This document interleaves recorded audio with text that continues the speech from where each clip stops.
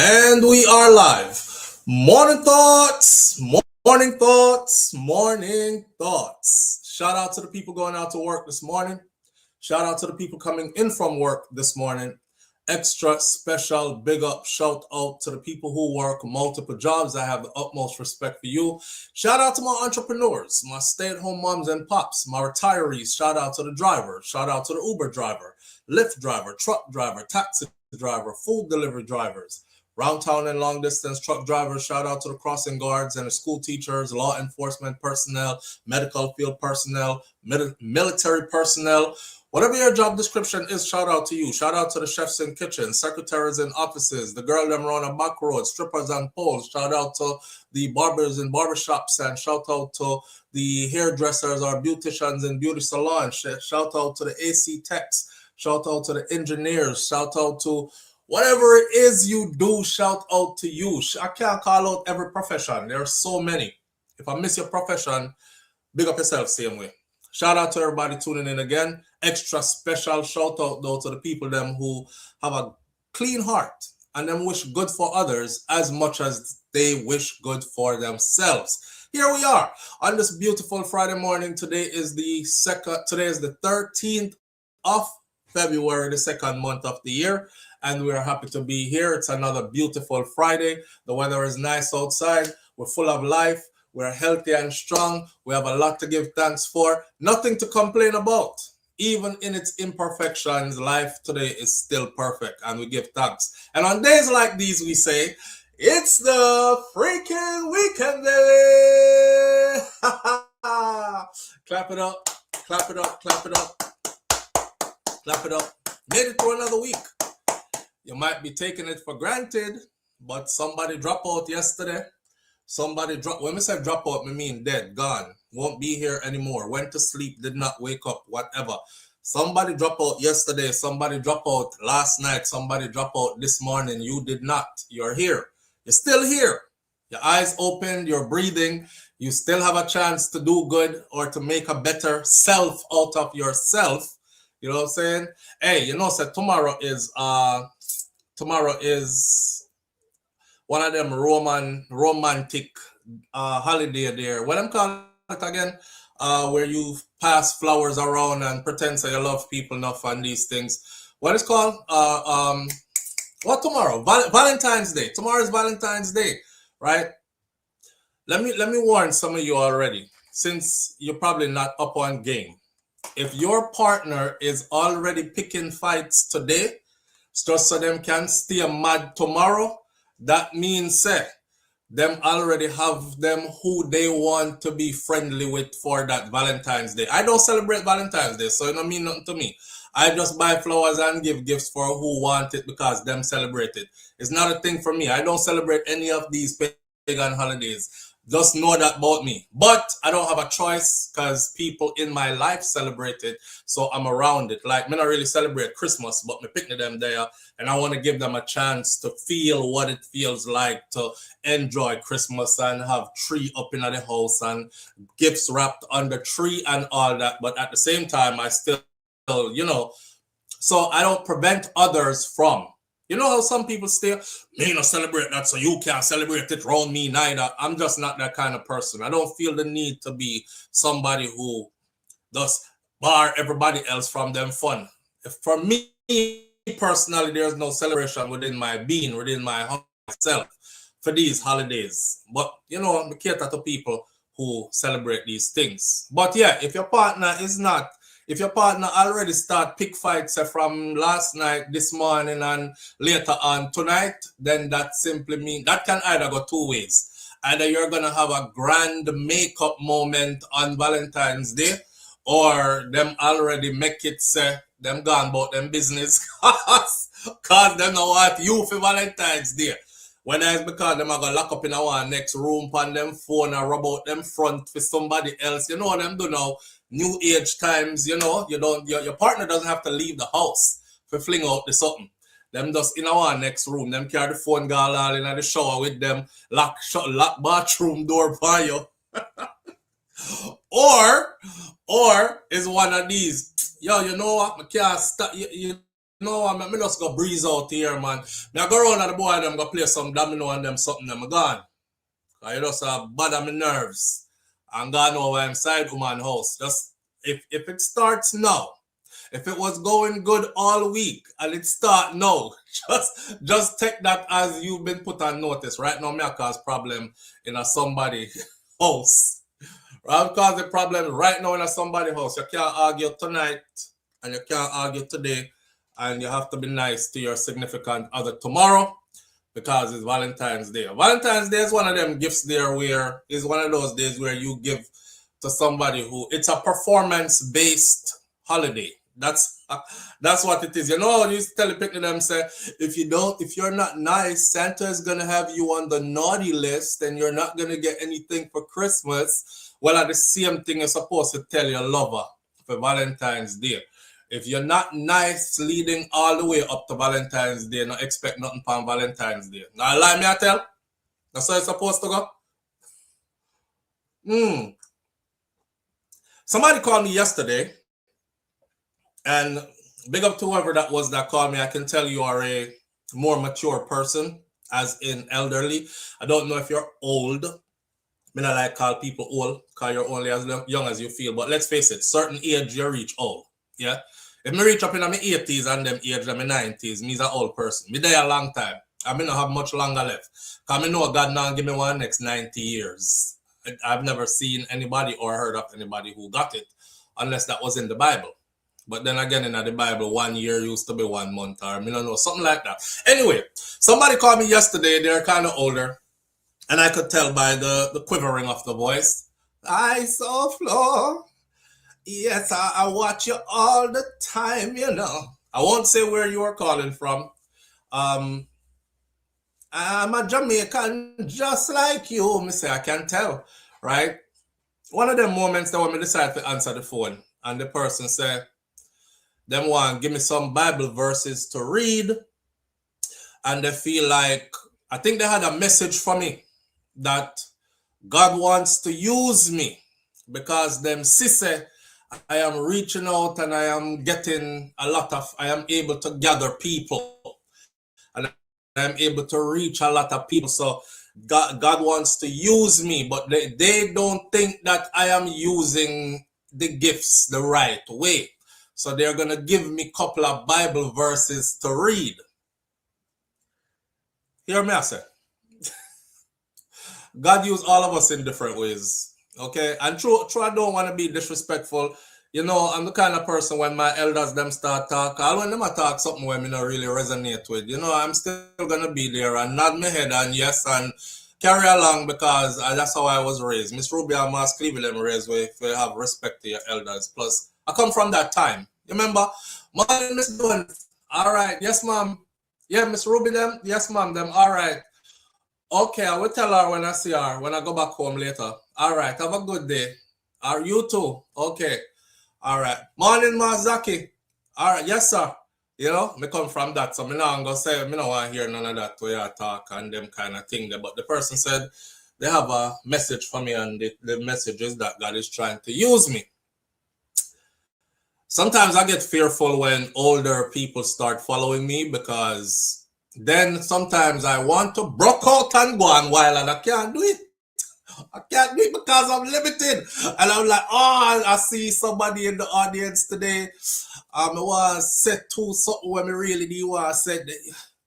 And I can't do it because they're here. You know what I'm saying? You know, and they be the first ones too to Jesus Christ. Them ring my phone and I did not know that you use such language. Oh my God, I was thoroughly disappointed this morning. There I was enjoying the show. And next thing I hear BBC and RC. I had to fling on the phone, you know, SouFLo, you scare me. I am so sorry. I apologize. I apologize. But I am a work in progress. Okay? A lot of time they say you have to start the church. Oh, you say, Mervin, start the church? But it's true, my friend. Because I don't want to start the church on that kind of level there where, you know, I don't want to be one of them charlatan pastor there. You know, put more money, put more money, put more money, put more money in the offering plate. Hallelujah. Put more money in the offering plate. I have a message for you. I don't want to do that. Because you can quickly get there. You can quickly get there and the money start look good, you know, then you start look better and you can afford things you couldn't afford before. And then you're forced to go even deeper into the wickedness. And you just wake up every time when I go to church now, if you go tell the people them lies so you can get more money. What can I tell them today to make Sister Macy? Sister Macy always give $50, but me know so she have a next 150 in other purse there. Cause anytime she get excited about the message, she dash out everything. But if the message is like lackadaisical and you know repetitive, she will just throw out the 50. So me then home I do jumping jacks and push-ups and I try to figure out how to get all of the money out of Sister Macy purse. Church have to be excited today. Can't boring. Alright. Me notice every time I talk about man, Sister Macy get excited, especially those men who love take advantage of good woman. Because Sister Macy been through some things. All right, so I have a plan message now around that. Sister Macy sits up front in my church. Her body is very shapely and her skirt them very short. Tempt not the Lord's anointed. Lord is my shepherd, I see what I want. But we can't do it. Because I'm walking in the light of the Lord. I can do it enough, but I don't really want to do it. Don't really want to do it. Because I think lightning will strike me. So, I don't want to start the church, Mervin. But if me need a usher, or, you know, a church secretary, or a partner in crime, you never know, Mervin. No matter if you spin the block and do it, because taxes, you know, taxes, new taxes. What you say, BM? Keep on being yourself. Gerald, big up yourself. Smoke without fire. You open a can of worms with the white God. Boy. You know, keep on being myself. I intend to. It's not for everybody. I'm not everybody's cup of tea, and I understand that. I have had people unsubscribe before and told me that they unsubscribed as well. One lady said she followed me for years, and then because she always used look on the screen. When I look on the screen, good. Look at the screen. One lady said she followed. Let me take that message off my screen. She said, I followed you for years, you know, because as some used to talk, right? Never raise my hand, and you never see anything else but this part of me, my head down to right. Yes, sir, right? And me never wear no shirt, was a bumbo clad pallet and them kind of something there. And she said, I followed you for years. And I thought you was a nice and decent person. And one day me see you raise up your hand, so and me say, I thought my eyes were deceiving me. I said, Jesus Christ, all those tattoos on him. Then I wonder if him is a criminal. Why you do it, lady? She said, SouFlo, now I don't even look at you. I'm still into your message. I still watch you, but I just listen to you now. I can't look at you. I can't look at you anymore. The woman said she can't look at me anymore because, boy, she frightened one time. She said me raise my hand one day, so she said, all of them are sitting for me. She said, me can't look at you no more. And you know, I what can I say to that? When me can't say to that, me can't say nothing. Yo, post me take off my shirt to rotted. And she would go crazy. She would really lose her mind. One day I do a video where I just come out of the shower, early morning shower, and I say, let me do my morning thoughts, early morning call right now. So I do the video from like chest up. Man, granny back foot. Yo, almost every message on that video there was, oh, so you start to do videos with your shirt off now.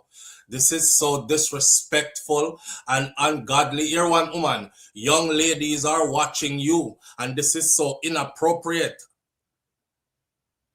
When since, remember, I know, me no show me nipple them, you know. Me only show from like up at the top part of my chest, up my neck. So I guess them see more tattoo on my shoulder and some tattoo on my chest and them sitting there. The lady said, remember, young ladies are watching and you are an impressionable person, and this is so disrespectful and rude, and it is inappropriate. And me I say, me see woman all the time in a short skirt and them kick up them legs so and the whole of them crotches jump out and other don't say nothing. Me see woman with cleavage cut low. You can see the brown part, the areola around the nipple, but you just can't see the nipple and only not say nothing.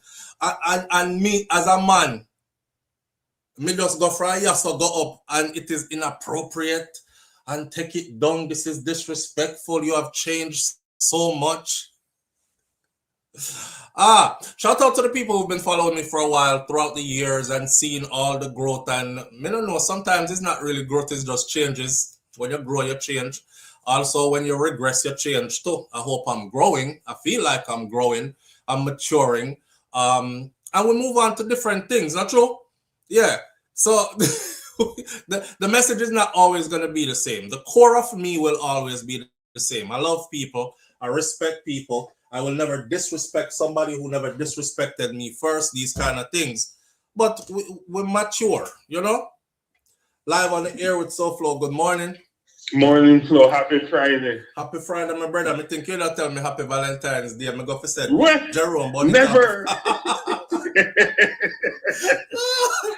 Oh, go on, brother. Why you say lady say you're disrespectful? Tell me disrespectful that is inappropriate.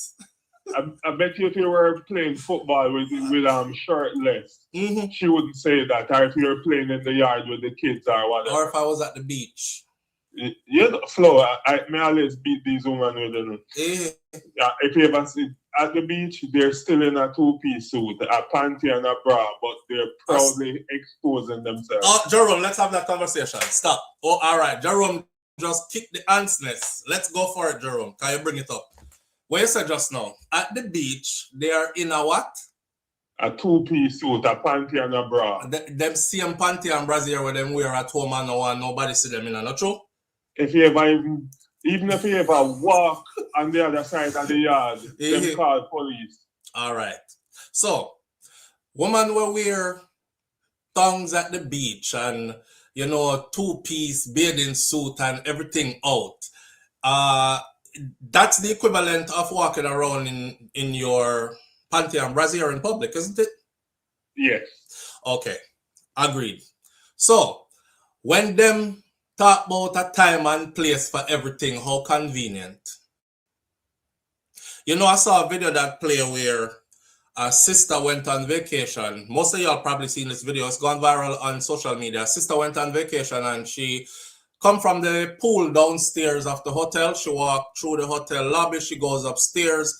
And big fat white man was following her around the whole time. And he actually followed her into the hallway where she was. Now, she's very shapely, right? She have big body and her look like her body nyam up. It don't look like it was a G-string she wear, but it look like, you know, the big body them just nyam up the whole and it gathers the material. So the material like was... Yeah, the material was gathered in there and it was clapping as she was walking. And he was enjoying the applause following her around. And the man couldn't help himself. Him follow her right when she was about to go in her hotel door. The man grab her and they try to draw her down the hallway if you go in a fit him hotel room. And she fight him off. And the cameras in the hallway of the hotel caught the altercation and eventually somebody came up. He was arrested and all that. So I left a message there and I said, I know that women are going to beat me for this, but yes, you're supposed to be able to wear everything that you want to wear. You should go out and wear naked if you want to. And no one should be able to touch you because it's not our right to touch you if you have not invited us. However, a woman must understand, say, when she come out like that and she don't have no man around her to protect her, that there are predators everywhere and some men just cannot help themselves. Not everybody has self-control. You know what I'm saying? Like me and you might see her and say, blood fire, she look goody, but we're going about with business. Whereas another man might see her and say, I can't help myself. I gotta have her. I'm in a care even by force, right? So here she is fighting a big man off herself after she in public with a G-string on. The same thing where if you go to her house and you knock the door, she would be like, hold on, let me put some clothes on, I'm coming. And she would have got throw on a robe or something. She don't answer her door like that. No, she's going to. But because it's near that's one bathing of the suit, she things. think it's appropriate to wear it in a public. It's not appropriate then. And then we hide, you know. No, then we feel disrespected if you ever see them in a bra and panty. Yes. That's what But they said. They're lady not that was answering the walking door like around, that. it's a true definition as well. Them say you can't get post butter for carry. And they have to just understand where they are. Because remember, if you're in the seawater right now and you get a cup, you'll tell yourself, say, hey, you know a shark will come after them because they must smell your blood. So you'll try to protect yourself. Right. That's to see a lady out there. Right. You're walking and your butter clap, yes, right, and you hypnotize these perverts. Them will move after you. Right. But they are still, you know, big up yourself. But I saw these people stay. They want to tell you what to do, how to not dress and these things in front of camera when you just want to be real to your fans. Yes, I just want to be real to myself, actually. You know what I'm saying? It starts with being real to yourself first. I want everybody in here remember this today. Be real to yourself. Then you will have the people who actually care for you in a certain kind of way, and they are your type of people. They will gravitate towards you. Nothing more messed up than you have to make up a fake person and then people like you for that fake person and you could never be real in front of all these people. That hurts. So be real to yourself all the time first, and then people will gravitate towards you who are actually genuinely into you. You see what I'm saying? So I try to be real to me all the time first. Yeah, man, I must say the caption. This morning seems that it's going to be a spicy morning. Yes. It seems like we're going to end our Friday on a high note. I intend to. All right, my boss. I'm in the chat. All right, my brother. Manners. All right. Thank you, Jerome, for always bringing a vibe to this platform here. Right? This is a family affair over here. And I'm alone do this. Without the members of this, it wouldn't be what it is. Okay. So, yeah. Let me clear that up before I go any further. I personally feel like if a woman is with her man, me not tell woman what to do, you know. Please remember, because a lot of women beat me for that comment that I made. You a pervert. What you mean? Them said, talk about the man. Why don't you talk about the man? And why don't you talk about the fact that men need to keep their hands off women and all that? And I said, yes, but what good would that do? Because ain't no man who is sick in the head like that listening to me. Anyways, I wasn't there to tell the man, hey, stop, leave her alone. She found herself out in public. So the only other person in that equation that I can empower with love is the woman. I can say to the woman, yo, sister, you are super shapely. I don't think you want to be outside like that. You know, your body material, the way your waves clap it back there. So, you know, I walk out like that because especially you're by yourself. In a place you're surrounded by strange men, anything can happen, right? And you might not be able to fight off some of these advances, find yourself in a situation you can't defend yourself. Now, if a woman go to our man, and this is our bona fide man, and the man don't care, and the man say, well, babe, spice up the thing, yes, dress sexy, I don't business, and I'll be here to defend it. Me not talk about one of them jealous man they wear. She dress sexy and you turn up beside her like security guard and look on everybody where look on her. Cause you know you have some man like that, right? He can't tell his woman how to dress, so she dress as sexy as she can and he just hang on for dear life. Me not talk about them type there that walk around and as soon as you look, him look on you too. And the next man, him steer down the next man where I look to. I'm not talking about them type of man. I'm talking about the man who he's into a woman who is liberated and he'll defend her if she is in his company, right? And she herself knows that I don't wear this out when I'm by myself because I know what type of attention this bring with me piece of body. So when I'm with my man and he cool with it, I wear this out, you know, him cool with it. And yes, it get a lot of attention or whatever, but that's what it is. Because you have your man right there to defend you. But, you know, if you understand, say, you know, women are powerful, man. You are powerful. You are I think women are the most powerful thing that God put on the face of the earth first. Before anything else is the woman. Because everything else comes from she. Every creator of anything down here come from she first. So, and she holds all power. She does. She just have to know it. You know what I mean? So, yeah, time and place for everything. I'm not saying cover up your body, head to toe, 24/7, 365. You know what I mean? Time and place for everything. But I don't see any woman running to their house door to answer the door when the delivery man comes in her panty and her brassiere and greet him like that. But I do think that some bathing suit look exactly like that. Panty and a brassiere set. So how is it okay on a crowded beach, but it's not okay to answer your door for one man? It's just a delivery guy. Obviously something wrong with it, right? Hold on, I'm covering up, and you go at your door. Anyway, I'm not tell everybody how to live them life. You live according to how you want to live, right? Just remember, say if your partner start fight today or tonight, that means that you're not their Valentine. Just like when, poor Cardi B. Cardi B got Christmas. She got left by herself. Looked like she's broken up already before Valentine's. Like she's always getting left. And I was thinking, don't people notice that if the man there, again, women, if the man there talk to you, or even men, if she's talking to you, and you suddenly, any kind of holiday comes up where people gather and they're not available for you, that's a sign. That's a sign. And they're telling you, you know, I'm just busy, or I just wanted to be alone. You know, I was just taking some time to be by myself. No, they were taking some time to be with somebody else. Okay. They're unavailable to you because you're not the person. You're not the person I want to do Christmas with. I don't get to wake up and open gifts with you Christmas morning. Come and have my family upon the side where me have to go do that with. Can't miss Christmas morning. I have wife here open the gifts with the children them alone. So I'm missing. That's when you should know, said that's your side. You're the side chick. You're the side chick, or you're the side man as well. All right. We have a lot of things to talk about this morning. We got a lot of video clips to play. These are the things on the list. There's a brother out there whose name is Jamar the Farmer. Jamar the Farmer, I've been following on Instagram for quite some time now. I like to big up my brother them and my sister them. I pick random people.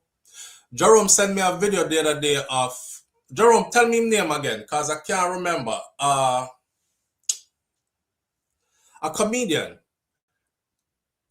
I haven't seen him doing much comedy skits in recent times. That's why now I'm forgetting his name. But I recently learned that he went from being that comedian on Instagram to full-time transferring over to becoming a YouTuber.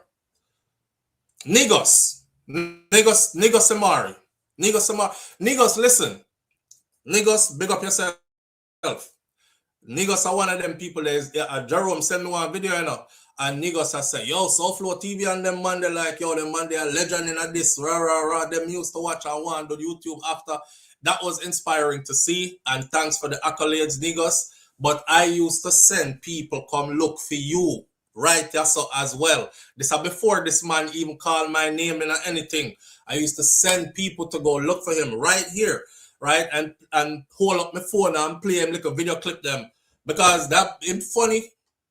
He's cut out to do, from me, you're cut out to do comedy. I hear what me don't want you to do. I'm not tell you how to do your thing, bro. But I don't want you to give up the skits. You see that you see that character that where you have with a little boy that was named Juba.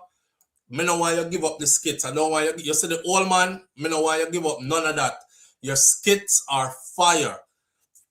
I don't know if you're gonna keep doing Instagram and other platforms, TikTok and whatever, and still juggle your YouTube thing. I feel like that's a lot of work, but if that's what you're committed to doing, then do it. You know what I mean? But please do not give that up. And I say this because some other people who I really used to enjoy their content, them decide to make a switch and them cut off the thing that I think was their gift, and they went for something else wholeheartedly, and the something else never worked out. And then now they're like trying to get back to where the original thing was, where bust them then. And it now work neither. Because the people them move on, you know, it's like the people feel neglected, so them like, we went on to somebody else. I know you are do it again. Them still give you views, but them not, you're not the it person, or you're not that guy anymore. I've seen it happen to a few people who I used to really be into their content. And I remember Prince Imani? You remember Prince Imani? With the little mad girl character the way he used to do? And then Prince Imani really wanted to do, I guess he wanted to do music. Yes, Niggas is a stand-up comedian, but absolutely, I'm well aware of that. I'm well aware of that, Carissa. Thank you. He is a stand-up comedian, but I come here Major Hype talk about him as well, as like he give him spot to open up FEMA, all these things and rare. When he was ranting and cussing other people, right? Or basically explaining himself. He did mention him, but I've seen, and I know he is. But the thing that he does on Instagram, I don't want him to give it up and start just doing YouTube only, because I've seen others do exactly that, and then them thing fizzle out. So I want him to do heavy is the crown. Heavy is the crown. You know, your audience is growing, your brand is growing. You have to just put in the more work, because more work is now required. I saw it go, right? But big up to Niggas, man. Niggas are one of the people that when I watch. But Jamar the Farmer now. Jamar the Farmer first came to my attention when, remember when Vybz Kartel first got released and everybody was like, Kartel, me picking don't have no school fee and we don't have no food in the house. Please send us some money. Kartel, me have bills to pay at the doctor. Me can't pay it. Kartel, me granny want help. It was like a lot of people were coming at Vybz Kartel, right? Like, money, me need money. How you call him FIFA Dan Fish Imani? I won't do that. I won't do that. Me see them beat one of my favorite, which was Trabas. Now, Trabas set the trend. Because Trabas first go out there with the whole, you know, and me see them beat Trabas still. It look like, I don't know if Trabas did take it serious and say, I want to do something else. You know, them bottom man, they, you know, see how wig them man they wear and put on which straight man I go do that and ray. All the while we're watching American actors who dress up like woman, you know, name, which one of them haven't done it? Dave Chappelle has done it at one point. Who else done it? Martin Lawrence has done it at one point. You name them, they've probably done it. Jamie Foxx definitely done it at one point. You know, we could go not even just black guys. We could go into white guys that have done it. And we watch their content and we never watch the movie. I never watched Mrs. Doubtfire, and when Mrs. Doubtfire was done, I'm like, you know, Sarah Robin is a Batman. I never watched, and so why were we doing it to our own? You know, it's comedy. The man them did I deal with, you know, and the comedy was funny. Wesley Snipes did it. I never look for Wesley Snipes yet. I say, you know, so Wesley Snipes is a Batman, because in that red dress there and that wig there. Yeah, I'm makeup on him face and them something. What kind of agenda them I promote? I've never done that. I just accept the art for the art. It's just like how Major Hype have a character named Mitzi. Anytime you see Mitzi come on the screen, remember, I know him have many characters. Him have the Ross, him have Mitzi, him have so one time you see them, you don't know where the pre already with that the piece of comedy there. From me see Mitzi, me know something I go laugh till my belly hurt me. Same thing. So I felt so bad for Trabas back then. But them time that we had nobody on YouTube, you know. We not even have like 500 subscribers. Time that we were just flapping out there in the wind. I used to put videos up and I come back like 2 months later. I was telling my daughter a couple of days ago. I said, man, I used to put videos up, baby girl, and I came back like 2 months later and my videos were 30 views in 2 months. So one time people 30 views in 2 months. And that the kind of numbers we used to do. And them time the Trabas them are running place and we have said, damn, him get 5,000 already? Him get 10,000? How the hell now when they reach 15? Now when they reach 20? Now when they, you know, that's why I'm telling us I'm forever thankful too. But let's not do that to our own. and then we not say nothing about anybody else. You know, support what one just like how we support everybody else. Not even as a joke, I don't do it because the joke carry far, and I know everybody take it as comedy. You know. So what you think about Tyler Perry? I watch every Tyler Perry movie I talk about. I not only watch every. I'm a huge fan of Tyler Perry. I'm like this, right? I stand on my own. I'm a lone wolf. Me no need no pack for run with. You understand? I don't need a pack for run with. So 1,000 man over there so in our corner talk about Tyler Perry is a bottom man. You see, I'm dressed up like woman. I don't give a damn. I'm watching everything Tyler Perry put out.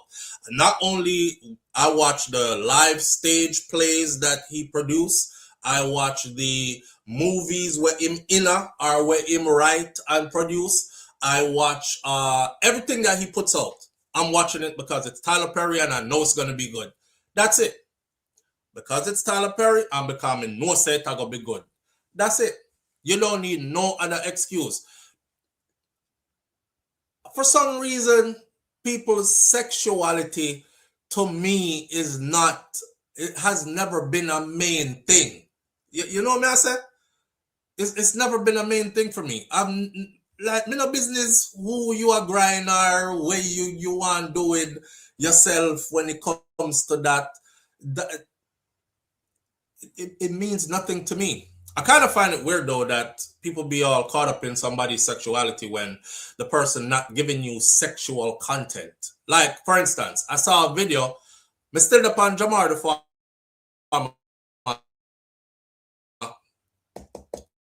and I'm getting all around right here this morning. We have a lot of stuff to go through. But you know this go already, we go all over the place and come right back, right? I saw a lady put up a video where she was like, all the one Lila Ike from Lila Ike come out and say she gay.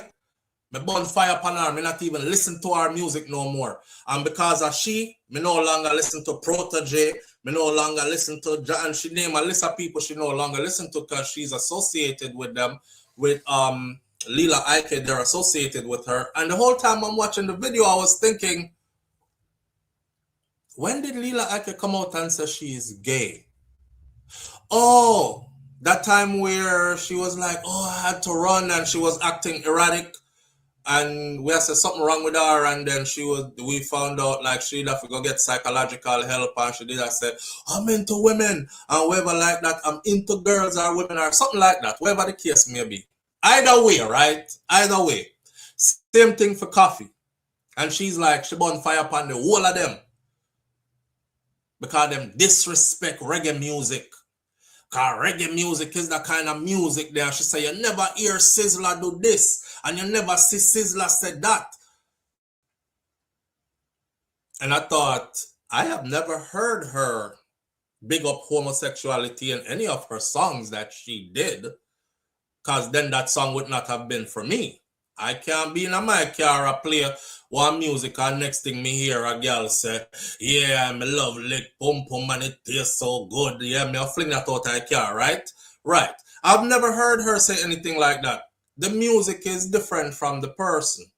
And whatever she ever go on in her personal life, you have to understand that artists are people too, you know. Them have a life. So nobody feel like say the artist live exactly how the song go. The artists are like a portal through which messages flow, if you will. So I'm that not gonna make me stop listening to Lila Ike. I don't know if she's gay. She do good music. I like her music, and that's about it. But you know, people are so overconsumed about who you are asleep with and what your sexuality is. Even me talking like this over the years, because this has always been my message, and my message never changed. Man, them roast me already. The same Jamaican vloggers, them. That's why sometimes when people call certain ones names, I say, SouFlo, how come you not big up so-and-so? Or Missy so-and-so, I big you up. You notice me just don't say nothing because those are people who dragged me before. Is a batty boy, you know. I tell you, the one SouFLoTV is an undercover fit. You should see their earlier videos when them did I try to get traction on YouTube.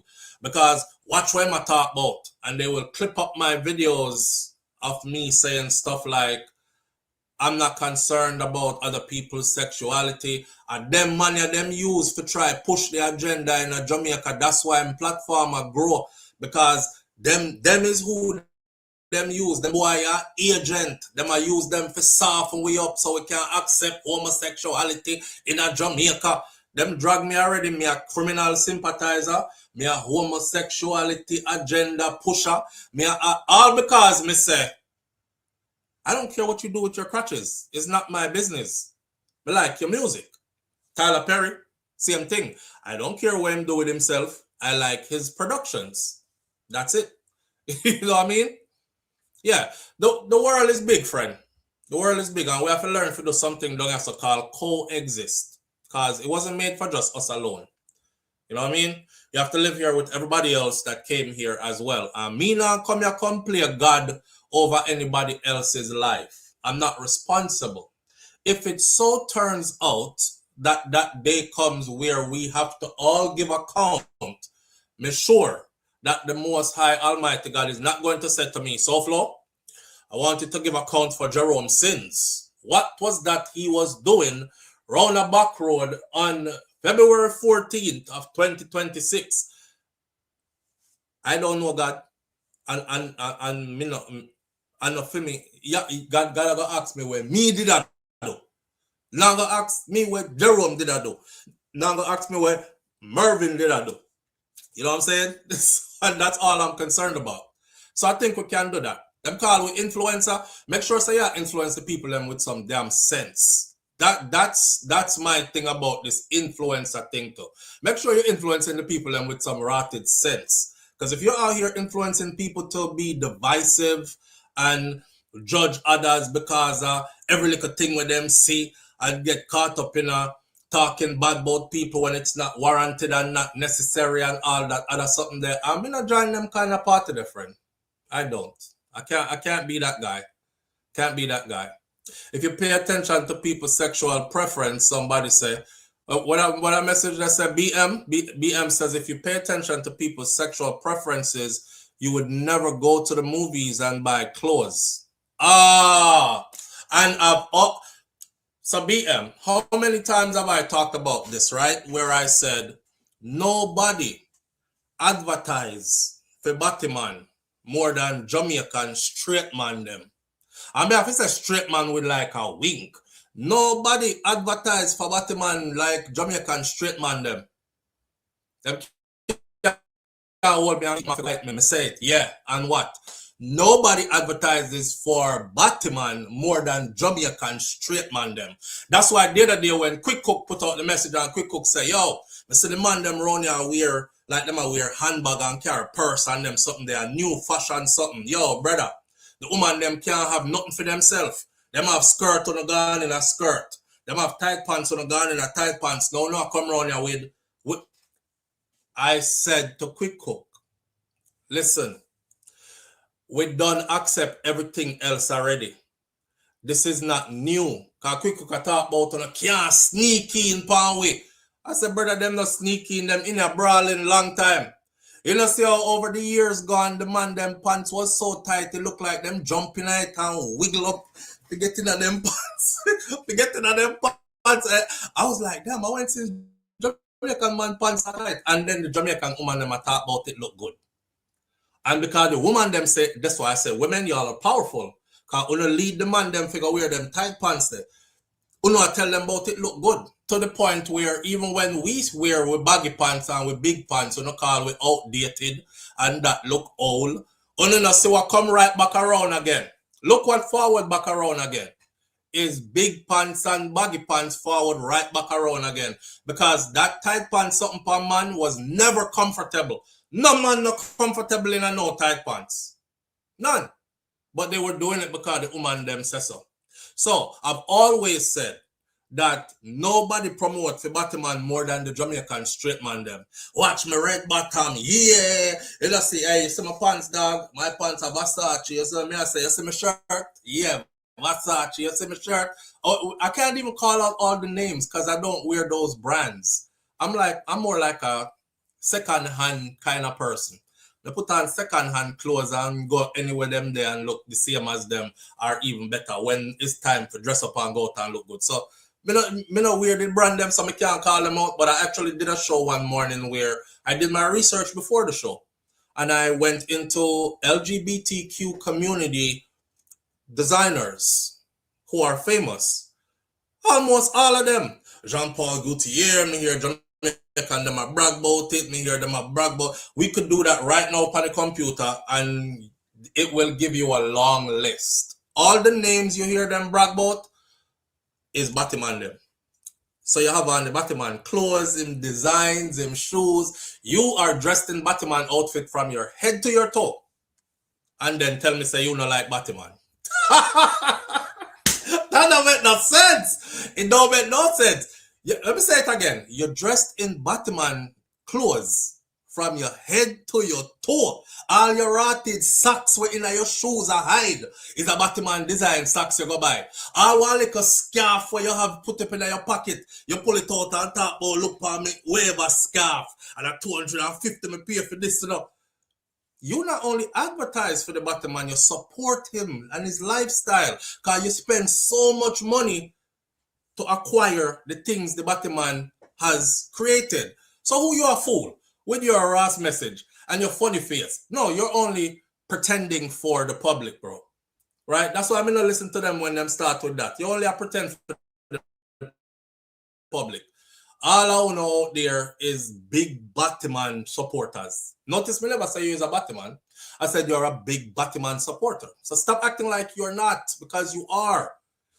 Like that comment just now, if you must pay attention to people's sexuality, you're not going to go shopping no more. Because almost everything in that space there, where you love, big up at them, I feed them something them there. They create the designs. You wear them with pride. You enjoy wearing them. You even brag about how much they cost and tell everybody about them. The poor little dressmaker them and tailor them. We can make you some good, nice clothes from scratch. You don't even support them no more because you're so excited about the Batman creation. So stop. All right? Stop. Anyway, my only thing, hold on. You're the finest say my only thing is as diplomatic as I want to be when it comes to reggae, we need to hold a standard. Not everything can bat you up. All right, let's talk about it. So that's why I was flabbergasted the other day when I was watching that concert and I saw who was on Sizzla's stage. Come here, bonfire with Sizzla from day one, you know. Yeah, man, me used to hold Emmanuel and them and lava them out of this blood. Lightning and thunder them. Me used to do all that, you know. So when I know the Sizzla from before, you can be out here talking about you're openly a woman who is into women and you're gay and, you know, you're part of the LGBTQ community and then you the on stage next to Sizzla. The part of the video that was funny as hell because when Iwayne come up on the stage, I remember, you know, Iwayne stay on fire. Nobody burn more fire than Iwayne. Lava! Iwayne always a lava them. Lightning and thunder when Iwayne said lava. The person said, and she was as excited as he was, right? And he must say, burn out this and burn out that and ban Sodomite and ban this. And she was right there, like doing the same while he was. I say, she knows she get burn out because she had do the. And when him get into it and him go like that, she go like that with him, you know. Sizzla one time, Sizzla come out and say that on his stage, Sizzla would have said, yo, I wear the blood clot up on my stage. Hey, don't ramp with me, no. Don't, but not that day. Sizzla performed, you know, in gear energy on the stage. It was like, so me don't want nobody come tough up your face one day and the next day you're something else and the next day you're something else again. A lot of people follow trends, fam. Them follow what the crowd say. And most of the people in the crowd are lying to themselves. That's why it's not good to follow a crowd. most people in a crowd are lie to themselves. They don't really want to be in the crowd, but them only there because this is where the crowd there. Them no want to get left out. They're afraid to travel alone.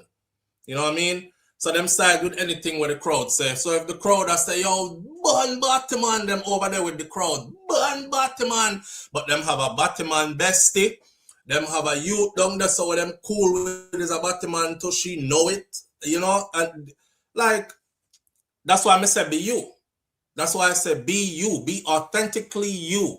And people who actually gravitate towards you, they will gravitate towards you for you. That means you can comfortable at evening time in your house. I said, why will if people like me, you know? But them like me because of me, you know? Me not have to make up no fake personality for them like me. That's so comforting. You're an original, you know? I don't know if you know it or not. Each one of us here is an original. There's no other like you. None. There's somebody that might look a little bit like you or something like that or well resemble you. They might sound a little bit like you. Some of the things you do, they might do, but you are an original piece. Now make nobody feel like say you come 6 in a pack or you come 12 in a pack like a t-shirt, like V-neck shirt them, because you're not. See? So I've always been on that. Live independently, stand on my own, be real to myself. I don't want nobody tell me who feel like and who not feel like. Because the people them what them are tell me if you hate them like them secretly too. That's that kind of stuff. The people who they're telling me to hate, they like them secretly too. Them just don't want to say it because the crowd I said them not like them. Yeah. Well said, they will wear European designers that are openly but boycott the black designers that are the same. They will even boycott the black designers that never did nothing. They will wear European designers that are openly everything that they claim they are against, but they will boycott black designers that never did nothing, just trying to come up. I talk about FUBU all the time, for us, by us. FUBU, for us, by us. It gets no clearer than that. And if you put FUBU on today, most black people are going to tell you, say, what the fuck, what you got on? Man, my daddy used to wear that back in the mid-90s. Ain't nobody rocking with that no more. It's out of style. That's what they were wearing in the mid-90s. Versace and all these brands. Guess what they still wear today? The same brand them. So they give longevity to these fashion houses. That you see how their support goes? Their support empowers these people for generations to come. While they kill their own as soon as it starts. They get a 1-year run, 2 years max, done. Nobody wants to see that no more. That's old fashioned. We got to get into something new. We quick to do that to our own, you know? But that's stuff I've noticed over the years, and we have talked about it here before. Yeah, me no mind. I don't mind being me. And the older I get is the more I don't mind being me. Me rotted. Me can't wait to see when me reach all, give myself another decade or so. Me really not gonna care, because I really don't care now. So we really not gonna care. The message is be you, man. The rest of it is be you. What I said to Irie, yeah, it's not a joke, fam. It's not, we just take serious, not true, we take serious thing make joke. A Jamaica we come from and we are Caribbean people and that's how we get by. But I really not a joke if you want to have a real conversation. We literally empower them for generations to come. We make sure, say, I'll give you a big example, right?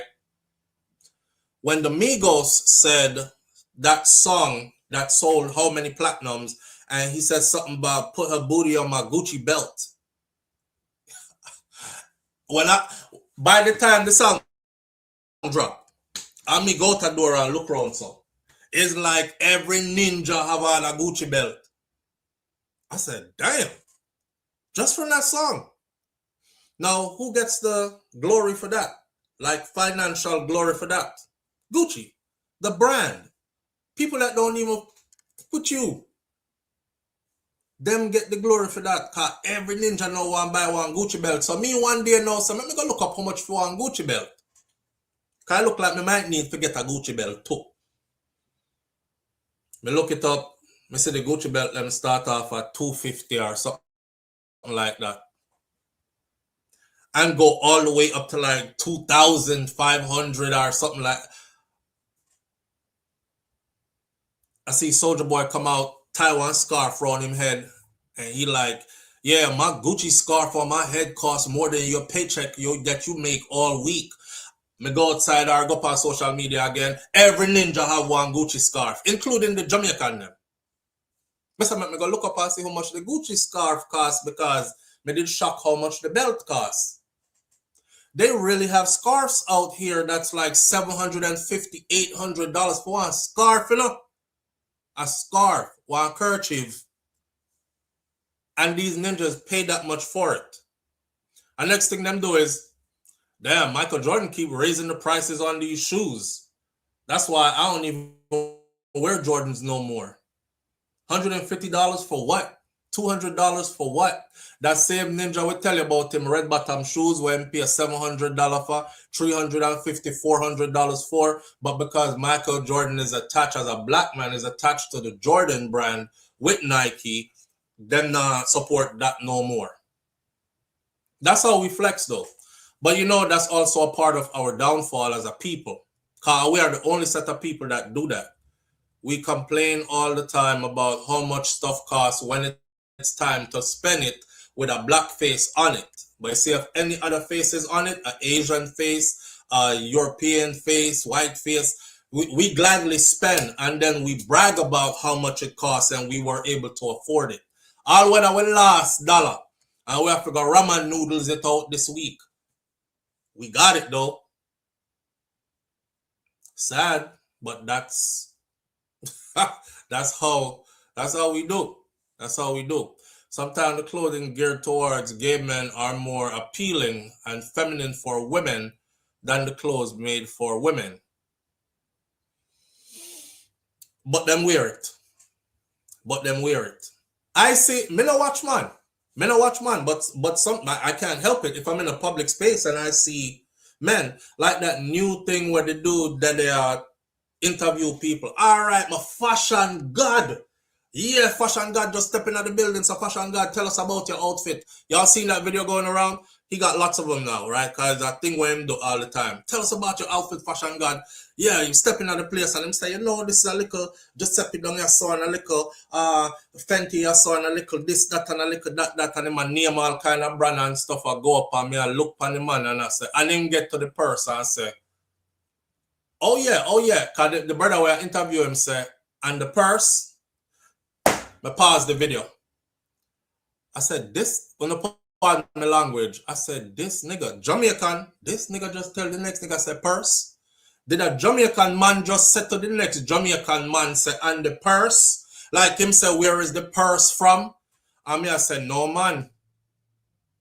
The man said, and the purse. The man tell you where him shoes come from. Him shoes look like some patent leather girl shoes, by the way. Me, I watch a video, you know. Him shorts where him have on is made to look like a skirt. My daughter have them there. I forgot what them call them. Shorts and skirt word combined. Somebody tell me where it is. Merce. But him say purse. And the brother say, yeah man, you can't, this is a definite, you can't step out without this, bro. You know, some have whole heap of them still, some small one, the big one, them and skirt mixed with shorts, the man have on, with some patent leather girl shoes. You remember back in the day when we used to wear like penny loafers and we used to put the penny in the front of it or put a coin in the opening front or something? But they had the ones that were definitely girl ones, and they were the patent leather ones, and the sole of it came a little extra thicker than the boy ones. Like when you look at it back in the day, you know, say, okay, my sister shoes that, and the boys one is this one. And that the man have on. And him skip past it. These are Jamaican men, and him skip past it, and him got to and the man, him socks is designer, him shoes is this, and him skirts is this brand, and then him reach up on him top and him have on a blouse and skirt belly skin.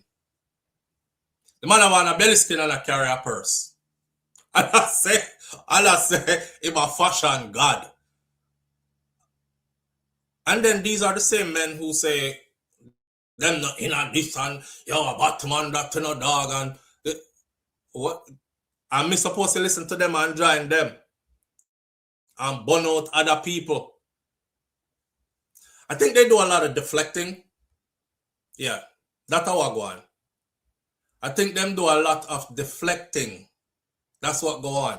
Deflecting when you know you are that. So you're gonna make everybody else look over there. You know? Burn out one of them bat boy over there, so. But you're standing over here looking like one. You just don't want nobody call you one, so you try divert attention to over there, so. Yeah? Me 90s, I think I'll forever be 90s badness. Me SouFlo will forever be 90s badness. Because that's how my thing stop. I'm gonna figure out everywhere me go. So my pants have to have size in it. Cause me have it on my person, I have it on a bag on me. Me can't wear tight pants and you know my teal have no space to move around and breathe when I walk. You know? My pants them so tight it split my ball sack in a two. Me have one nut over here so and one over there so. And I have to tuck my wood around here, so I can't wear them kind of clothes there. So I'm just genuinely not comfortable in a lot of the stuff that I see that is high fashion. But at the end of the day, I don't even judge them.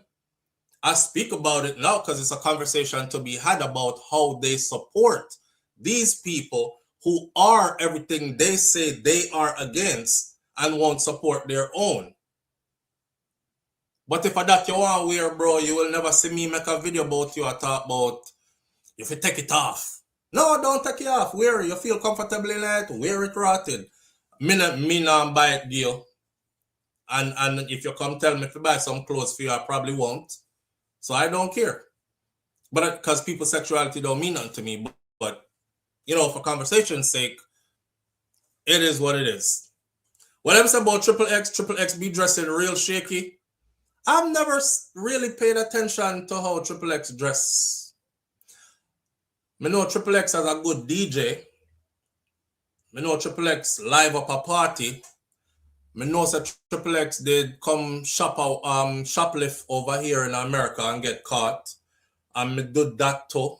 Covered that. I've never paid attention to how he dressed. And I've seen lately that people have been saying it. That Triple X is one of them too. And look at what agenda they're pushing and them get. Me not see it. Me know so I'm getting in trouble over England the other day. I think somebody bus buckling him heading a party that he was in the UK, which I could spin off into that conversation and say people be thinking the UK is soft, and they're not.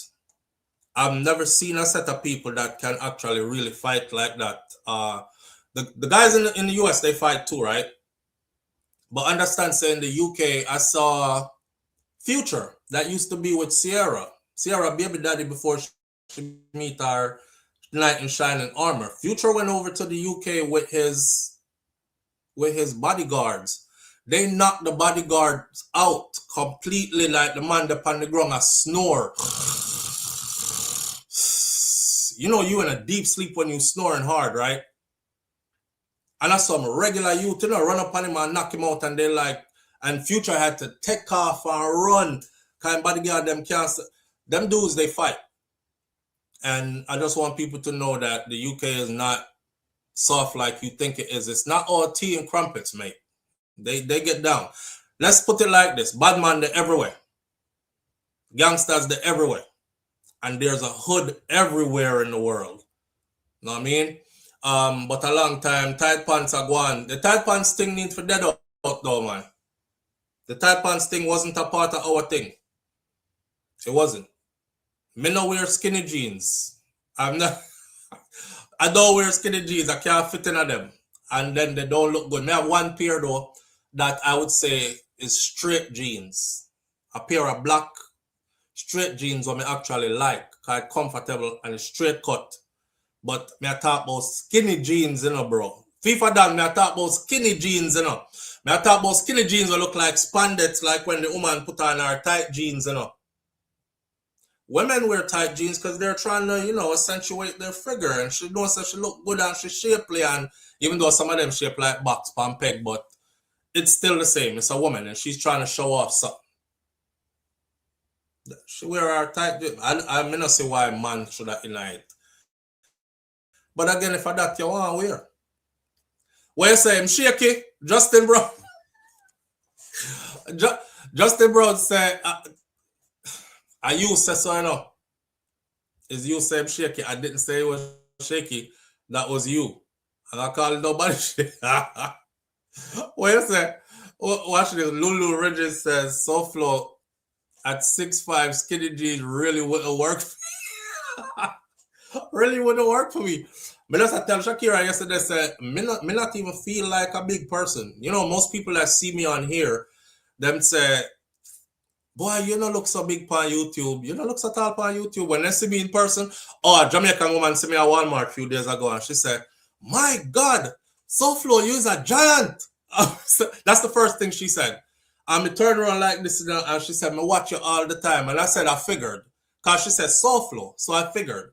Right? That's all me could have said is I figured, but that's how she greeted me. She said, my God, SouFlo, you's a giant. There's another brother who watch all the time. Him up in my area too. And we meet in a Walmart, a next big man like myself. And I said, blood fire, you're big too, man. Like, it's always big, Lorate. But I'm walking around looking for it. I feel like a 5'4" person. The only time I feel like I'm over 6 feet plus change and whatever is when I go amongst a crowd of people. I see like one real tall somebody down there. So I say, blood fire, the man, they look like one giant. And then me go down there just to measure up next to the person. And me stand up next to the person and me realize that me taller than that person. And I'm like, shit, I wonder how people see me then. Because me as a tall person see that person like a giant. And now me stand up next to the person and me actually taller than the person. So I don't really feel like it. I don't think tall people feel like I'm tall. But yeah, my height and my body type. And not just my height, you know, my height and my body type in a skinny jeans and tight clothes, it's not going to go down well. It's not going to look good. When you say Lulu, it would have exposed too much. Why? It just not going to look good. Aren't joggers considered skinny too? Joggers? No, sir, your joggers supposed to be baggy. Boggy. Your joggers are supposed to be a bit baggy, innit? You can't wear tight joggers. A woman something that, yeah, but these fellas out here doing it. I hear that one there, tight pants and it's sagging. It done tight already and them a sag it. 2 violations in one. I ain't gonna lie. Sometimes I be seeing women walk around with some man and, you know, I don't like to judge people, but we all do it. We all be looking and saying, like, what the hell? You know, you pass your remarks upon people. I not lie. Sometimes I see some woman with some man and I have to say to myself, say, either you don't mean that man they no good or... Because women be doing that shit. Sometimes y'all don't mean that man no good. But because him spend and him take care of certain things and you don't want to ruffle no feathers, you just don't say nothing. And y'all be letting them men come out just any kind of way. I want you to bring back the women who used to say, before you go outside, she said, babes, come here. I hear that I stick out of your nose. No, man, come lay down on my lap. And she used one little scissors and she cut out the ear them out of your nose. You know what I say? And she say, what is blackhead in your face? No, babes, lay down a little bit. Or she said, get up and go get the witch hazel and get somebody something them. What else want to use? And get a tweezer to pull out the ear bump them and get what them woman did. Where are those women? You know, when I was growing up, my auntie used to be like that to my uncle, right? And me, as a little youth, used to say, I gotta have that one day. I gotta have one. I gotta have that one day. I want my woman stay just so. Yeah, lay down in her lap and she pull out. And my uncle and my auntie sit down for hours, you know, man. And I know you realize how good that feel. Sit down for hours and he head in her lap and she did it. Just with the little tweezer search through him beard here and just and him say, she said, it's all right, man. I should wet the liquor sitting with the alcohol and wipe it down the song, find more of them. And she said, it's a blackhead this. So I have to go give your face a steam later, you know. And she has squeeze a bus bumper face for hours. With them, the woman there. It seems like a lot of women just make the man them go out the door any which way now. You know, face full of blackhead, pants tight like spandex, and it's sagging. In boxers have shit stain in the back time I sag the pants. The world know. No. Back in the day for boxers, they didn't have doodle stain in it. Nobody would know because we belt did tight and it was on our waist. So that was hidden. Now them just proudly display all the doodle boxers and everything. And the woman turn up right beside them. Like, yo, she not care no more. Different breed of woman out here today. Ladies, you're powerful. You're powerful. And your man represents you. So any which way on the make we go out the road, and that's why some women feel like them can take away from who we have. Because when you go out the road and they see how you look mash up, and she has said, but it's a good man that, you know. I mean, I have no man. I don't want him for myself, you know. You can tell so she not caring him. I get a phone call one time, right? Not a phone call, I got text, a series of texts. And I don't know if she's still here, but under a different name. I can't hold my mouth. I chat too much sometimes. I'm sorry. But I'm not going to call no names. And she was like, what's wrong?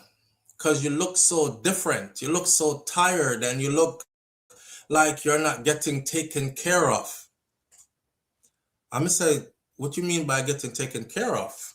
You know, long story short, I just could tell that your woman is not taking good care of you because you, no mind you know, me as somebody will get up 2 o'clock in the morning.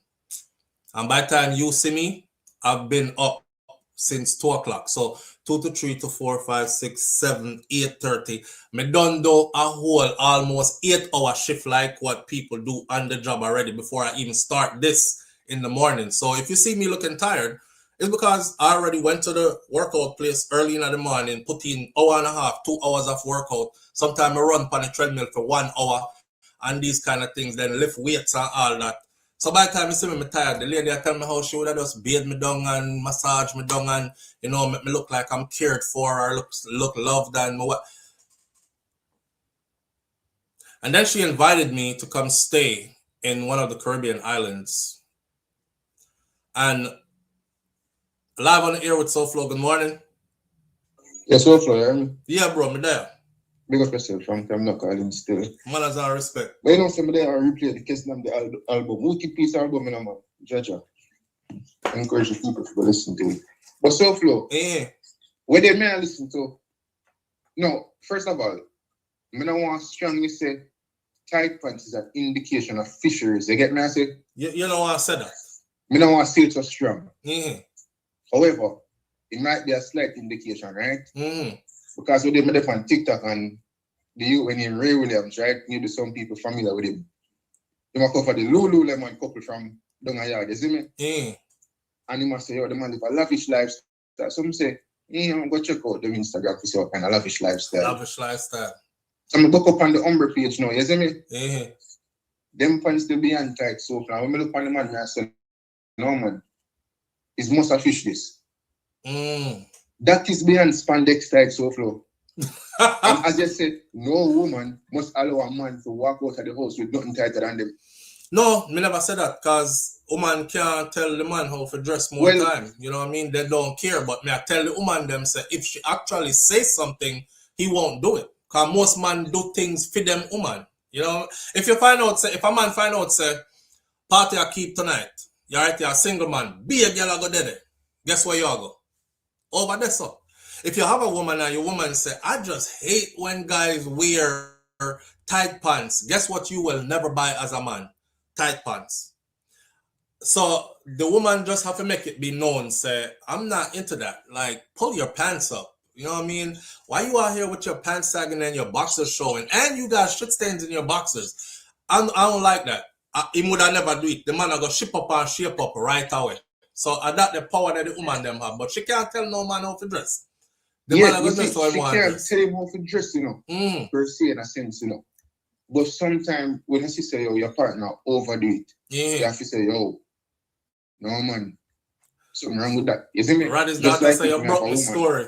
if me have a woman and she dress a certain way, me can't tell her if it's specifically dressing up for your event or whatever the case is. However, if me say she put on something where me not really find accepting as a partner in the relationship, me must can tell her, so yo, babes, you know, say, now that I'm really like this, I'm going to give her the reasons as to why I don't like it. You see me? I say, yeah, that when you with the right woman though, your woman will do this right here. If she gonna run an outfit by you, bro, she gonna say, babe, what you think about this? And if you say something like, damn, that look nice on you, babe, or she gonna say, okay, boom, me I wear it. But if you say, when you buy that, no sir, the whole of your front out the door, me not like the outfit, the way you're going at that. She'll be like, really? Me I take it off, and she gonna take it off. That. But you know, yeah, woman out there where man can't tell nothing neither. That's true. But what we can say as a man, to other men out there, I understand say fitted is always good, which you can always find fitted clothes where they can look clean and whatever the case is, step out that way. However, sometimes the pants them, as Pop fancy them, overdo it. You see me? Sometimes see some pants or someone I wear more and I say, oh, judge you, bro. Or you fitting at that. And then you know, nobody remember when I go to school, a man go tail and I'm taking them pants, and them have to take scandal bag I put on pants. And I think that is too much. Yeah, man. That is too much. I suffer, man. Well, I said them use scandal bag I put on pants, how that work? Alright, take it off. Right now, as so much years ago, I not even remember, but the youths them used to go tail and taking them pants. When them take it to probably size 6 or so, they must used to use scandal bag more while. You see me? I think I either put it on or take it off, something like that. So, due to how tight it was, especially when you reach at the ankle there, so that's the hardest part because I just kind of taking the most. You see what I say? So, you know, say more while down at that area, they kind of fatty, you know what I mean? So, when you're taking the pants down at that area, so tight, it's hard to come off from one area already done fat already down your ankle and them type of size. You know what I mean? I really thought me, I tell you. Back in our year school days now, that's why I'm interested to hear this because I don't understand it. Yeah. But in my school days, when we go to also, you have someone taking the pants that tight that they usually have to use scandal bag. But you know, say you all of that, Mr. Back in our year days, taking in pants wasn't really a thing. You see what I say? No, bro. Especially to that level when you live with grandma, so like she said, brother, which year they coming out with them pants there? You see me? You couldn't do that, you know. Scandal bag. And say, yeah. What the scandal? I'm lost. What the scandal bag do? SouFLo, Mr. Years ago, I remember the technique, but they used to use it. If feel like slide up on one part of themselves. If some parents in the chat and them have young kids who is taking them pants, then probably know me at talk about. You see me? If them aware. I remember the specific technique if I put it on or take it off, but people don't call in and tell me what the scandal bag do or what the technique what them use. Cause I always wondered about this. Now this is funny to me, you know, bro, because I always I said to myself, say sometimes I see them brother, me I say them jump and wiggle cause me see my woman put on pants and you know she wiggle go down in her pants and you know say because hips and body. So when you see a man pants fit him so tight, you have to wonder like, did he do the same thing that I seen like my woman do, like wiggle himself down in her pants up? If me as a man, I wiggle myself down in my pants. But now me I hear about scandal bag technique. Even Stephanie has said in the chat, if you get the pants, I tell you SouFLo. Remember say all of that, you know, I tell you no SouFLo.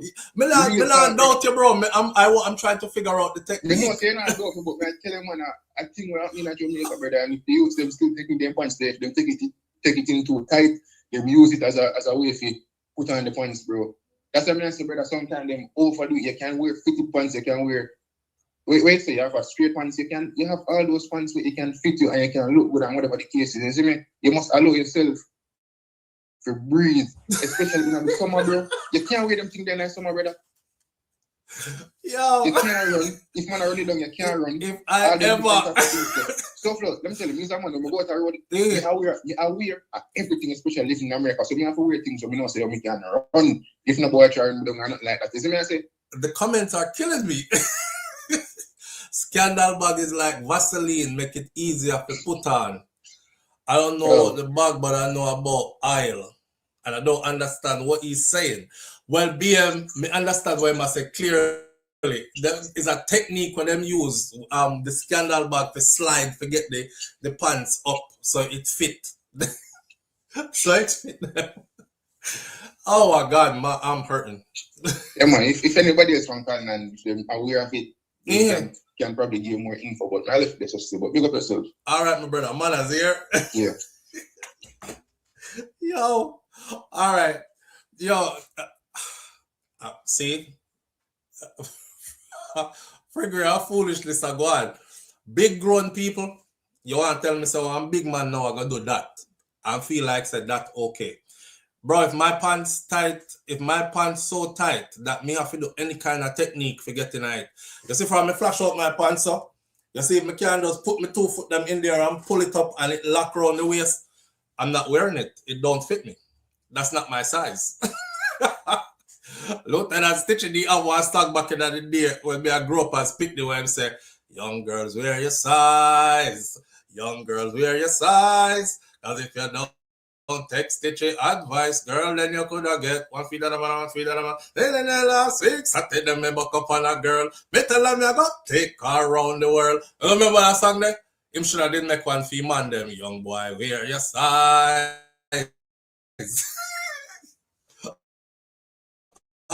My pants have to fit me. My mom used to buy them. Me telling her that before, right? My mother always been one of them.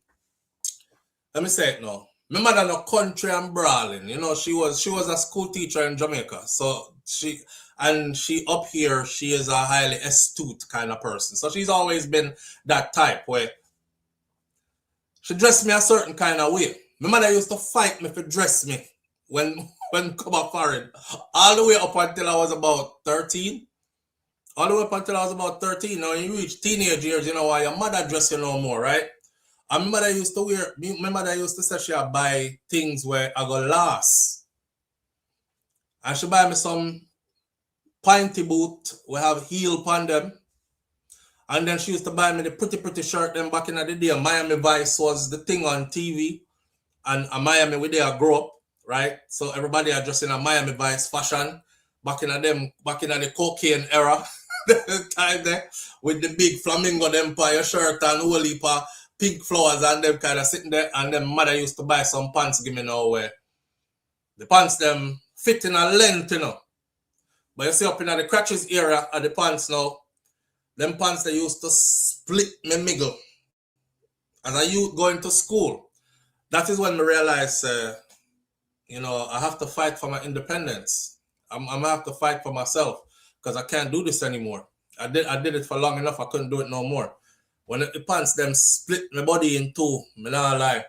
And my little balls them one over this and one over this. So I said, yo, John, no.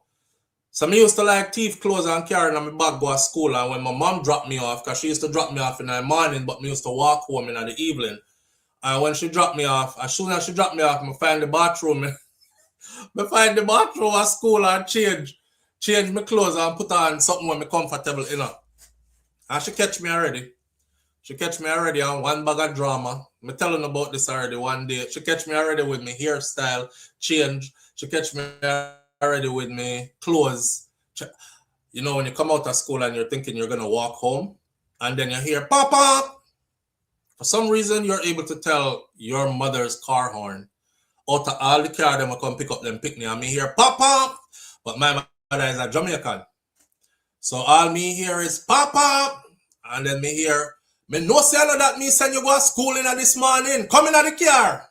Jesus Christ. You hurry up and run go in the car because you don't want everybody else. Because you know, back in them time, them will drag you in front of everybody. So me jump in the car and think. When me jump in the car, you know already you're here. I'm going to kill you when you reach home. I'm going to kill you when you reach home. Where you get them clothes from? That's not when me carry go to school in this morning. And yeah, it went like that.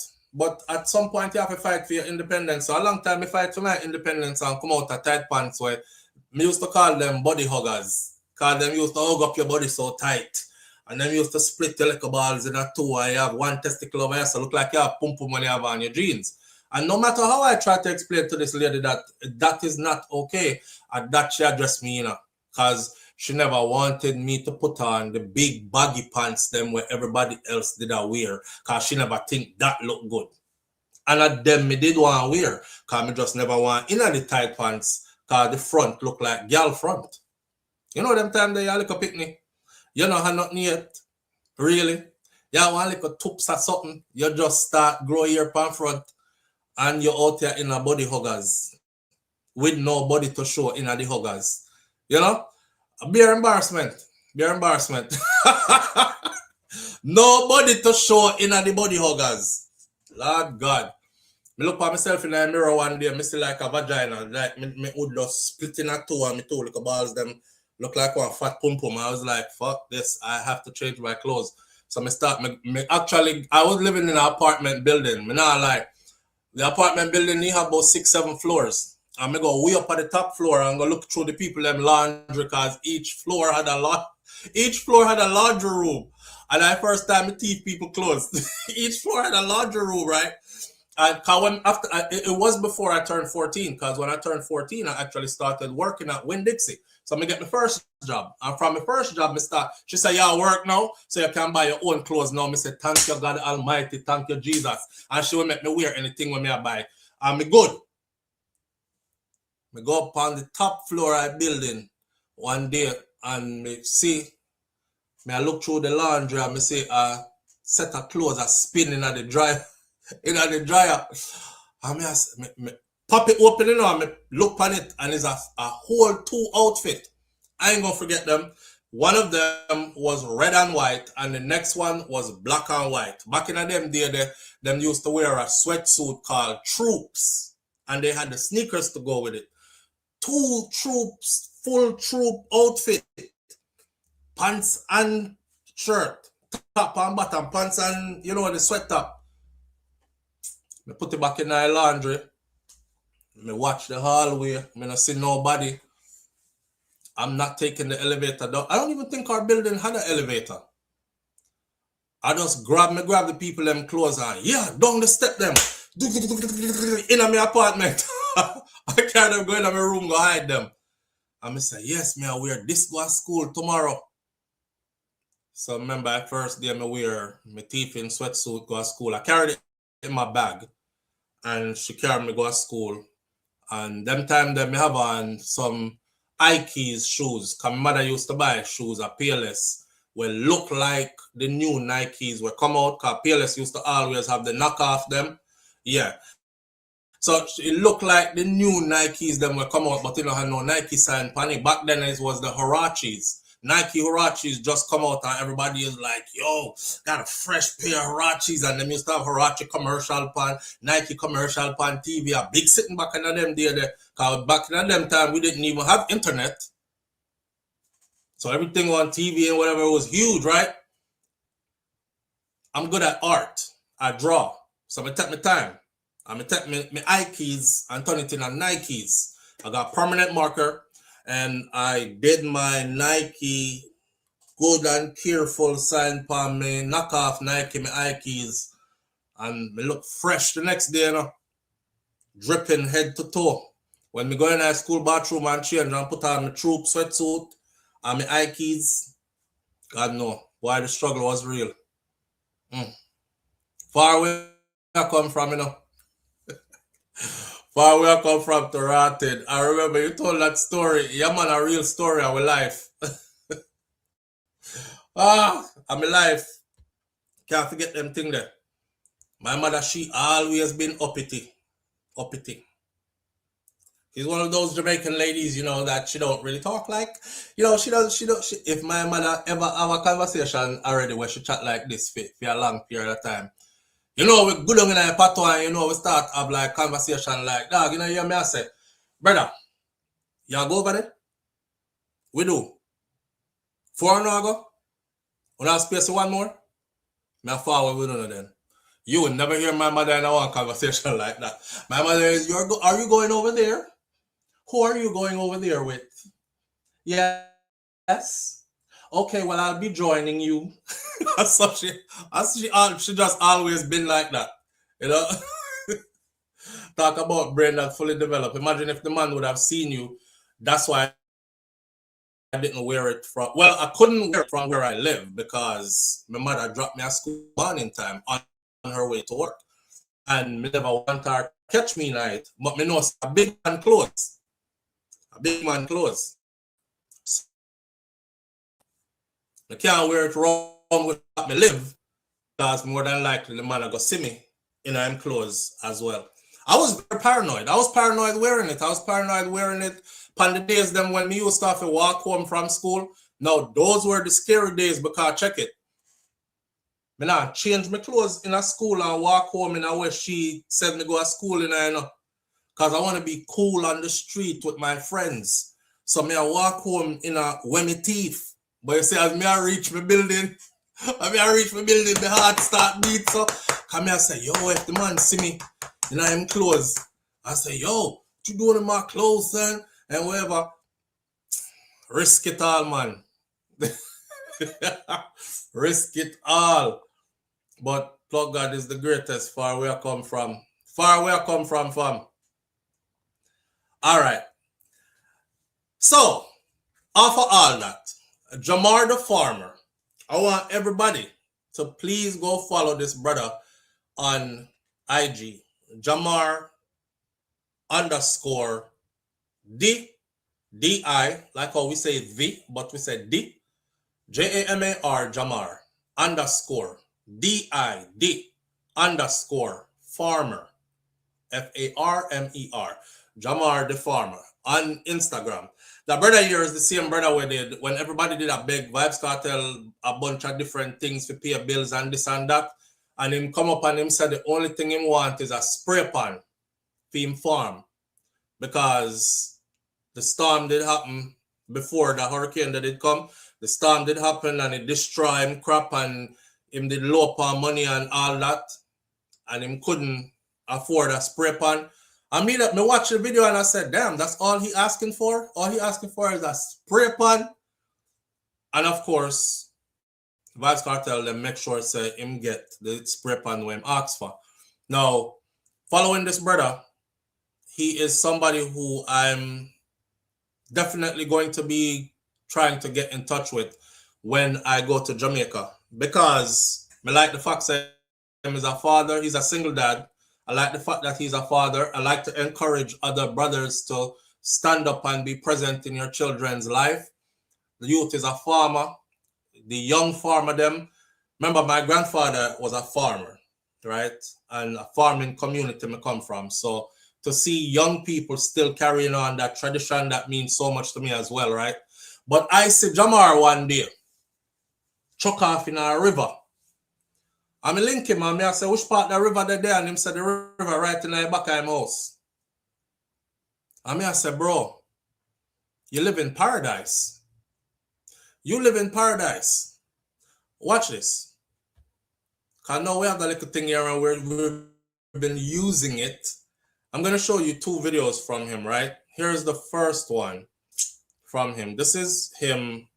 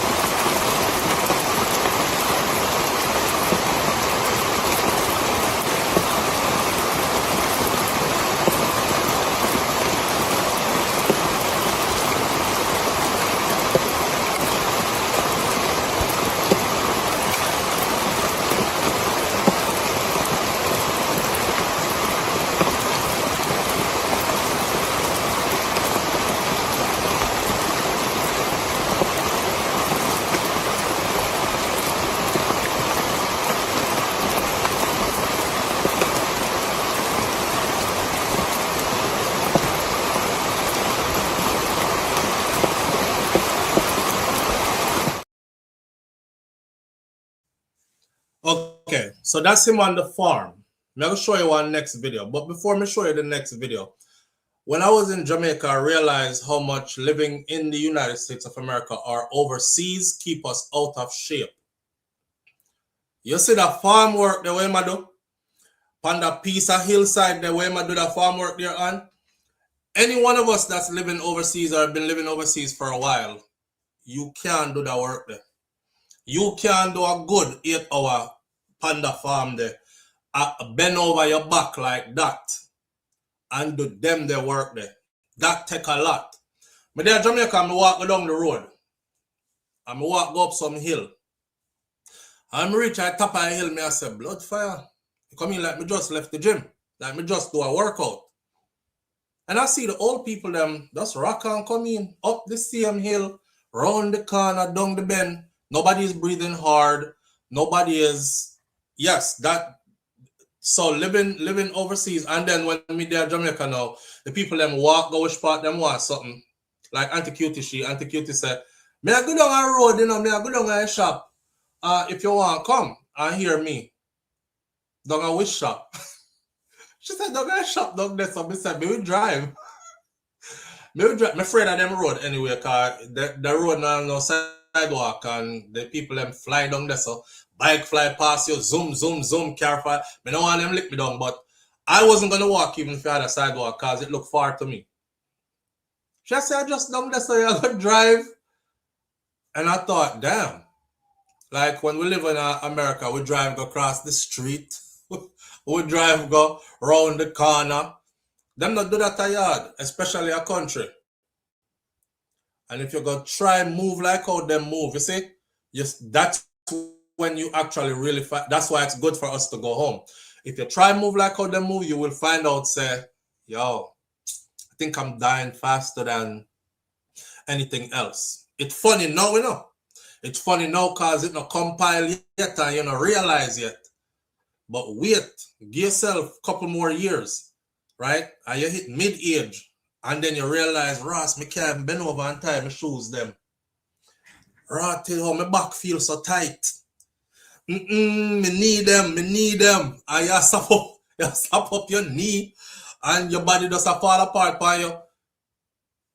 Them are go up in an age and them fit no rotted because of things like those, and them do that every day like it's nothing. Now, this are the one we get me right, so with Jamar. There are many more on his, of course, but this right here.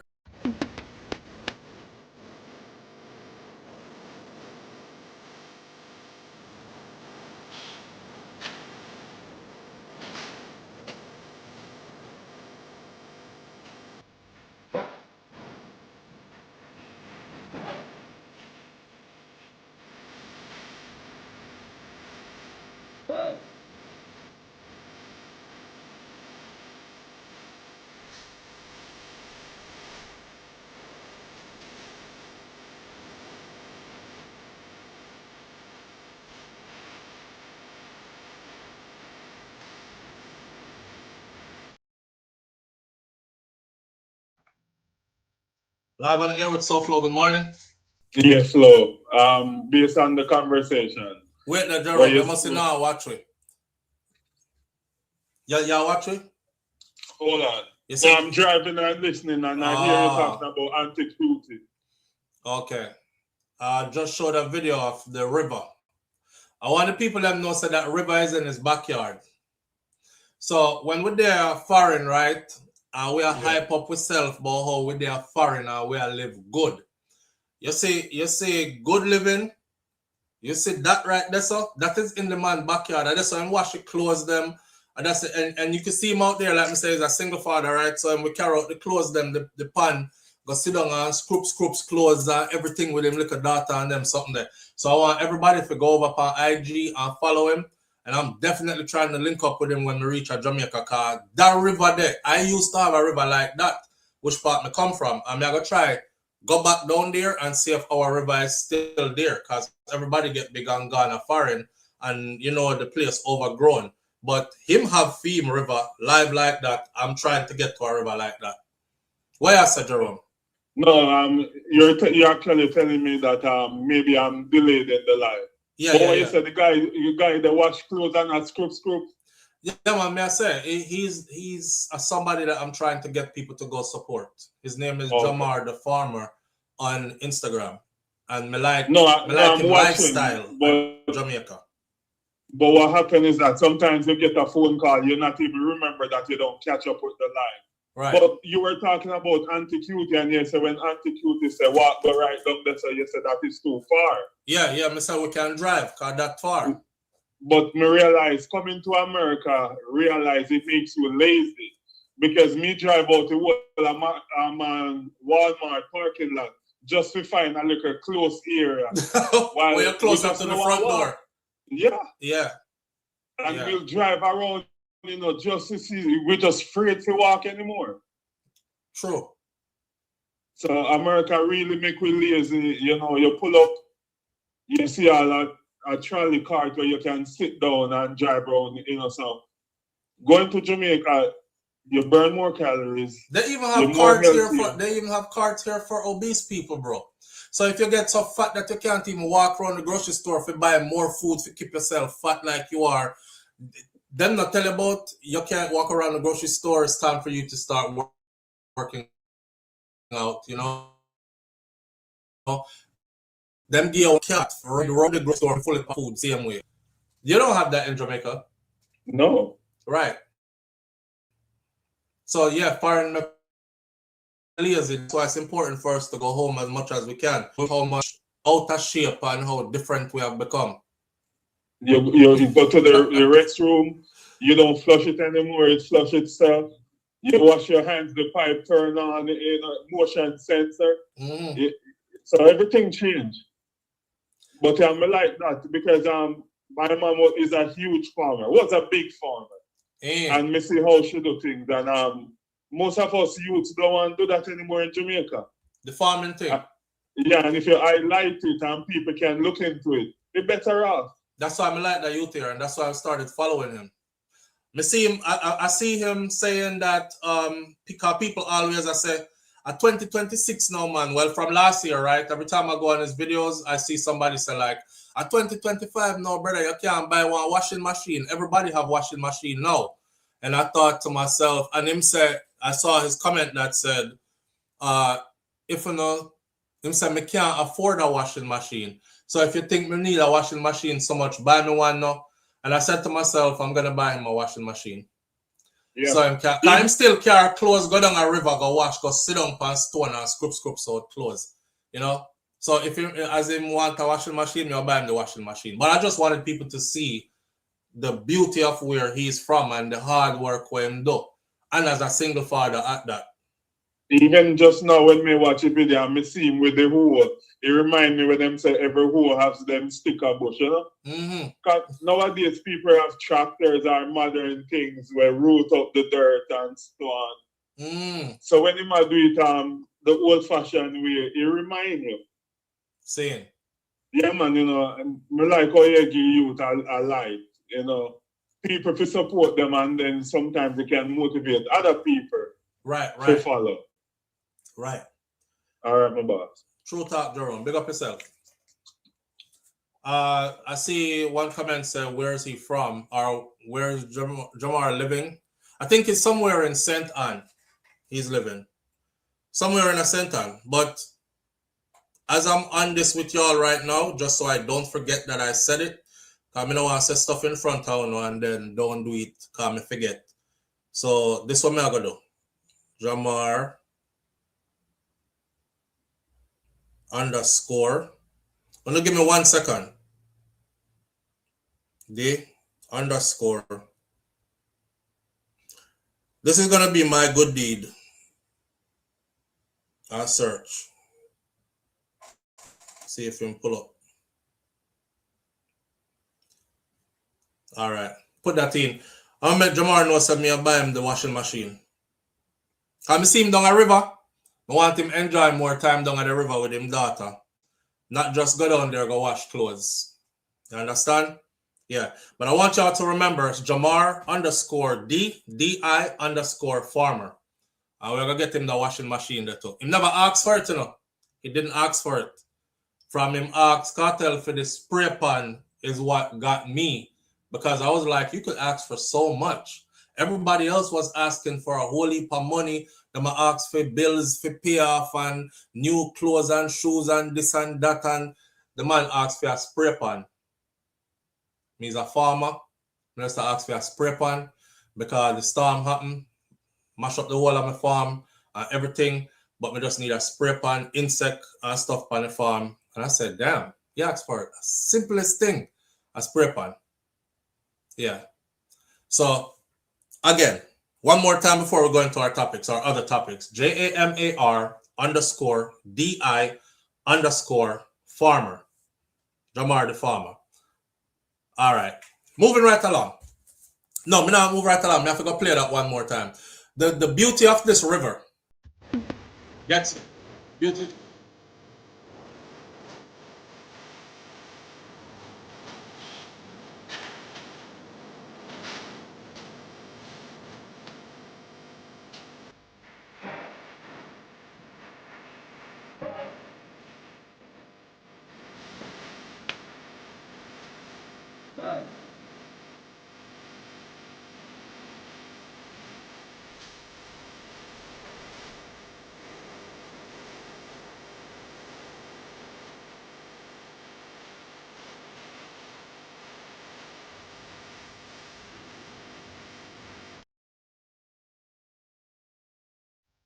Yeah. Take up a rag, take up a soap and go voila.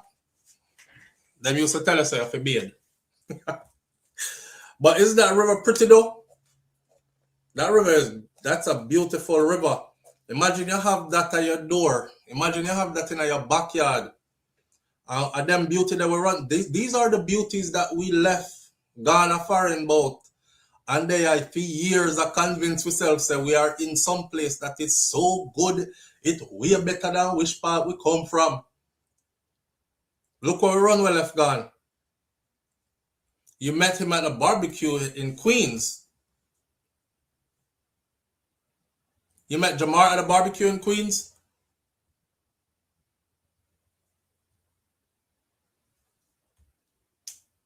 Country life, nice. If one can live up to the rules, because not everyone can. Jamar is the perfect example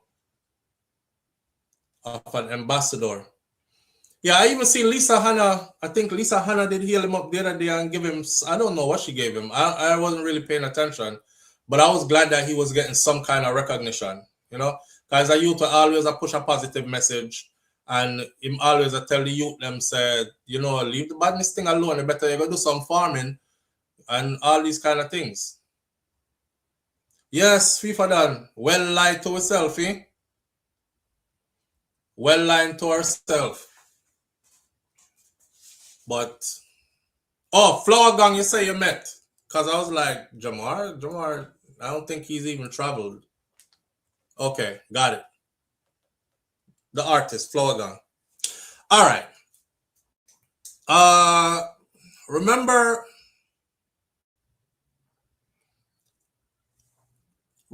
when me telling us, remember when I told you that AI is coming for us?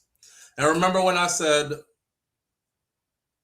President Obama was in power and I saw that video, and the video of President Obama stood at the podium and he made a speech, and then him broke up the podium and fling it down and fling down the mic, and I was like searching all over the internet because I was like, oh my God, this is bad. When did this happen? Because you know, President Obama, he wore a tan suit one time and America lost its mind. Them people that lost their mind because it was so non-traditional, and he's breaking tradition and disrespecting the White House by wearing a tan suit. So imagine if him did do a speech and broke up the podium, and I found out that it was AI. So I told my audience, I said, AI is coming for us, and AI is going to be good, but it's also going to be scary, right? Can I imagine if police come arrest you right now, and the police said, oh, we know it's you. We know it's you because we saw you there. We have you on video, and we heard you speaking on tape and blah, blah, blah. And you're like, I haven't even left my house. I've been in my house all weekend. And you're there in prison. trying to prove yourself or prove to them that it wasn't you. Check this out right here, right? Able Boss put this up, and I thought this was the best example of what I was trying to show y'all. So that video here. Wanna feel like it's not scary yet? Yeah. Editing gone on a different level. You see it? Content turn up here now. You see me? Yeah. Any character. But one thing though, I'm not gonna change the voice because I want the people to know say it 99% real. You see me? Yeah. Jesus. Walk out for them content. Look out for them content that chat.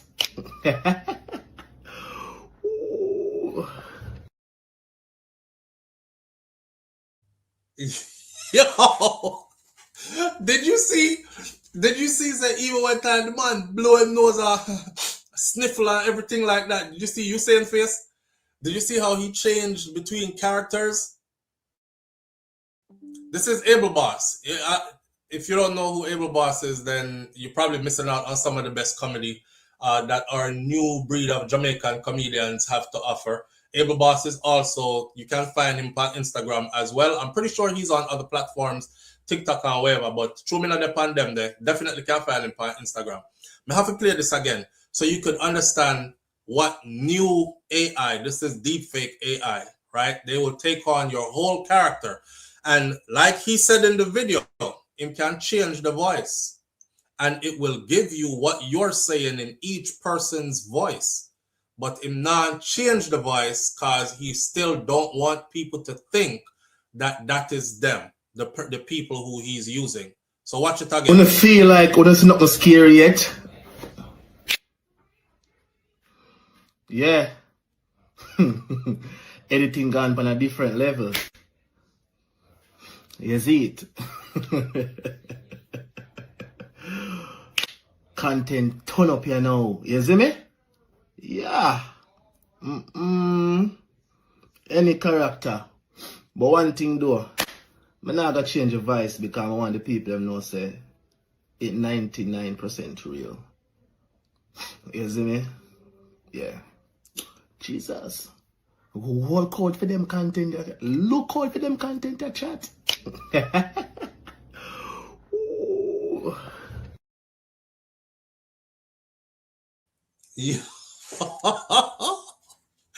Yo,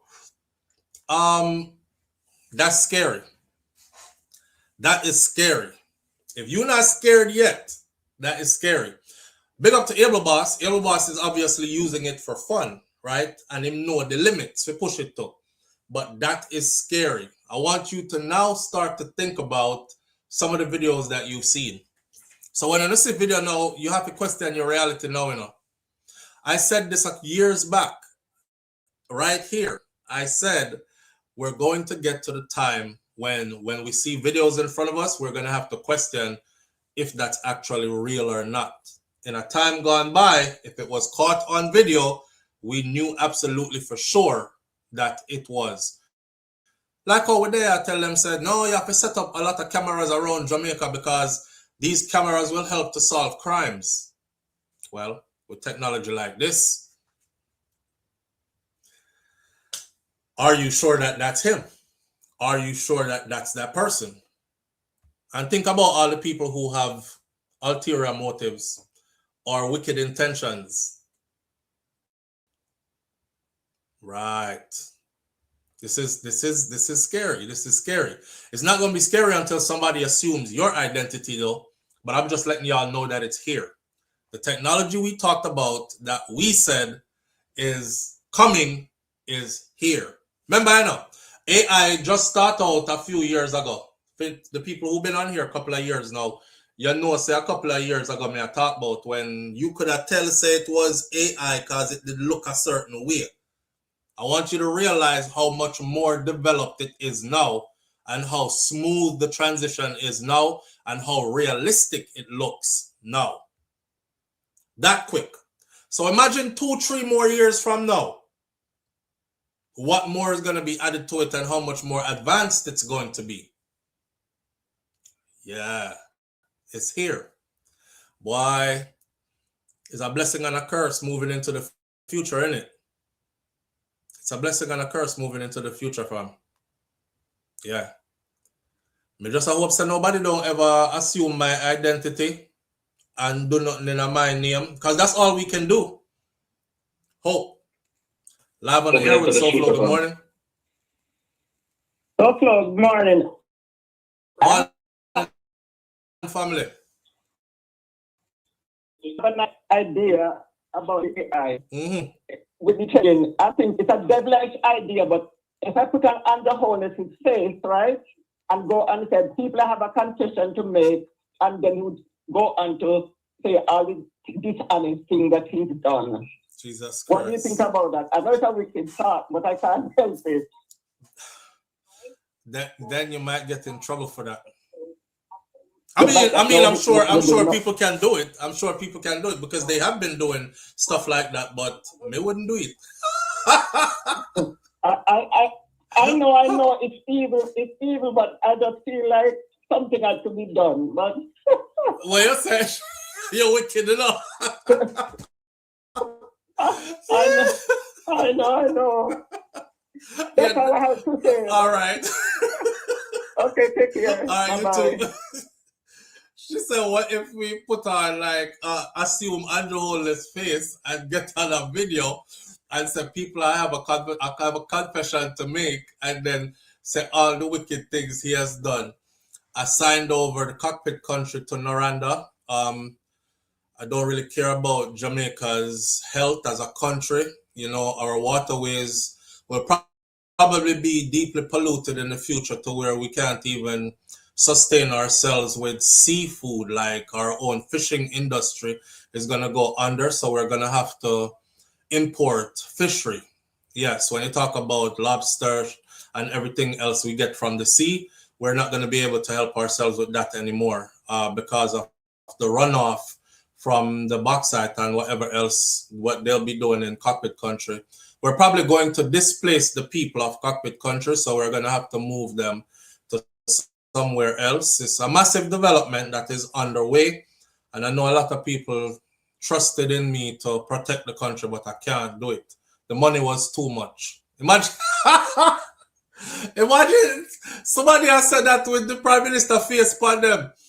Lord God, and you know, most Jamaican, you know, because the AI looks so real, that particular one that he's using looks so real. Now, there are others out there, but that one that he might use look too real. It's going to be hard for Jamaicans to tell if I say I never the Prime Minister that. If you assume his voice too, it's done. It's done. That can be worse. That can be used for damage any one of us. Hi, my name is SouFLo, and I want to tell you that I've always been gay. That's why I don't really care about people's sexuality, because I don't want anybody exposing me. So I try to get it to focus on other things. And, you know, I love men. I have to be honest. And them can't do anything with you now, you know? They can do anything with you now. And there's a damn thing you can do about it. May I sue somebody? Live on the air with SouFLo. Good morning. Hey, morning. I'm going SouFLo. Boy, I'm there in a family. Talk to it. Yeah. The AI, you know, the AI, the one with them use like for the computer and robots. We're not talking about the one we're talking about now with the facial thing. Mm-hmm. It's about for a long time, you know. Yes, but it hasn't been this good. Look, but before you said that them call it and release it now for a reason, because me the graphics, right? Mm. And Shrek and them cartoon there, them animated cartoon, them most them cartoon there, are people face. It's like it called tracking motion. Right. Like a track. I'm well aware of it. Face. I'm well aware of it. But here what I say, it has never been this good. Clean. It has never been this good because people did use it from years back, right? And that's the one that they used when they did where Obama did the speech and then him broke up the podium. Cause when me go back and watch it, cause me couldn't find no other channel where I carried the Obama, I fling down the mic and broke up the sitting. When I went back and watched the video, I could see when the character who is playing doing the motions, him kind of move away from the face tracking thing a little bit. And me say, oh damn, okay, me see it's somebody else there behind it. But now, what they have now is like the people them can move and do anything and it just stay. So perfect now then. It is perfect now. And you can also, you could have always assumed the voice because they had Obama's voice in the other one. So yeah, but now it get way better. It's smooth now. Jano. Yeah. That means that the people that they can capture a whole body of a person. Like a man a thief out of a store and run out and you can see the body person like, you know what I'm saying? Yes. That's not good. Of course it's not good, bro. And that me I tell you say it's funny cause we are laugh cause with comedian them I use it make skit. But wait till them start use it against we. So it's the future we can see a person go a court and the person lawyer, the friend that can say, you don't know, say, anything that AI? Yes, they can have you. Well, you can say it's AI, but you're going to have to prove it's AI. If them decides to them like this, what if the prison industrial complex in the United States of America decides to, you know what, this is a business. Is the prison industrial complex in the US a business or not? Let me give you an example. It's a business, right? Business, yeah. All right. Prison depot stock market, right? Mm-hmm. Okay. Privately owned, right? Okay. Yeah. No, nobody goes into business to lose. So if they start looking at this and saying, you know, so we could imprison way more people and make way more money. Jesus. Okay. Let's pick and choose. All right. So if them a work on the inside for dash you in there, so and you can't figure a way out to prove say that is not me. I was not on AI. Why you think people now are record themselves in a them home? Because when them coming up and them say, nope, you were at that liquor store at 7 p.m. last night. It's right down the street from your house. Me can now play back my own surveillance camera and say, I can't be in two places at once. Here I am at the same time on my own surveillance system. You see, if you don't have that to back you up, your own surveillance to back you up, you won't have an alibi. And I think that's going to happen. This is thinking outside the box. One of the bad things that could happen, I think that's going to happen somewhere in the near future. I mean, not put nothing past them people here. Jano, innocent law by people who can't end up behind the bars. Then they don't have them behind the bars already right now. I will innocent people that behind the bars right now. We are trying to come out. I never do the crime. But them not have enough money for proof, say them, or them just get dashed. A problem enough. But now when them can make video with you on it, seal your case, seal up, brother, you won't even get an appeal. We can hear to someone say, yo, it's a boy, watch me and him. I'm going to do a robbery and put your face on it. Yeah, because you just look like somebody that they can throw away and warehouse you and make money off of you. Why not? Wicked dude. Well, they are listen still. Big up yourself. Manners, bro. All right, yeah. All right. Yeah, AI don't have a physical body, but they can create. They can create. I'm gonna say big up to Able Boss for bringing it to our attention. I like what Able Boss does. If you're not following Able Boss already, then go and go follow Able Boss because you will get whole heap of joke. The other day I do a skit where I said, me Boss Vibes Cartel. And the reason I did the skit was because I saw a lot of other people saying, well, I actually saw somebody famous. I don't remember who it is. I think it was Tony Mataran who was saying, him and somebody else, Boss Cartel. And I said, and then I see one next person say, him Boss Cartel. And I said, we were under the impression, say, a bounty killer Boss Vibes Cartel. So since everybody has said them Boss Vibes Cartel, I'm gonna make my own video to and say me boss him. So I did a me Boss Vibes Cartel video. So if you go and look at Able Boss have this thing where him have a big old dish pan and him bang and beat everybody that comes up and bang every time you. So in there, all me in there will get licked to come up I mean, Boss Wise, bang, and the next person, bang. But his comedy is off the chain. So go and, if you don't follow him already, go and go follow him. All right. You have Negos, you have Evil Boss, them name there. Those are our bright Don Bones, Evie Royal. Evie Royal is just too real. That's one of my favorite ones. I mean, never know that Evie Royal come from round at the ends, which part me come from neither. Yeah. Where's about Evil Boss, friend? Yeah, Evil Boss one is lit. Somebody said it, come give me a seat. I said, John no star. I'll me get beaten too. But yeah, I saw the video, but I didn't know that was his name. Oh, okay. His name is Evil Boss. Whole heap of other things him do. He's been around for a while. But I can persuade. I've never had in front of me where I can show you the newly developed one and actually how it can be used. So him doing that, I just use his video to demonstrate where AI is now as far as assuming someone's identity completely, right? I watched it more than once, had me in stitches. Him have some whole heap of other one. All right. Remember the story that we went over during the week about the mother who is from the UK, and she told a story about her daughter who is trapped in Jamaica because she went to Jamaica for some guy, follow her friend go to Jamaica, some guy with them meet, and next thing they were asked to bring back 2 pair of shoes to how many pair of shoes to the UK, and then grab them at the airport.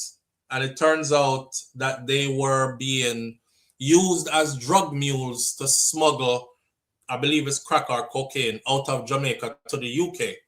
And her daughter is caught up. So her daughter was incarcerated in Jamaica. Her daughter has been in Jamaica almost 2 years now on these things, right?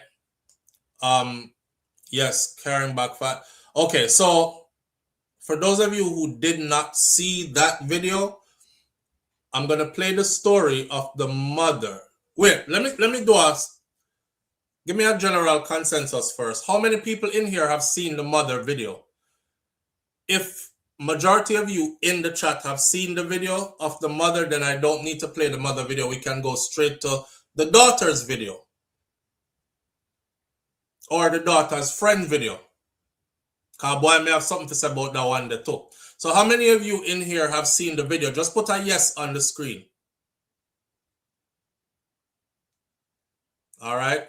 Seeing it. Nia Woodward, thank you. Carissa Smith, Missy Bram. Sis, big up yourself. Well done. Sheldon, seeing it. All right. Nan, seeing it. Skip the mother video. All right.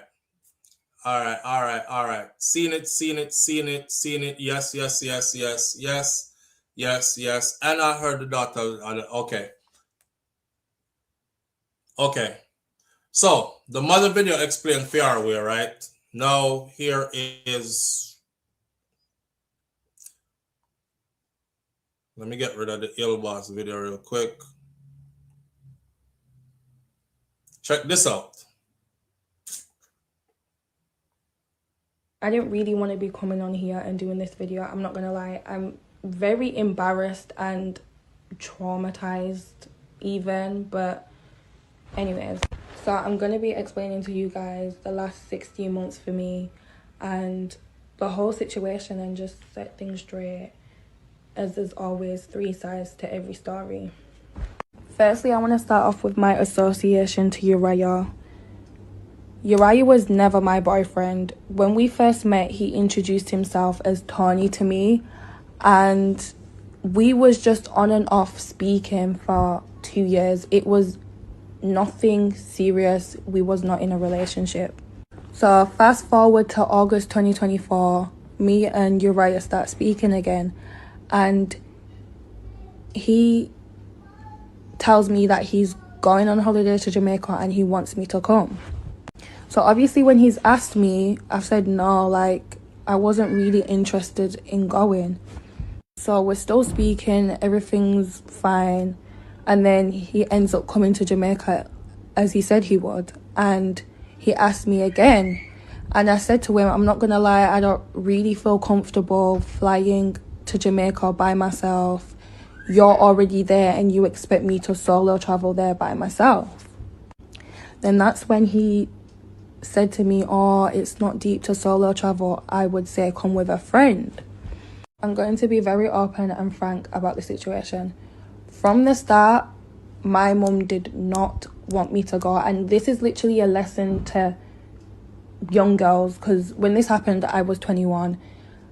Listen to your mum. Like, listen to your mum. I'm in this situation from not listening to my mum and from being naive and not thinking, like...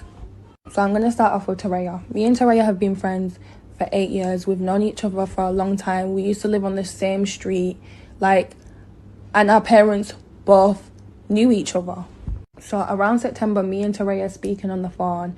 And she's telling me about her holiday in Jamaica because she had just came back from Jamaica. And just telling me how much of a great time she had with her family and everything. So as she's telling me this, I'm like to her, oh, do you know what's so mad? Like, the guy I'm speaking to wants to fly me out. Like, he wants to fly me out to Jamaica, but I don't know, like, I don't know if I'm gonna go. Then that's when she was like, oh, if you end up going, let me know, because I'll come with you, and yeah, it'll be good, blah, blah, blah. So after she's told me that she wants to come with me, she's asked her mum. Her mum's been completely fine with it. Her mum paid for a ticket, and her mum was constantly reassuring us and saying that, yeah, we'll have a good time and how we're young and we need to live life and whatever. So my mum still wasn't okay with the situation. So she's then called Taraya's mum and asked Taraya's mum about the situation. And Taraya's mum's told her, oh, yeah, they're going to Jamaica and they're going to be staying with my family. They're going to be fine. Just reassuring my mum and letting my mum know that, like, they're going to be okay. However, the reassurance from Taraya's mum was a lie to my mum. And obviously, at the end of the day, it should have been me who was the one to tell my mum the full details of the trip. But I knew she wasn't going to agree to it. That's why I didn't tell her. But I never got Taraya's mum to lie. She just lied on her own, and yeah. So fast forward October 13th, 2024. Me and Taraya arrive in Jamaica, and Tony and LeJohn pick us up from the airport, and we make our way to St. Mary's because that's where we were staying, in an Airbnb. So during the week, me and Taraya had a good holiday. Like, he paid for everything. We was taken out. We really enjoyed ourselves. Like, I'm not going to sit here and act like it wasn't a good holiday. It was. The night before me and Taraya are supposed to fly out, Tony's come to me and asked me if I've spoken to Taraya. And I've been like, spoken to Taraya about what? And he was like, he asked her if we could take some shoes back for his cousin LeJohn. So I said, no, I haven't spoken to her, but I'll speak to her. Then when I spoken to Taraya, Taraya's now told me that, yeah, he asked her and he said it would be like 2 pairs of shoes. And I've been like, okay, didn't really think anything of it until the next morning. So yeah, he's asked us to bring the shoes, and we've asked him, like, who are these shoes for? And then that's when he came to us and said, like, yeah, his cousin is basically embarrassed to ask, but it's for his brother who's recently just moved to England, and obviously he doesn't have money like that, so he can't just ship them, and shipping's expensive. And basically just, we felt bad. Like, the way he came up to us, we just felt bad about the situation. And after him paying for everything for us on the holiday and us having a good time, we felt like that was the least we could do. Like, we just felt bad. Before me and Taraya packed anything in our suitcases, Taraya called her mum and told her mum about the situation. She asked her mum, and her mum was completely fine with it. she just told us, oh, make sure you check the shoes. And we checked the shoes while we're on the phone to wash. We was even on FaceTime to wash, showing her the shoes, and she was completely fine with it. So obviously Tony and Teraya must have agreed on Tony's friend picking up the shoes from Teraya's house. So during all this, I'm very hesitant about like taking the shoes, but it's not because I think that there's something in the shoes or there could be something in the shoes. It's because I didn't want my suitcase being overweight, and I had more shoes in my suitcase than Teraya due to the fact that I had more luggage space. Teraya only had one suitcase. I had 2 suitcases. The shoes look completely normal. Like, from looking at the shoes, you wouldn't have been able to tell that there was anything in the shoes, and it was mostly sliders. So obviously when I checked the shoes, you're not gonna sliders, like they look completely normal. There's nothing wrong with the stitching. The shoes were just fine. So Tony and his cousin LeJohn drop us off at the airport. We say our goodbyes to them, and as we enter the airport, before we made it through check-in, officers have asked us to hand our passports and asked to go through our suitcases. So they're going through our suitcases. They ask us about the shoes. They must have asked us why the shoes heavy, and we didn't really think anything of it because it was mostly like designer sliders. And next thing you know, they've pricked the bottom of the slider and they found out there was you know what in the shoes. After they told me what was inside them shoes, like, I literally screamed. Like, I was in... Long story short, me and Teraya are both victims in this situation. We genuinely didn't know about drugs being inside the shoes, but there's holes in her mum's story, and her mum did know about the shoes. So yeah.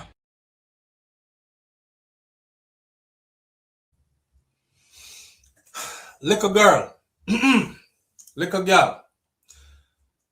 First of all, she's not no little, but she is. I'm gonna give her grace again because she's 21.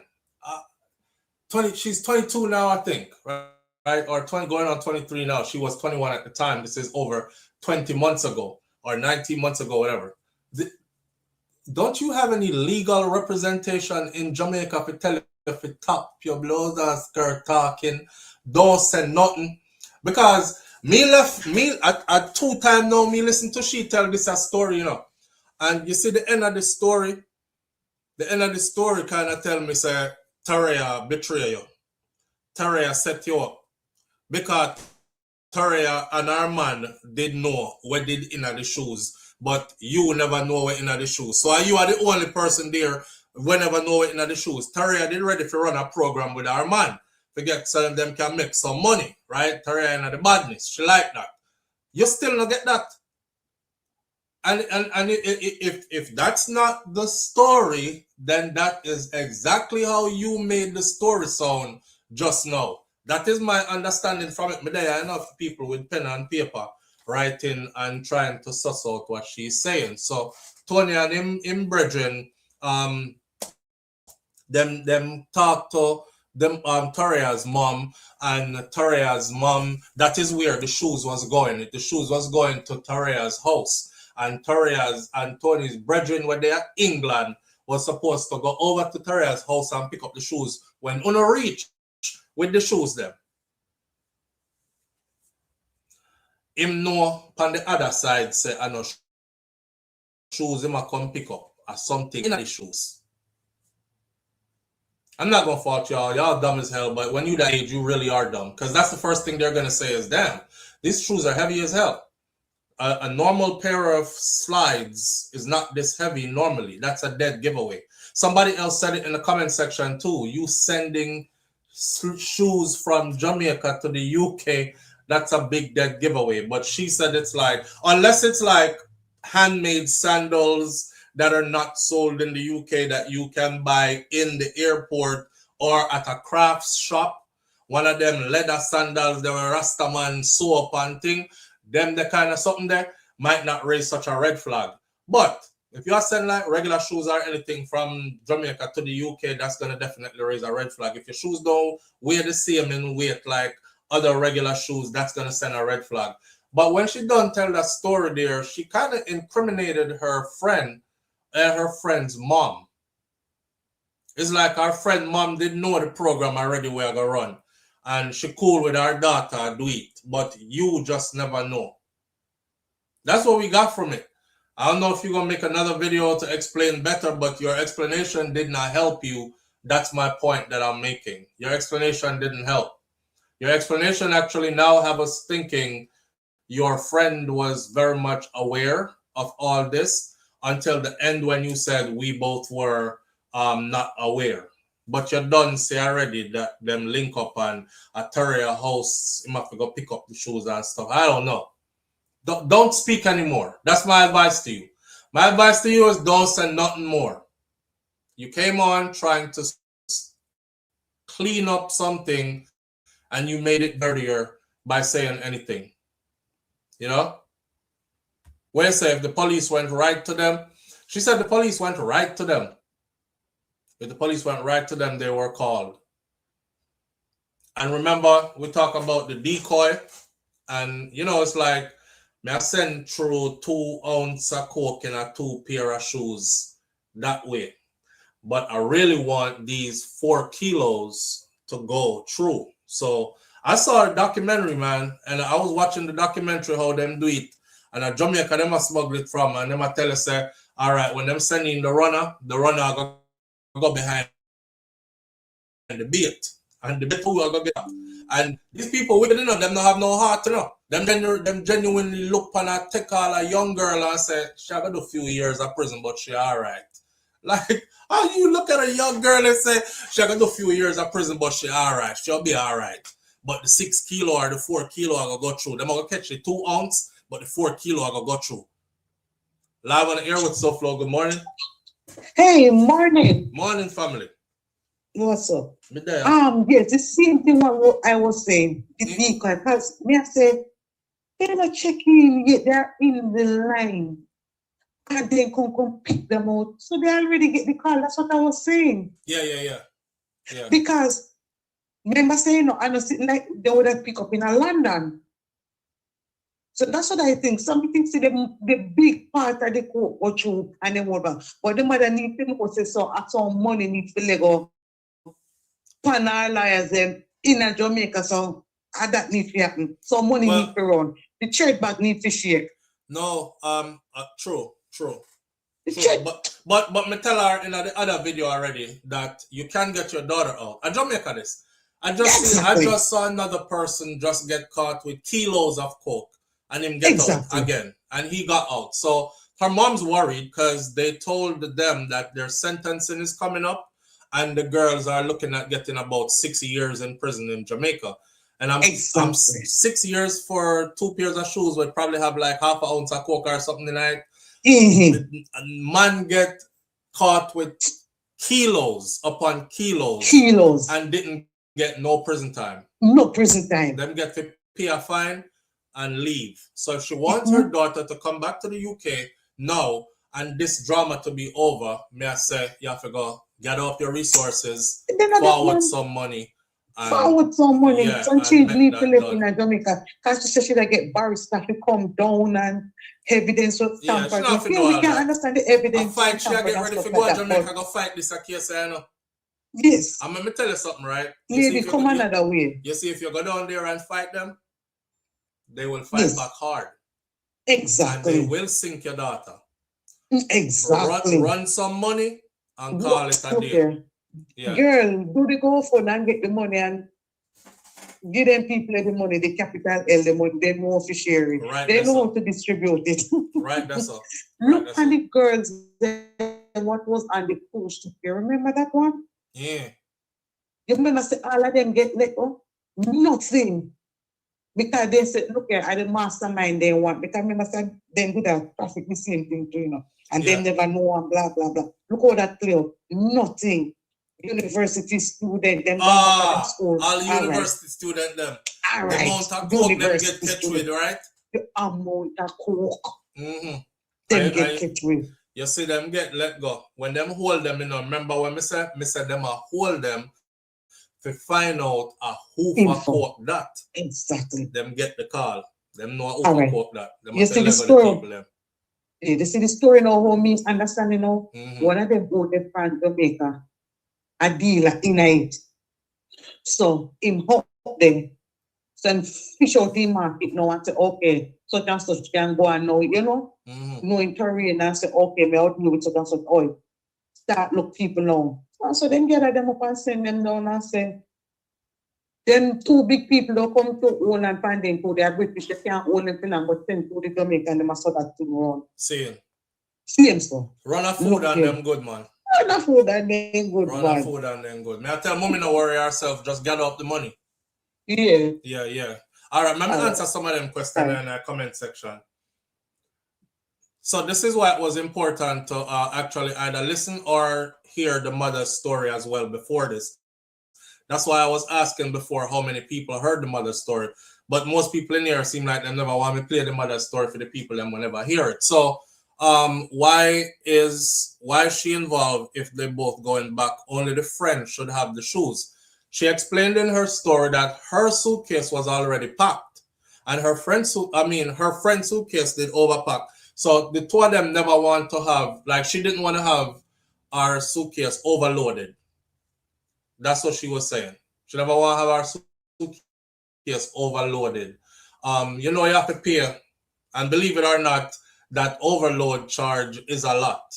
So I believe how much are the overload charge again? Come and pay it every time.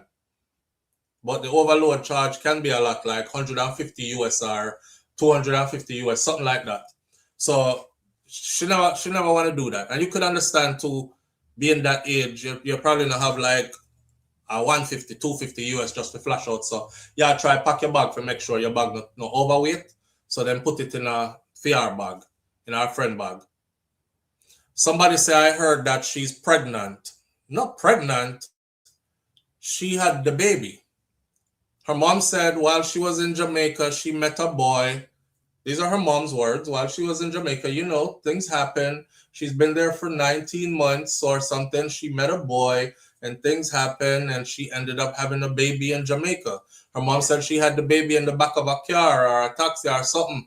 Thank God the baby came out healthy. She had no prenatal care, none of all that stuff. She never have no painkiller, nothing during the delivery of the baby. She does naturally push out a baby in the back seat of a car. And that me just saying, friends, me just say reach out to Isaac Buchanan and get the hell up out of Jamaica. That's exactly what I was saying. But I don't think they need to fly in no solicitor. I think they need to run some money. Yeah. Jamaica not shame about this, you know.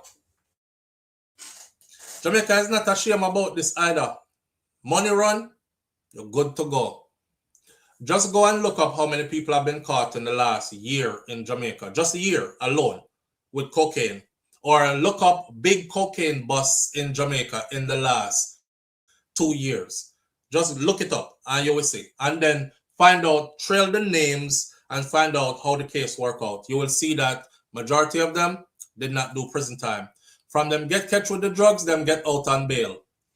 The case waited, then it went to court. When it went to court, they were fined. And when they were fined, it was like, pay this $1.5 million or do this much time in prison. And them just pay the 1.5 million and gone at them yard. That's how it works. Then I hear me more time today up here talk about, but I was joking when I said, boy, look like somebody have left foreign and go to Jamaica go run coke. Because I mean, you know, we have the Mexicans running our 2 airports and we have the Chinese running our main wharf and, you know, under full control again. And then you have all these other places surrounding us where the cocaine flows. So maybe we can go ahead and get into the cocaine trade too and get some serious money, because even if them catch me, I'm not going to do a lot of time. because they don't give a lot of time for cocaine. So I can't imagine. And that was a joke while I was saying it. I wasn't serious. I was making a joke. And I was making that joke because all the people that I saw getting caught with kilos and kilos, I talk about 40, 50, 60 kilo of coke, no jail time. And I thought, damn, if they catch you with 10 kilo of coke in the US, you doing at least 10 years. Back at 10 kilo of coke. Not in Jamaica. Right? The amazing part about this is, boy, I don't know what she named her child, but her child came into the world under some very odd circumstances. Talk about years later telling that story to your... I saw somebody said the guy didn't want her to go back to the UK, so he set her up. The guy was in the UK. The guy was in the UK, so him can travel. I know somebody when they are Jamaica and never leave. He was in the UK, so him travel. You know, hear what she said? She said at first they were talking about going down, blah, blah, blah. Then he said he's going to Jamaica. And then she was like, she want to go too, but she don't want to go by herself. And he was like, well, come with us, whatever. And then her mom was like, I don't think you should. I think you need to, if you're going to go with your girl and y'all go by yourself. You know, your young ladies, go enjoy life and have fun. Mommy basically did I tell them, said, don't attach yourself to no man when you go. Because man are going to give you things, but them are going to want things in return. And you're much safer if you're with your home girl and you're by yourself kind of thing. You know, you can move when you want to, and plus you have your own space. And the things then what we're supposed to teach with daughter them. If you go out tonight, make sure so you have your Bex money. Make some boy now tell you about you have to pull down panty before him can drop you home, or else him gonna left your way out of way and these kind of things, right? The mom was trying to prepare her like that, but she said she just never listened. She just never listened. So he can travel too. He can. It's not that he didn't want her to stay in Jamaica. He definitely wanted them. I think they wanted them to get catch. They were like, yo, if them don't get catch, then boom, it got through. We make a little extra money off of that. But them definitely are going to get catch because them are the distraction. They're the distraction. The real weight went through. Trust me, the real weight gone. So good morning. Just wanted to stop it and say I'm in your place, Jamaica. Hoping everyone have a great day and weekend. I'm in your place, Jamaica. Big up yourself and enjoy your time there. Naya TV, enjoy yourself fully, Naya TV. No, Jamaica nice right now. Well, when isn't Jamaica nice? Mommy, if you're listening, reach out to ISAT, please. ISAT Buchanan. All right. So, Friends from Lake. Friends is saying to the mom, if you're listening, because somebody is going to pass this around and say, look, this is a very popular Jamaican platform, and they're talking about your daughter. She just told her story on there. Okay? If you see this video, mom, Friends is saying she's suggesting you reach out to Isaac Buchanan. Isaac Buchanan can probably navigate the legalities of this for you, or reach out to Peter Champagne. Reach out to Peter Champagne. I guarantee if you reach out to Peter Champagne, they're not doing no time in prison. They're paying their fee and they're getting up out of there. At this point, though, now that she has a baby, she probably wants to get up out of there more than anything else. Or maybe she wants to stay now because who is the baby father? If the baby father is a man where she can't go back to the UK and file for him, you know. You hear what I just said? She cannot go back to the UK and file for him. If you were caught trying to smuggle drugs, you can't file for nobody to come into the country. So it's not like the person who is her baby father, she can say, I'm going back to the UK, love, and I'm gonna file for you and you're gonna come over and we're going to have a family. It's not going to work because she can't bring him go to the UK. Right. Maybe she wants to stay in Jamaica at this point and be with her child father. and start a family there.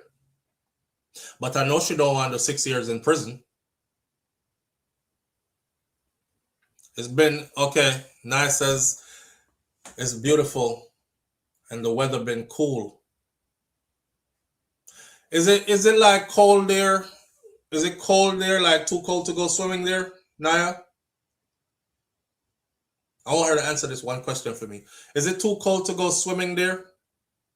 She has something in the UK that he don't want her to come back to. Her story is on Tasha K platform. Lady J, I ain't paying no attention to that platform because Tasha K actually did a story about Vybz Kartel that was completely lie. I was surprised when I saw it too. I was like, damn, she didn't learn anything. She could be sued. You know, so the man there in the US now, right? And you know, say his money is up and you know he could get attorneys and stick them on you. So what about her child? Here, British citizen. That's another question. That's another question. How is that? How is the legalities, the immigration part of that going to work out? Okay, Nice says, depending on what time of the day it is, it could be good enough to swim. Where you nine that girl there for? Oh yeah, that one there. Yeah, man. I saw the thing. She was like, oh, and let me tell you about Vybz Kartel. And he don't want no black woman. And you know, he got a little white girl, and that the white girl is the one that got him. She paid all the money, child, and she got him out of prison. But you know, they caught him. He done murdered somebody and he chopped up the body, and they caught him, and then he got sentenced for that. And he's into all types of wickedness and whatever. I mean, I say, who give our story? Who give our story? So her story is way off. Not only that, the other day I'm watching this food channel. It's a very popular food channel. These guys have millions of subscribers on their food channel, and they were going through different types of food, right? I tell you, I said, Kai, my 7-year-old Kai, the boy, Kai's a nerd. Kai watch them kind of something there. So Kai watch a food channel where they're trying different foods from around the world and how they're cooked and whatever, and then bring out ackee. And they were like, so the next one we're going to be trying today is ackee and saltfish. It's a Jamaican delicacy. It's their national dish. And the man said, this one right here, the guy said, I heard this is like poisonous, or it can be poisonous. And he was like, oh, you have no idea. It is so poisonous that it's actually illegal to buy it unless you buy it in a can. This is a channel that has millions of subscribers on it. Ackee is absolutely illegal to buy, he said, unless you buy it in a can. And he had the can. So them yam the ackee out of the can. And this is the only way you should consume it. People die from this. And I was like, who the hell told them that? And on a foreign platform that got that many subscribers. Yeah, it's the same woman Cardi B sued Lulu. The same woman Cardi B sued. And when I see the video what she do with Vybz Kartel, I was like, I wonder if she knows that he's here. Because she was doing the video like he's stuck in Jamaica and can't come off foreign. He's right here. Yeah. Dorothy T. When I saw the video about the ackee and how they're dangerous and you should only buy them, they're absolutely illegal. You can't buy them. You could only get in a can. That's how dangerous it is. I was like, what the hell? My fridge full of ackee. My ackee never come from a can. My ackee came straight from the tree. It comes straight through customs.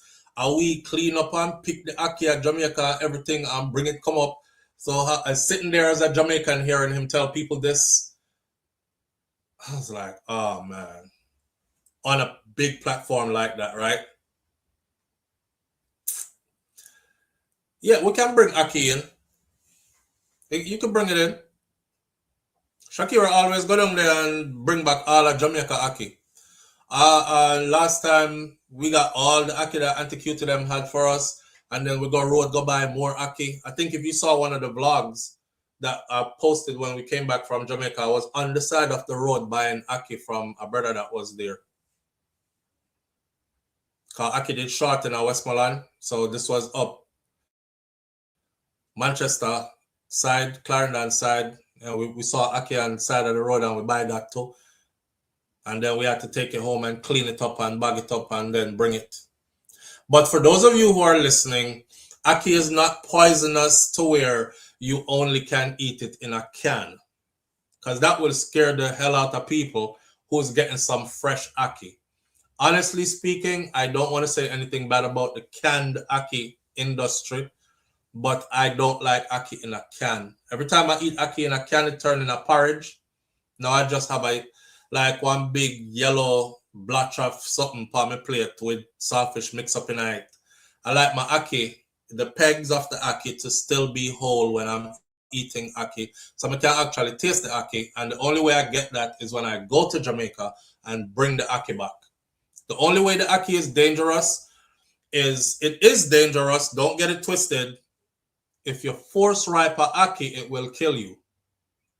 If you force ripe a Aki, like you pick the Aki off the tree, and the Aki is the case that the Aki is in is closed up tight like this, don't use a knife and dig it open or anything like that. And then, you know, you clean out the inside of each one, all the red veins and stuff. I thought that the red veins was what was poisonous. Well, it turns out it's the gases that build up inside of a closed case. So when time nature tell you say your Aki ready, the Aki will burst open like this and all the gases will escape and those Akis are ready to be eaten. Some Rasta in Jamaica and other health food fanatics actually eat them raw.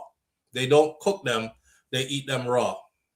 Them clean them up, take off the seed, them sprinkle a little something on it, and I didn't even know they could be eaten raw.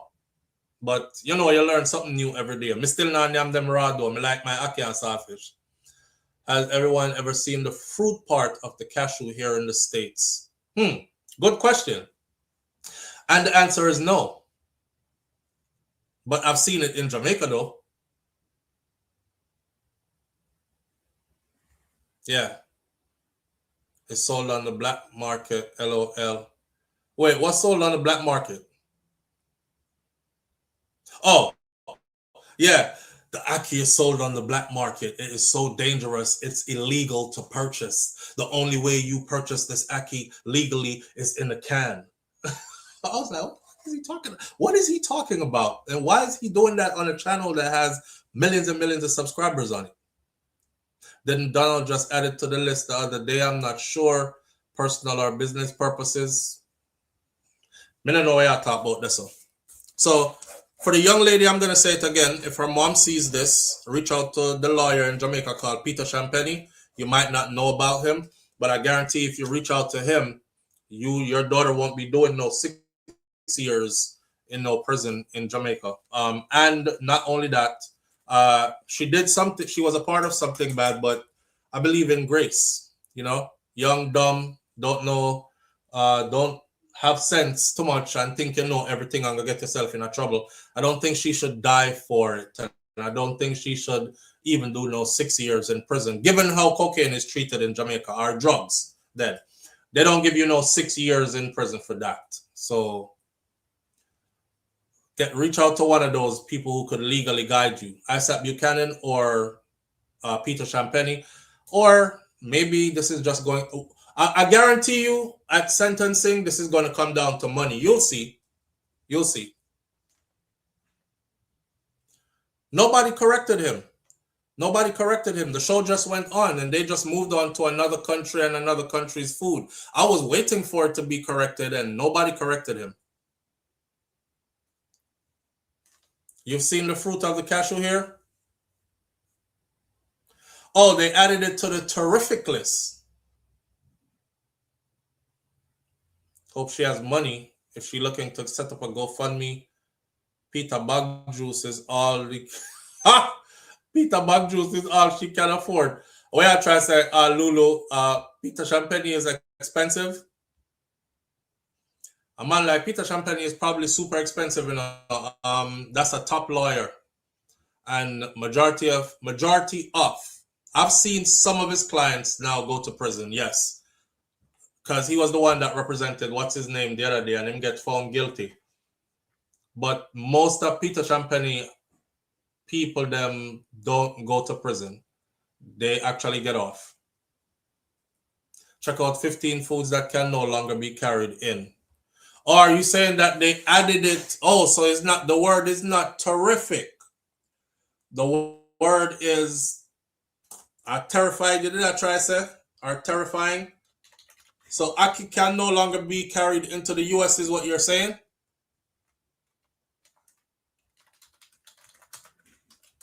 I doubt that.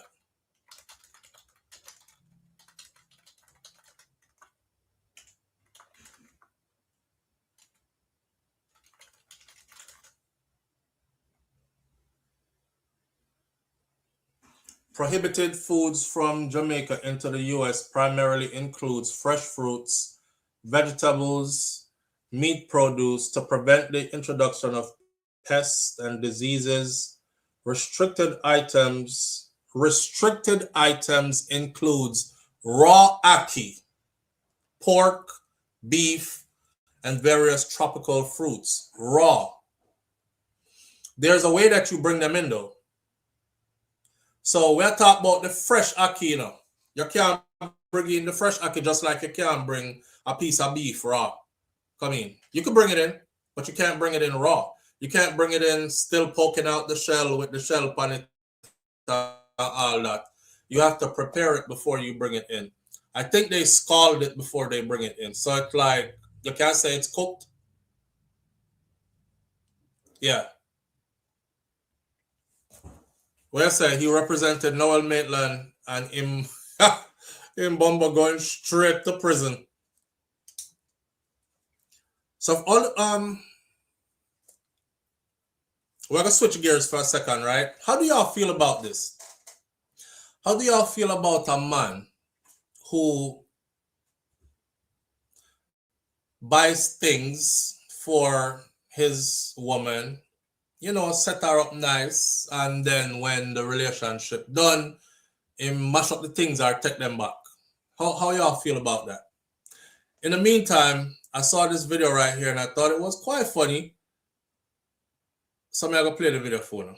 See that? You know them bumper class time that I fuck up every bumper class thing. You hear me tell you? Make one of them come out and bumper class reminds me. Every night joke with them in the dog. Everything when I pay for in this bumper class, I have to get back in the dog. That me a community. That me a bumper class. Every bumper class thing out of this, everything out of this bumper class.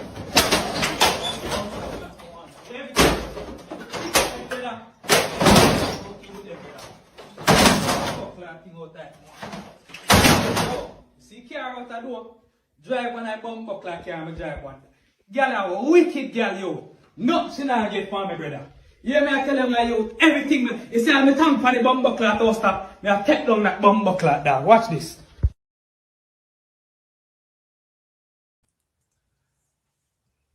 Him come home, come catch man in the house. It's not his house, obviously. He might deal with a woman, we have our own place, but he make sure that she alright by putting a couple TVs in the room and the living room and, you know, water tank on top of the house. Him gone on top of the house now, you know. Boy, I can't even remember when me upset such a blood clot. After me buy woman a tank, you know, cause the woman have water problem in her place. And me say, yo, me go check it woman and me go woman here. You know, say woman have man lock up in her house, brother. All me I call the woman now come out. And me see her and the man in the place. What no that? Tell me true.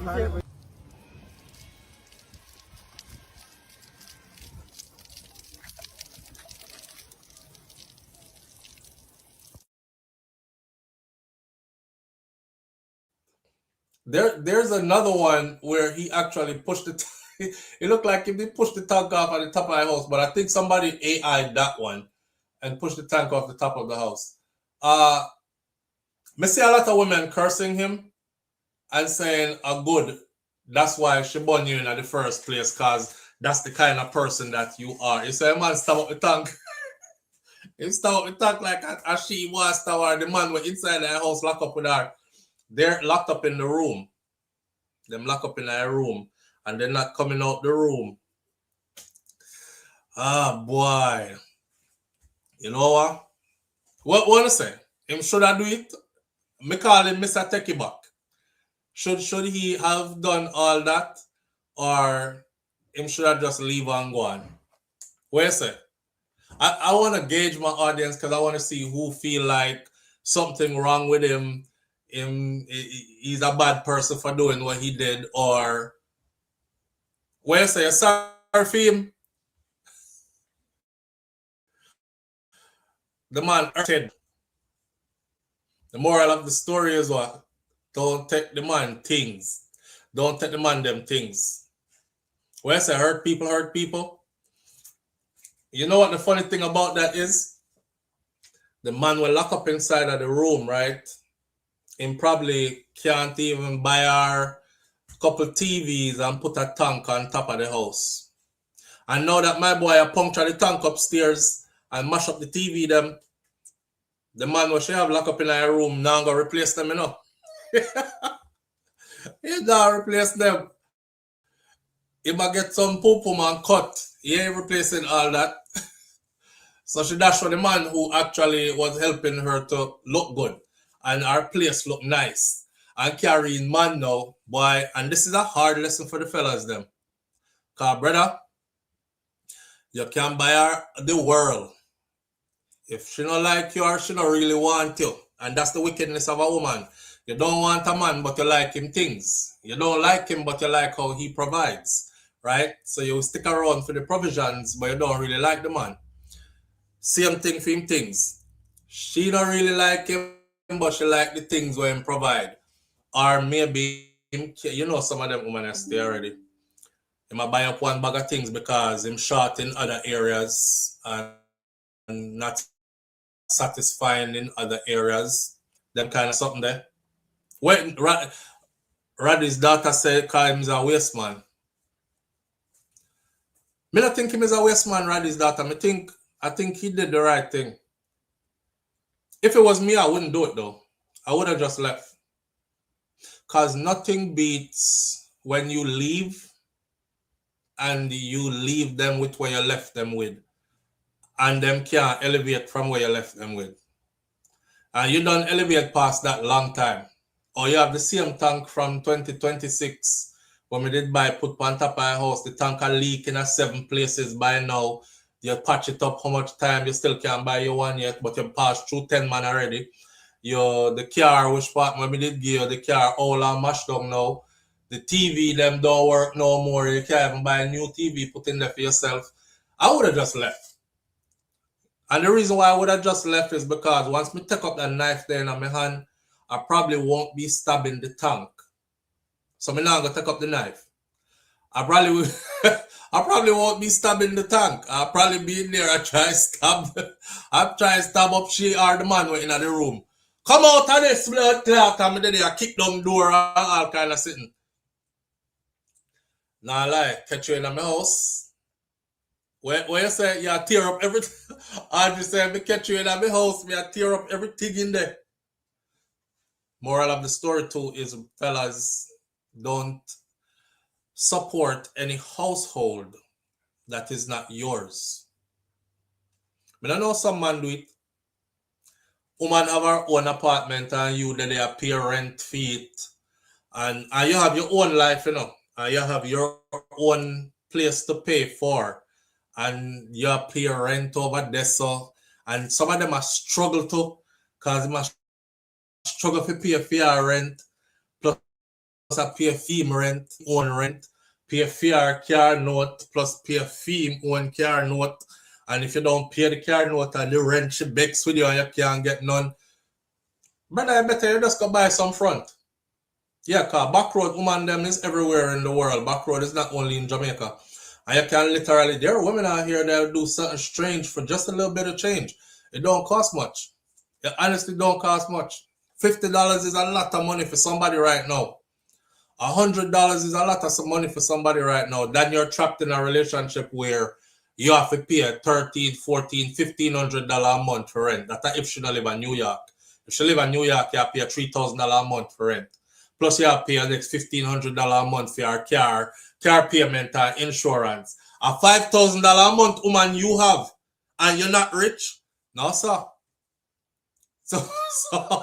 So I don't know if that is staged. I'm hoping it was staged, but staged for what? I mean, what do you get from that?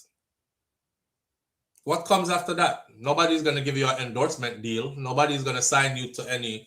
The man mash up all our TV them in the house, go upstairs and bust up the tank with knife. You have to go replace that tank there. You have to go replace the 2 TV them just for a skit. I don't think so. Coming down the pike with immigration, owning child support. And yeah, Denise, I know that with depend. I already have one video coming on that right after we done this live this morning. Today is not a anything goes day. We actually have a script we're going off of today.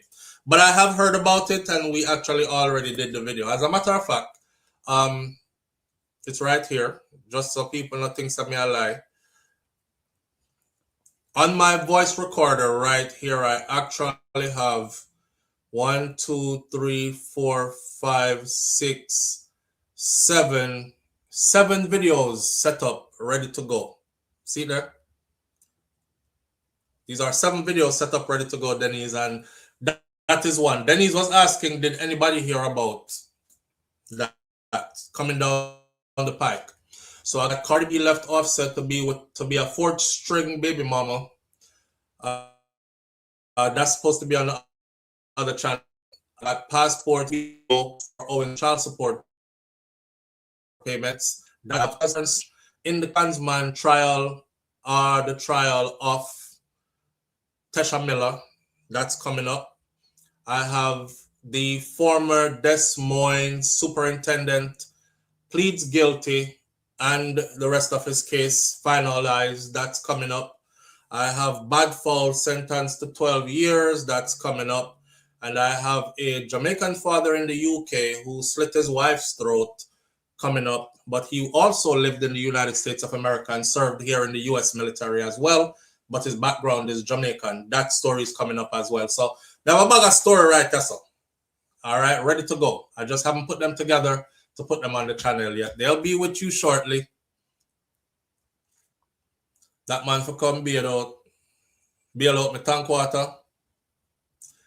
What me fi say? Somebody call me and tell me what me fi say. Cause every time I say it, I said Des Moines.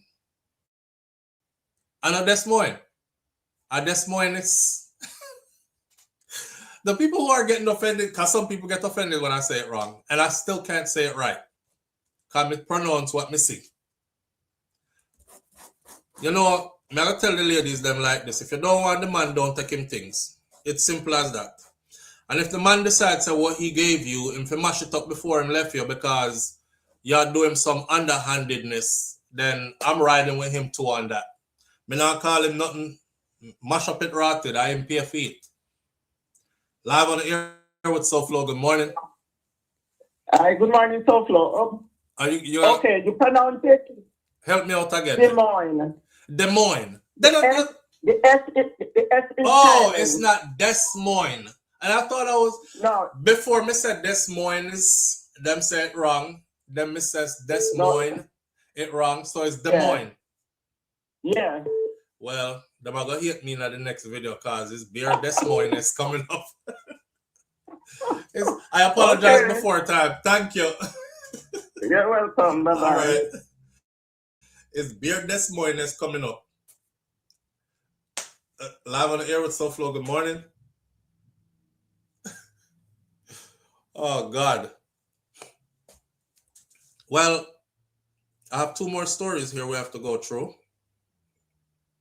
The UK nursery worker finding love round a back road. And live on the air with SouFLo. Good morning. Hey, SouFlo. Good morning.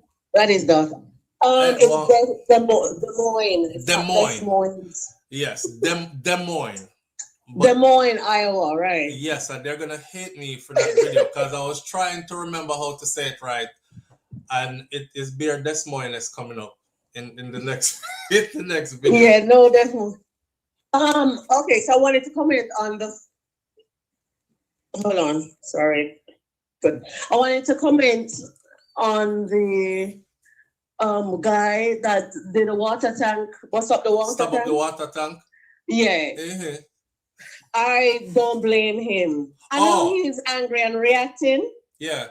I don't blame him. Oh, I thought you were saying he was wrong for doing that and him is a waste man. No, I was saying the other guy is a waste man. Oh, the one who locked up in the room with her. Yeah. Lock up.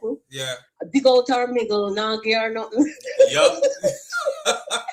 But you know, say probably that's why him don't have to give her nothing. Because him do what the other man where buy things can do in that way. But you're idiot too. Why you even bring the waste man come in your yard? Wow. She don't know for no sneaky links.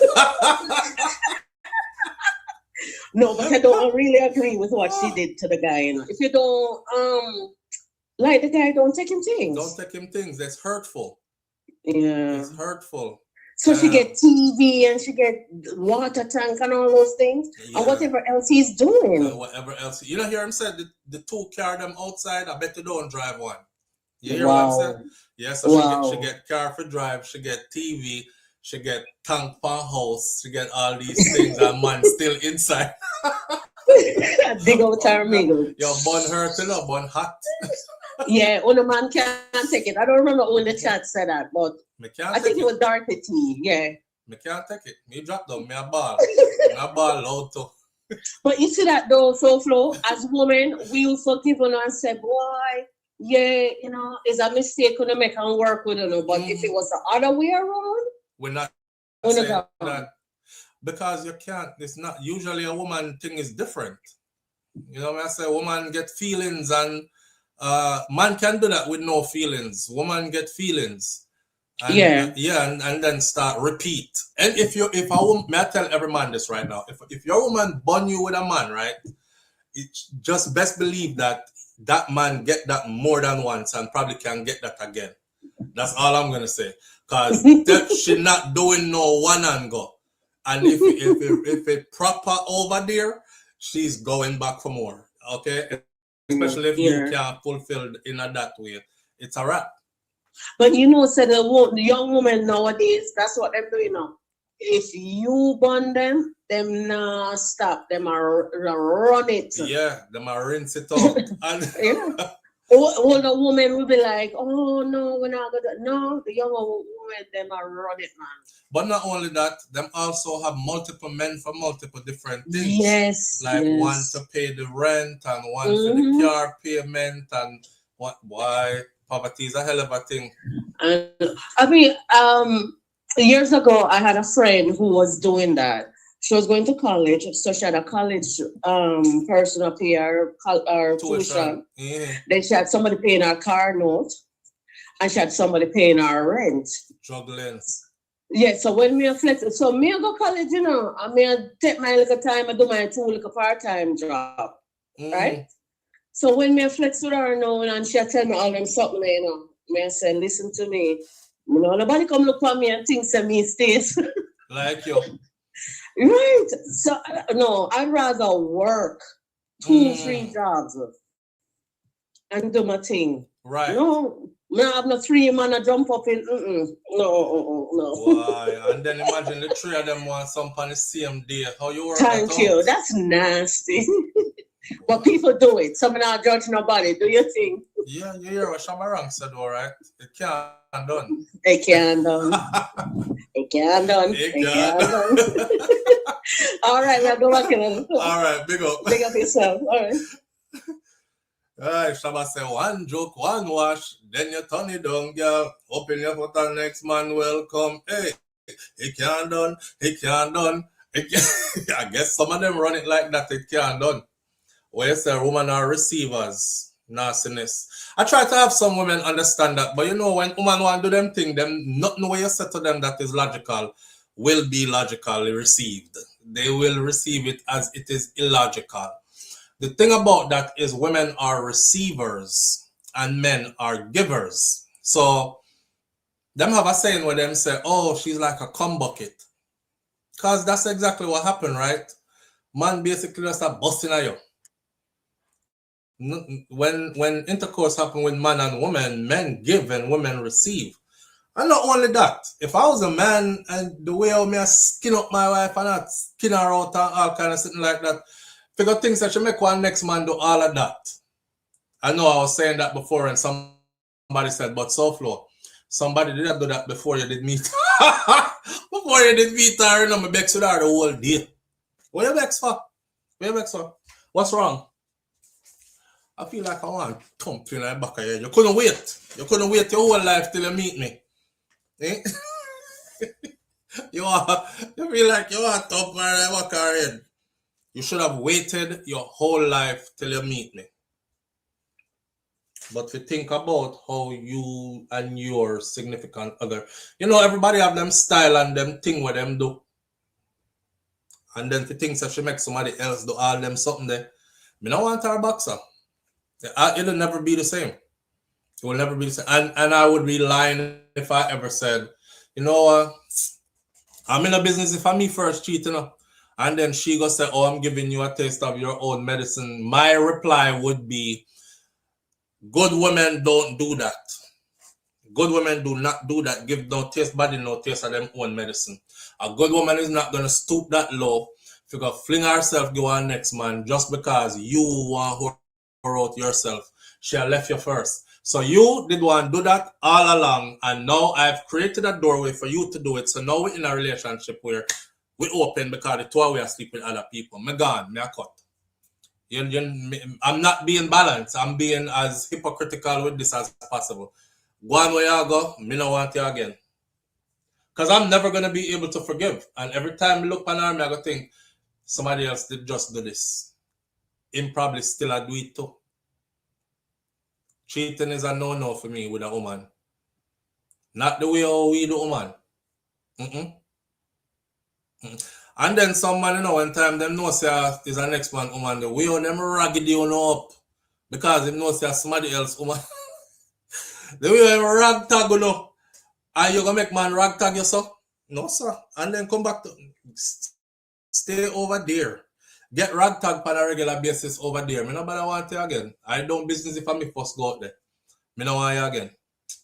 This is why also so many jackets in Jamaica. Yeah, so many jackets in Jamaica, but if you ask Jamaican women on a whole, right, who cheats more, they'll tell you Jamaican men cheat more. So the maths is not mathsing. I normally say, when they say Jamaican men cheat more, I always say, who are we cheating with? Because holy pound get jacket, so obviously I know we are cheat with. Right? I would say on a cheat just about as much as the men do. Probably even more. Because the only time some of them get catch is when the jacket give and somebody decide, I'm going to test that jacket here, you know, because fit proper. And then them get exposed. It's not them come tell upon themselves. It's not somebody come tell you say them because them know how to move, you know. Them know how to move. Me see a brother say, yo, Jamaican man, a brother say, yo, he might dig out that girl there, right? And he's like, when she and her man there, when them she buck the man and she a road, him say something to her like, what him say? Tell Miss Lisa say the something them reach. So if she want to send somebody come pick it up. All right. Cause the man asks whether I hear him heal her up out the road, but him didn't see that her man was there. So you know, you heal up someone, hey girl, how you doing? You know, them woman they will say hi to you all the time. Hi, how you doing, SouFlo? You all right? But then when them see Shakira around today, she don't speak. She know the code already, you know. She ready to give you some, you know. Any woman can talk to me when time my wife did it, is a woman who ready to give me some. Because why else you can't talk to me when my wife is there? Any man that can talk to your wife when you come around as the husband is a man where she ready for give and him ready for take some. Because why them can't speak when in your presence? But we go a bit further than that. The brother said, heal her up. Keisha. And Keisha turn around and her man, they right there, so but him did like 2 person over, step over closer to her and say, I would have boy there. And from him see the play, him just run with it and say, tell Miss Joyce the something them reach and she can send somebody come pick them up when she ready here. All right, cut. They're wicked. Tell Miss Joyce the something them reach and she can send somebody come pick them up when she ready here. All right, your man did the boy. Who the boy there? I did man work up at this shop where mommy ordered the things them from. He might tell myself to tell her say our order come in and she can send somebody come pick them up. Why you so jealous all the time? God. Jeez, that man there hooks out our belly, you know. Why you so jealous all the time? Why you ask her who that final year? The man say, to tell my mother say, if you come pick up the something them. Poor you. Poor you. Now, not only did you just get played by the 2 of them, you also look like a big idiot because now she'll make you know how jealous you is.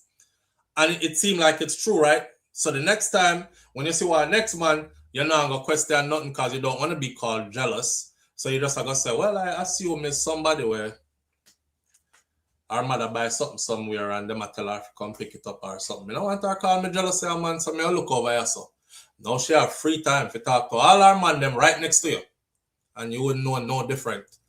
Yeah, tell Miss Joyce that something them reach here. Yeah, so she can send somebody come pick them up when she's ready. Oh God. Hey, Jamaican men. My brothers.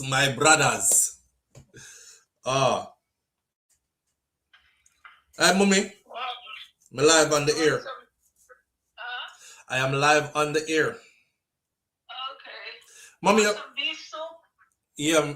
Yes, I do. Okay, I'm not putting no pepper in there because I don't want Malani to tell me about it. Okay, yeah. Oh, she did ask you to not. Yeah, she was looking forward to her beef soup. Yes, some cook it. See that? See it? Yeah, I see it. Good. So I'm gonna put up yours. Okay, mommy. The boys probably will stop by and swing for it later when I'm coming to you. Okay. If you want, you can come for it before. Or I can wait till the kids get out of school and we can come swing by you. Yeah, bring them. Okay. All right, love you. All right, Mom, love you.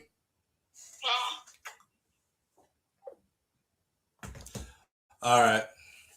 On Friday, I get soup. She cooking that for Malani. She did tell Malani that she'll cook her beef soup. What you say? So for a real belly ass. Oh, me never did don't tell the story about the lady. I don't think she follows me anymore, but she did follow me a lot. It's an older woman who have a lot of things, right? And she was like, you can have my house. I have multiple houses here in a particular Caribbean island. Because I was up here talking about how my dream is to travel the Caribbean. And I got to reach out and link up with some people. Like I have a brethren in Trinidad who is Jamaican, but he lives and works in Trinidad. And he was like, SouFlo, anytime you're ready to come to Trinidad, just let me know, right? You're not even have to worry about nothing. Me come pick you up at the airport, carry you around, show you the place, then you can get some nice footage for vlogging and stuff. I say, all right, for that, right? And I got others in other places.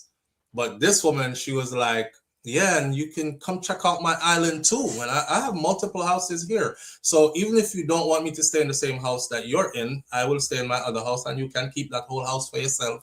Wherever. She had the one where called was like, I can tell you're not being taken care of. You know, I can't, because when I demanding them, actually when I'm demanding them, women was like, you know what, I'm frustrated. I'm going to talk my mind. And you know, when I'm on in them, when me I say Shakira is not doing this, and she, you know, she called and she was like, I could tell something was wrong, and I can tell you're not being treated right. That's why I say the woman them be waiting. And me I say, what to the woman them where bus bump in her face and cut hair out her nose and, you know, make the man look good and put head pan lap on. Because I used to see my auntie do that to my uncle and stuff. Well, they have a saying about as a wifey at home, you must know, say, a next woman, that is her line. She's like, oh my God, she let you come outside looking like that? You got like a lot of blackheads in your face and stuff. I would never let my man walk out the house like that. She don't be in your face. Like, she don't be like popping those. I saw them draw with your man, you know. I saw them draw with your man. Them to say you is a good man. She want a good man for herself too. You know? She want a good man for herself. I am absolutely a mama's boy. Absolutely. Yeah. And my mom be cooking like steamed fish and okra and then, you know, all the back food, the food for the back. So every time she be cooking stuff like that, I'm like, you must want a next grandchild or something. Because them kind of food are where I cook for me. But now she cook for her grandkids though. Because she actually asked Malani what she wanted and tell Malani she'll cook her some soup. Malani said, yeah, but don't put too much pepper in it, Grandma, because I don't like the pepper. So she was like, okay, I'm not going to put any pepper in it for you, baby. And your dad is just going to have to find his own pepper because she knows me like pepper. But the woman, though, when I realized that it was a woman that was like way older, I think I came here one morning and said something about me an old man, but me no want no old man or something like that. But I was joking, right? Because I'm not an old man. But me just I said, me wouldn't want a woman older than me. And she get mad. And haven't seen her on this channel since. After that. She gotta take care of me, Audrey. I could be in the Caribbean. Could be in the Caribbean right now with a house for myself when I reach. I'm afraid of them something. The next thing, I don't know if you see that movie there where the woman tie up the man in her house and I torture him and all kind of something there. Him thinks that him did go to the house just to have some fun and go back home to him family. And the next thing him in there can't come out. Me well paranoid, you know. or I'm always thinking stuff like this. I go all the way to the Caribbean, to that particular Caribbean country. Let's say me fly go all the way to Trinidad.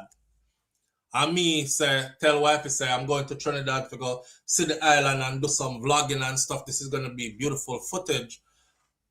And a woman me gonna see. Could you imagine when me reach there and me in a woman house? You see your wife walk out of one back room because she reached Trinidad too. How you gonna explain that? That happened to me already. I don't want it to happen to me again in this lifetime. I learned my lesson. Misery was the name of that movie. Yeah, like me hurt our feelings. Me hurt our feelings. Older is like my mama age. Older. My mom is in her 60s, right? So older is like my mom's age.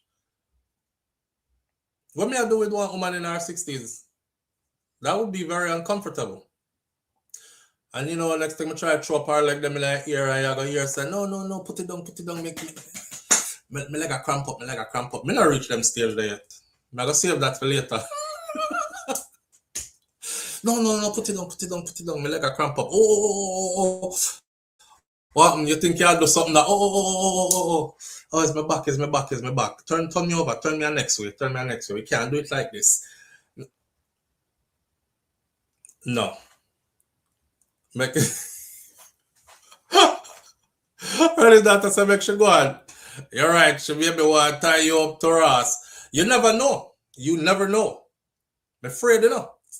One time me and Shakira argue, you see? And she decides that she gone. She gone to her mother yard. So, me know say her mother yard should they. I was like, you know what? I got the house all to myself. She did the video, I air out I had the house out to myself for about a week. I see a virgin that I haven't seen in years. I drive around town. I think I saw him at the grocery store. And I was like, yo, what's around here to do for fun? You know, we catch up on old times and stuff. And he was like, well, there's this place we go where you play a pool and, you know, drinks, nice drinks, them mix there and stuff. So I said, you going there tonight? Him say, yeah. I say, all right, bet. And we end up going to the place. One bag of woman in that place. I'm like, you know, the devil work. Let me show you how the devil work. You don't know where your wife there. Trust me, she left because she got in a man yard. She just use her mother yard for decoy. Her mom is gonna keep the kids while she go get PR freak on. And then when she come back is when she ready to come back. So hear me to myself now. Me say, you know what? That might be true. You know, after about the second, third drink, that sound starts to get louder in your head, you know? So you're like, okay, boom, she definitely they're gonna do fair thing. I can do my thing. So I look around the place. Getting a lot of vibes. Like I got a big ass house to myself. It was summertime, it was hot as hell.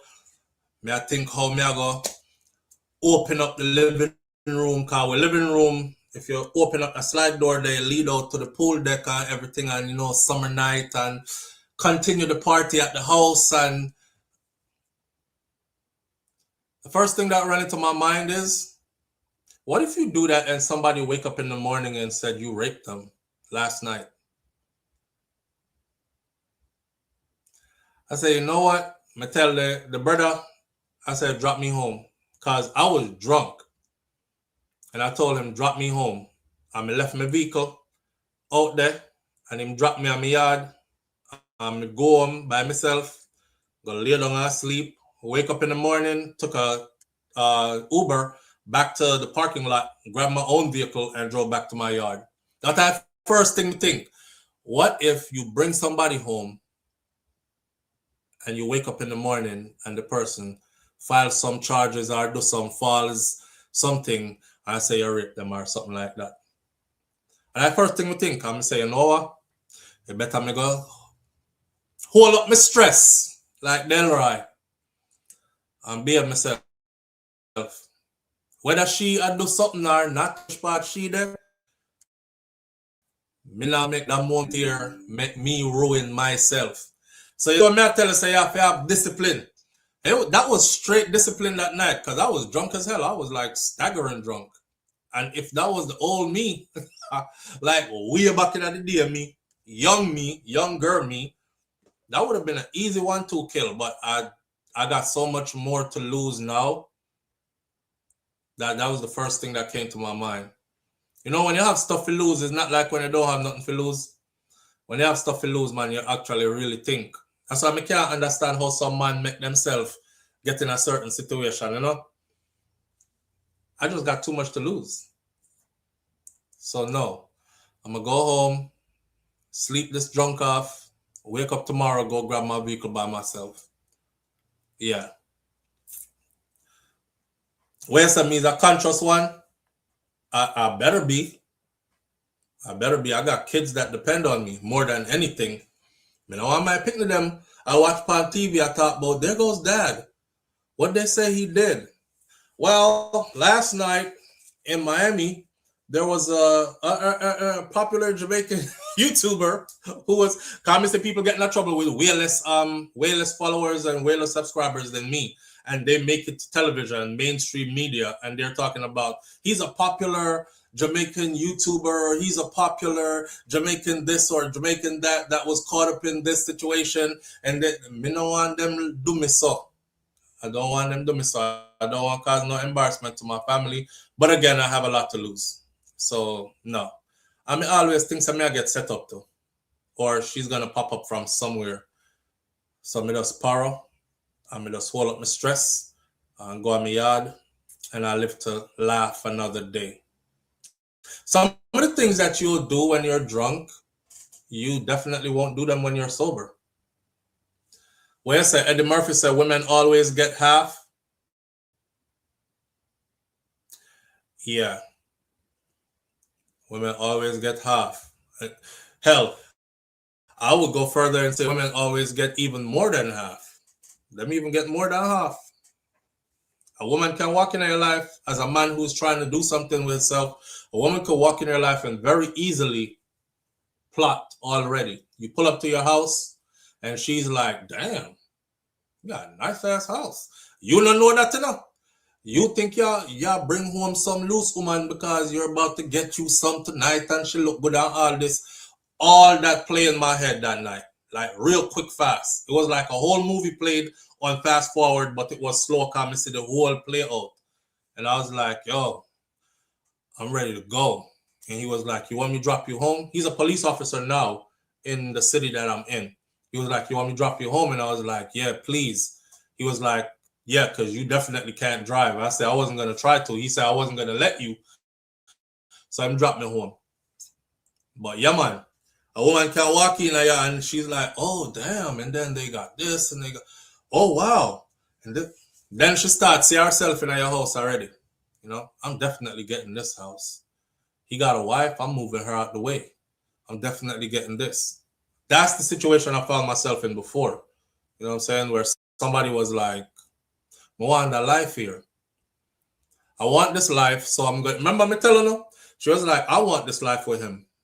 I don't know who tell me if I got car, fly out car, go down Miami. You know, New York, living in New York is different from somebody who grew up in like Miami, right?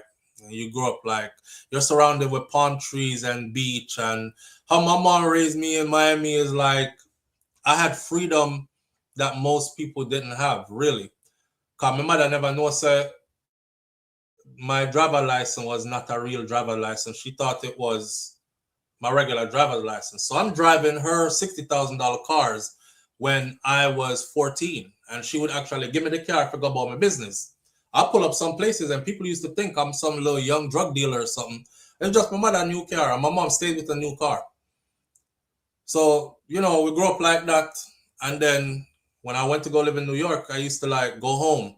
I'm flying out of New York like every 2-3 weeks. I'm gone back to Florida, back to Florida, back to Florida. And every time I flew back, my mom would be like, all I have to do, I call and tell my mother, say, I'm coming home or I'm coming to visit. And she was like, okay, tell me your schedule. And I would tell her my flight lands at 6 at Miami International. And she would hang up the phone and then boom, schedule my car. And it's always one luxury car pickup. So as soon as I land at the airport, I go straight, pick up my car and drive around and, you know, pull off like some have money, see mommy, eat some good food, jump back on the plane, fly back to New York. I decided I wanted to share. I never necessarily want to share that with the girl. I just want to carry upon one of the trip them when I was leaving because as somebody when me did do some extracurricular activities with. And from she get one trip and she see like how my family live and all that, she was like, I want that for myself with him.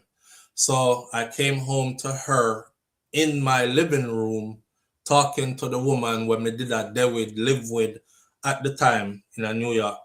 And she over there, oh, I'm in love with him. I love him. I can't hold it anymore. And I have to let you know everything that's been going on. Could you imagine you open your house door and walk in and that you see? I'm like, I'm giving her the what the f you doing here? Leave kind of look. The girl act like she not see me. I try to give her a signal for left. That turning on one big sitting. So I learned my lesson. I never did that again. Never did that. Because women start out being like that. They'll always start out like, I don't care. I know you got a woman, but I don't care. I'll play my position. I know how to play my role. And your dumbass is thinking, yeah, she good. She know how to play her role, right? And then when your donkey lens are now, and she hook on you, and she see how you are and like how you provide for who you have, I feel our whole mind start flip into I want all that for me. The only way I could get it is if I tell this woman everything we are going. Either I'm gonna get it or I'm gonna just mash up him whole something anyway. It took one time for that to happen to me, never again. So yeah, I don't cheat. Cause me no want nothing to reach me. If this a woman when me have right now what cheat for me, and she win the race, cause and she win the cheat race, cause I'm too paranoid to even do anything. You know? Where say better to be paro than sorry. Yeah, better to be paro than sorry. And I definitely don't want to bust my house door and come in and no day comes to no girl sit down on my couch and cry, talk about she's in love and she have to tell her everything that's going on, cause that was an ulterior motive behind that like no other. I'm like, I'm trying to tell her with my eyes, like, if you leave now, I could still spin the story. You know, I could still spin the story. I could still, yeah, big up me eye, man. Like, leave. I could still spin the story. I don't know what she talking about. Yes, I say, girl, crazy. Why is she up here? Ain't that the why is she? What she tell you, say? She told you she know me? Me. Baby girl, come on. Do better than that. Yeah, she wasn't leaving though. When she gave me that serious look there, she was like, come on, son, stop playing, because you know what I'm talking about. Said this Ross is done. She's like, come on, son, stop playing, because you know what I'm talking about. Oh my God. And then I try to leave. I'm in here, nah, don't leave. Don't leave. Come back in here. We have to talk this out. Never again. So me see woman and pass them, my friend. If a woman even make a pass at me, me act like me no see it. Me blind, see me? She probably said, the boy dummy. Him can't see one time woman want him. No, I can't. Me not see nothing. Cause them end up in my living room already. After them done tell me already, say, I know what time it is. I know how to play my role. It's all good. Yeah. You sure? Yeah. I just want you. What? Apparently not. Irwa. There's some new taxes. Maria Charles to it. I don't see a damn thing anymore. I don't say, hi, how you doing? Yes. All right, good afternoon. Everybody is professional now. Big up yourself, my friend. All right, yep, going about my business. Can't catch me up again. New taxes in Jamaica, friends. From the administration, of course, that says, mark my words, no new taxes, and then ring the big bell and win the election. Remember, some Jamaicans they don't mind having the new taxes because them say hurricane pass and the new taxes are needed to make the place better. Want to see how me switch gears? Ride with me. This is just a flyby, just to put everybody on, so we're on the same page. A lot of people that come here, they're associated with Jamaica. They like to know what's popping, what's going on in the country, apart from these other stories that we tell. So nearly $30 billion in new taxes on sweetened beverages, on cigarettes, thank God me not smoke cigarette, on pure alcohol, and on tourism activities. So a bag of taxes are coming our way in Jamaica as we speak. Here's how the taxes work out. Yes, very healthy. So with its revenues severely imperiled by Hurricane Melissa, the government is now looking to raise. So this is our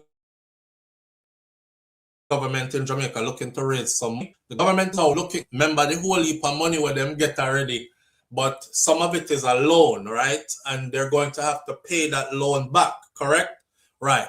So the government is looking to raise money to pay back these loans. Because remember, I know when them take out the big loan the other day, a lot of Jamaicans were like, how are we going to pay that money back?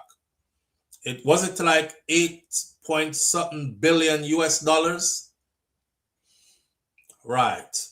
Well, With its revenues severely imperiled by Hurricane Melissa, the government is looking to raise $29.4 billion in new taxes in the 2026 to 2027 fiscal year alone. The bulk of that, $10.1 billion, will come from a tax on sweetened non-alcoholic beverages. So that means we are talking about soda, sweetened non-alcoholic beverages, soda and juices and stuff like that. Finance and Public Service Minister Fayval Williams outlined the new revenue measures on Thursday, shortly after she tabled the estimate of expenditure for 2026-2027 during a brief sitting at the House of Representatives. She said, "It is the first time in 10 years that this government is imposing new taxes," and she remarked that it took a Category 5 hurricane for that to happen. Otherwise, the JLP government would not be adding any new taxes to the people, right? So it's because of the Category 5 hurricane that recently hit us why they're about to tax the people them big. NABS are defined as all non-alcoholic beverages containing added sugar or other caloric sweeteners, as well as beverages containing artificial or non-nutritive sweeteners, whether they're carbonated or non-carbonated, and whether manufactured locally or they are imported. Those will be taxed. Well, I better go back to juicing. Go get some carrot juice and some soursop juice and some. Well, the primary objective of this measure is not only revenue mobilization, it also supports a broader public health objective, she said, adding that Jamaica continues to experience elevated levels of obesity and diabetes, and sweetened beverages are recognized as a significant source of excessive sugar consumption. Jamaicans now are drinking more soda and more sweet juice than ever before, and we are importing more of these things now into the island than ever before. And as a result of that, we've seen, remember me telling us, I was in Jamaica one of these trips, and I noticed, something and then you can't see it. It's like seeing a Tesla for the first time. I saw a Tesla for the first time, the ugly looking one, the one that looked like it come from Total Recall. After I saw that for the first time, the Cybertruck, I could never not see them again. I started seeing them everywhere after that. It's the same way when I saw the amputation, somebody with no legs. And then we drive a little bit down further and I saw another person with no legs or with one leg. And I drove a little bit further and I saw another person with another one leg. And by the time I reached up at one place, I think it was a funeral up at Shakira them place where we know for our grandfather or whatever. There was a rider in a wheelchair with one leg as well. So I started saying to myself, damn, first time I ever noticed so many people in Jamaica with legs missing. Turns out Jamaicans are in the Caribbean in amputation. So anything we do it in excess. Right. Then they consume all them juice here, the fake juice with the sweeteners and X amount of sugar to a diet, and it's not working out well for us. Diabetes has spiked out the roof on the island. Now she's saying not only is this about that, but it's also about hoping that this will curb the people them appetite and desire for these juices, the consumption of this excessive sugar. I don't think that's going to stop anybody. She also announced that SCT, the tax on these sweetened juice, that will take effect during the first quarter of the fiscal year 2026 to 2027. She also announced a SCT, or tax on cigarettes, which will be increased by $3 per stick, not per pack, $3 per stick, moving the commodity to $20 per stick, and resulting in a revenue haul of $1.1 billion effective May 1st of 2026. it will be increased by $3 per stick, moving the commodity to $20 per stick. $20 per stick increase on cigarette. Per stick, not per pack. And is what? I don't remember how much in our pack. Modification to the 20% duty concession on motor vehicles for public officials will yield another $1.3 billion in revenue effective May 1st, while an increase in the environmental protection levy rate to 0.8% from 0.5%, and domestic base expansion is projected to yield another $3.639 billion in revenue as of May 1st. For the tourism sector now, an increase in GCT rate taxes on tourism activities to the standard rate of 15%, up from 10%, should realize revenues in the amount of $11.4 billion annually added.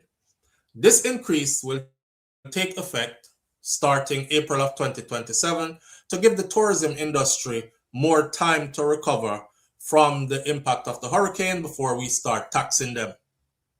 Consumers of alcoholic beverages, they will see a SCT tax being levied on liters of pure alcohol. Williams announced that the SCT on alcoholic beverages will be increased from $1,230 per liter of pure alcohol to $1,400 per liter. The proposed increase is intended to prevent the real value of the tax and strengthen revenue mobilization, she said. She said the estimated revenue gain associated with increasing taxes on pure alcohol is approximately another $1.6 billion and will also take effect on May 1st. Of note is that this marks the first time that the revenue measures are laid in the Parliament at the same time that other documents such as the estimate of expenditure are tabled. This is a requirement of the Financial Administration and Audit Act, and non-compliance was flagged by the Independent Fiscal Commission in January of 2025. So, just an update and just some FYI for those who like to know what's happening in Jamaica. At the end of the day, I don't really care what gets. And the reason I don't care what's getting taxes, if I want it, I still have to go buy it anyway. Whether it costs $5 more, $100 more, $500 more than what it did before, us whining about it is not going to get the price to go down. The price is what it is. Thank God I don't smoke. Thank God I don't smoke either. Lady J said, I would have to wean myself. What you say? You support these taxes, Nisha? Nisha said, I support the tax increase. We have them here in the UK. And this is for healthier choices. The healthier choices, though, it's not a good excuse. Here's the reason why. People who heavily consume alcohol and tobacco, they usually have an addiction, and that's their vice. That's like telling a crackhead, say, you don't sell $5 packs no more, you got $10 packs only. They're not going to argue.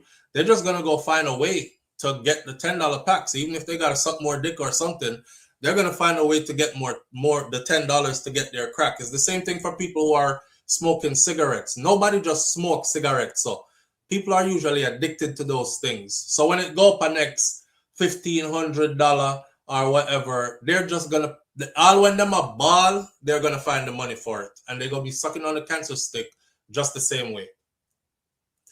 The only thing we can tell Jamaicans about the sugary drinks them is y'all need to return to what we did before all this. A bag juice we used to deal with before, Yeah, bag juice. And then we used to deal with fruits and fruit juices and blend up fruits and vegetables and them thing there. I don't know when we reach this stage, but I guess Jamaica is like everywhere else in the world, right? Becoming modernized. And you know what comes with modern lifestyle or foreign lifestyle. I only drink coconut and regular water, so I don't care, says Crystal G. That is it. I don't drink sodas. So that wouldn't affect me anyways. How did they come up with these numbers? They're that's what I want to know, because, hey, this is heavy. Every turn you turn on this right here is like, this should give us $3.36 billion. You know, notice that everything was in billions. Everything was in billions, you know. This should give us 3.3 something billion dollars. This right here will give us 1.75 billion. Then you add that over here, it should give us another 2.6 billion. I guess they have mathematicians and economists who are crunching these numbers for them, but they know how to get the money out of the population for sure. And them are gonna get it. Again, it don't make no sense. Here's something that I do here in the US. When I hear people saying stuff like, damn, gas price has gone up. Man, the gas price went up by $3. I never ever go to a gas station and look up and see the marquee and say, damn, gas price expensive. You know why? It's not going to bring the gas price down. And I have to put gas in the vehicle that I'm driving. So why cry about it? Put in the amount of gas you can afford and go and buy your business. That's how I treat it. So I'm going to be flying into Jamaica on a regular basis. These things are going to be in front of me. Some of them I'm going to want to buy. I'm not going to complain and say, we're not charge one extra $500 now fee. Just buy it and go and buy your business, my friend.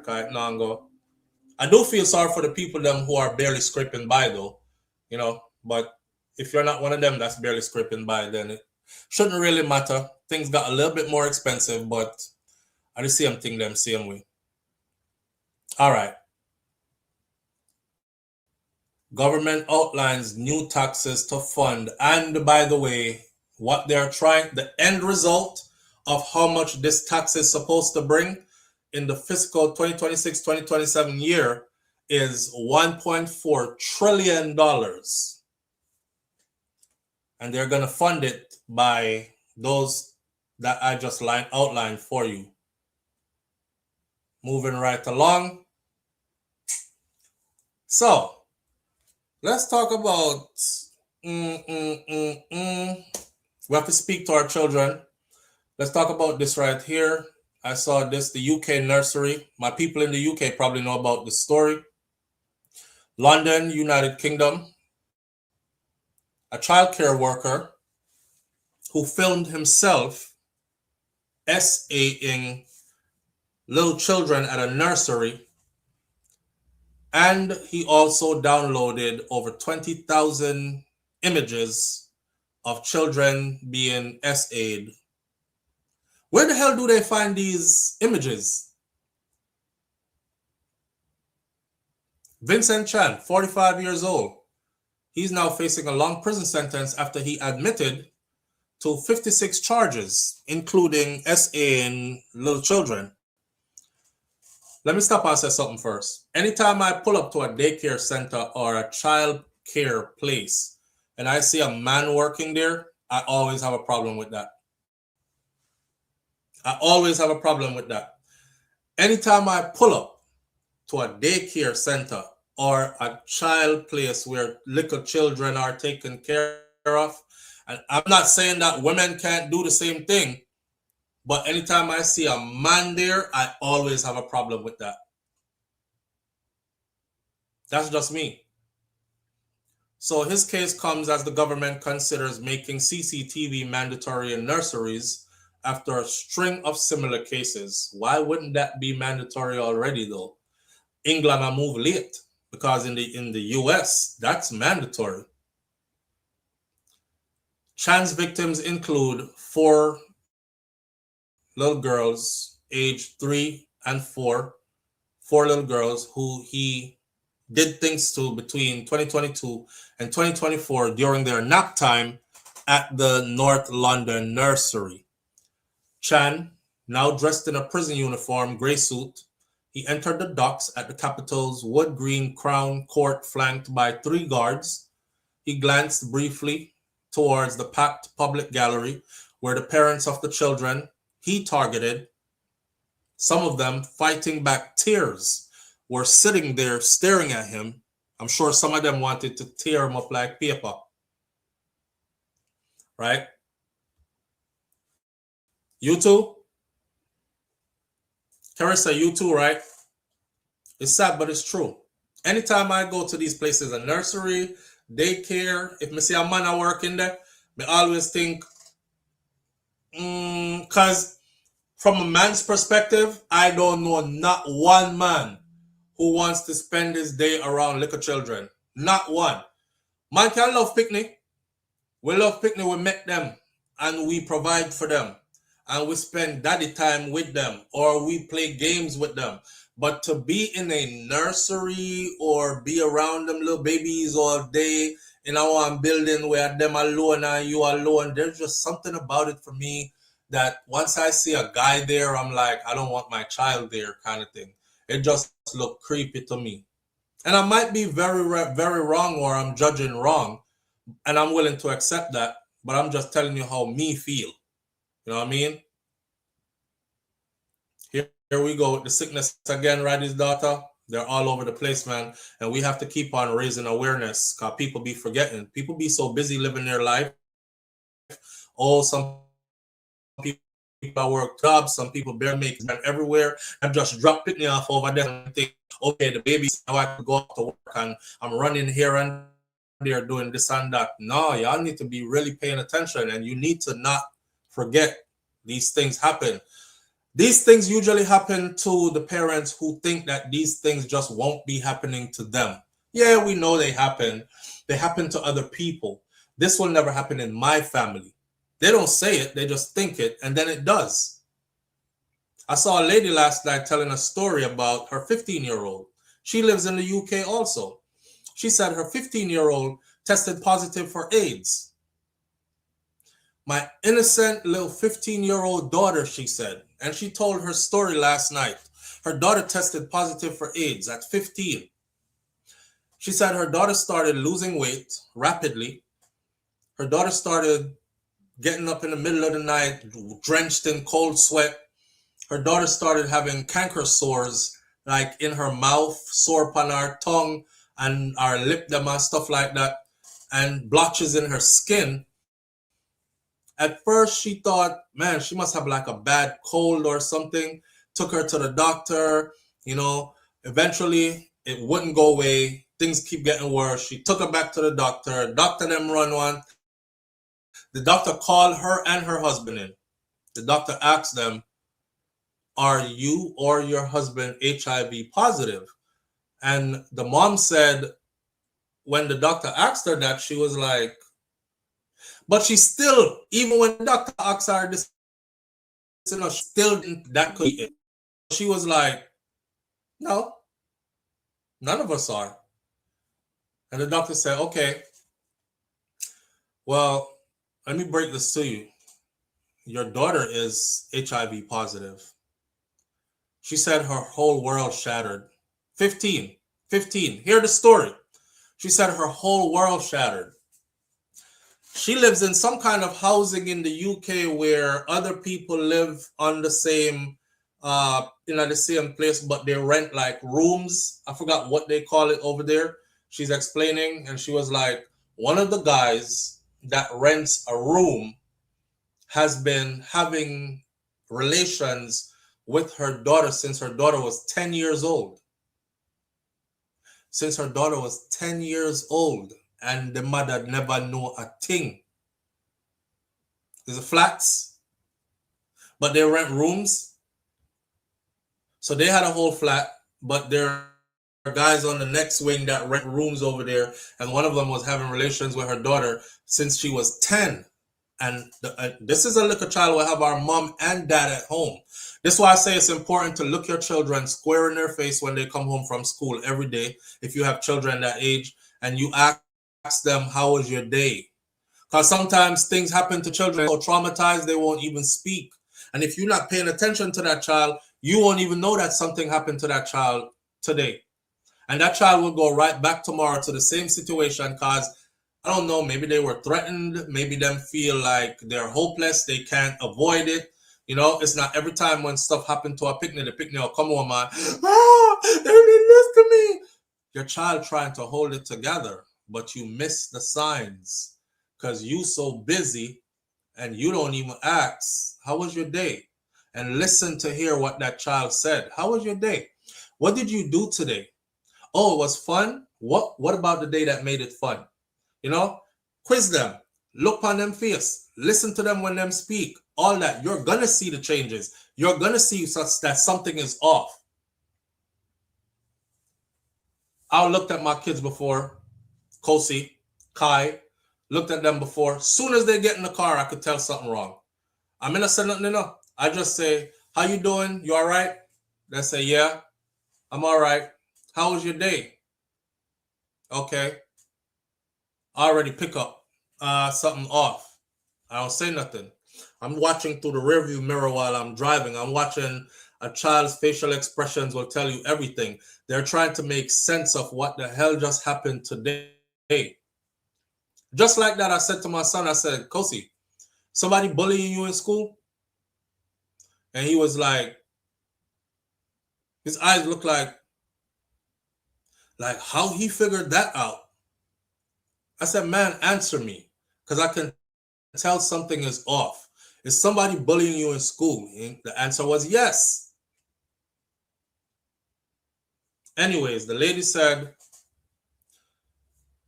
the guy that did it to her, this story gets really bad. The guy that did it to her daughter came forward and told her mom and her dad that it's been happening since she was 10 years old. Of course, the mom says her and her father are kicking themselves in the ass because they can't believe that right under their nose, this was happening and been happening since she was 10. The child told, and the child told who it was. When the child told who it was and that individual was notified by the police, he went on the run. He was eventually caught, but he went on the run first. And then when he was caught, him tell everything. Now, this is when it came out, right? Check this out. A lodger. Is it a lodger? Hear this. He admitted that he's been doing it since she was about 10. He also admitted that he used to bring other men over to his room or his place to have them do stuff with her throughout the years. The law enforcement people in the UK tested him. He's HIV positive. They asked him, how many others did he bring? He said 5.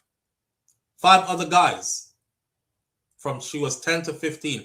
5 other guys that regularly came through to do things to her. He told on all of them. That mom was in tears yesterday telling her story. My jaw hit the floor. 5. He told on all of the 5 of them. All 5 of them were arrested. They were rounded up and arrested. All 5 of them were tested. And guess what? Guess. All 5 of them are HIV positive as well. All 5 of them. So the 5 man them, plus the one that started it with her, all HIV positive. And they share her. And she's HIV positive. And all of this was happening right the South spot them live. So when I do these stories and I be telling y'all to pay attention, some of y'all might be like, dismiss this. Me not have no picnic, so me not have to hear this. Man, you don't have no kids, but you have kids in your family. Your sister, your brother, auntie, cousin, somebody have kids around you. Or you are a citizen of the world and you see kids all the time. Learn to see signs of things going wrong with kids, because you can be an advocate for some child that's going through something. You might be a lifesaver. You might be the one that blow the whistle to save that child. You know what I'm saying?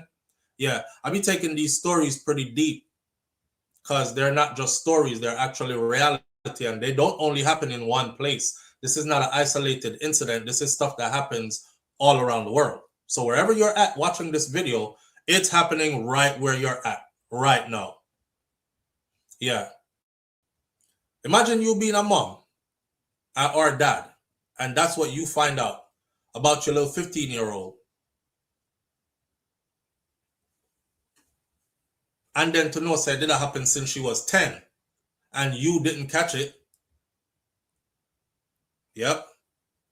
The doctor said, are you and your husband HIV positive? And the mom said, I was taken aback because I was wondering, why would he ask us that?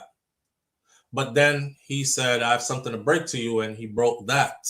Your daughter is HIV positive.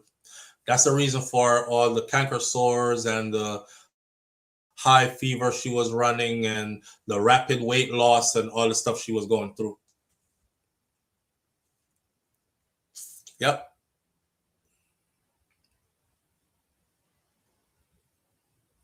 What you said just now? See why I don't allow people around my baby, and I talk to our father about who he have around. You got to be concerned. You have to be concerned. Yeah. So I can't even imagine if they're not fishing elsewhere too, how much more persons they are sleeping with. Friends, that part right there. Because I'm absolutely sure 6 man was not committed to a little picnic that was 10 to 15. They probably have other victims in other places. Young, impressionable, manipulated, and infected. Young, impressionable, manipulated, and infected. You know, Missy Brum Brum, they probably did threaten her, or sometimes when stuff like this start happening to a youth when they're young, they actually grow up believing like it's not so bad kind of thing. It's not so bad because he buys me stuff that my mom can't buy me and my dad can't buy me. Like I have the latest iPhone. I just can't let my parents see it because they're going to want to know where it comes from, right? I have things that I want. He gives me money kind of thing. It not really have to be them threatened. It could be it started happening so young that child grew up thinking it was okay. Again, story I'm watching out of Jamaica where the boy them was talking about their first sexual experience was with a man. A man hold them down and do it to them. And one of the youth was saying he even got suicidal because him know say man not supposed to do that to man. While a couple of other the youth them say from that happened to him, this is the similar story they shared. God is in control of all things. So if God allowed that to happen to me that young, that means God was trying to tell me that this is who I'm supposed to be. So me is a proud Batman. Because if God never want me to be like this, He wouldn't make man do that to me. And this be my first introduction to intercourse. So you can imagine the confusion, right? So the youth I grew up, I think all things happen through God. And God allowed that to happen to show me, said, this is who I'm supposed to be. I said, God damn, that's a deep ass conversation, man. Yeah. Yeah. And and the kicker in that is he knew all along that he had it. He knew all along that he had it. So, this guy in the UK, I call him the face of evil because he was working in the daycare center and the things he did to the children there in the daycare. And yeah, these things don't only happen in third world countries, and they don't only happen in Jamaica, and they don't only happen in the US, they happen everywhere in the world. He also admitted to taking pictures of children in 2024, 2025, when he was no longer with the nursery of the school or the school. but he was still taking pictures of the people's children. One woman said that learning that he had filmed himself SAing her little baby as she slept still had her feeling so violated. No shit. So you can imagine in daycare, right? They have, all daycares do this. They have nap time.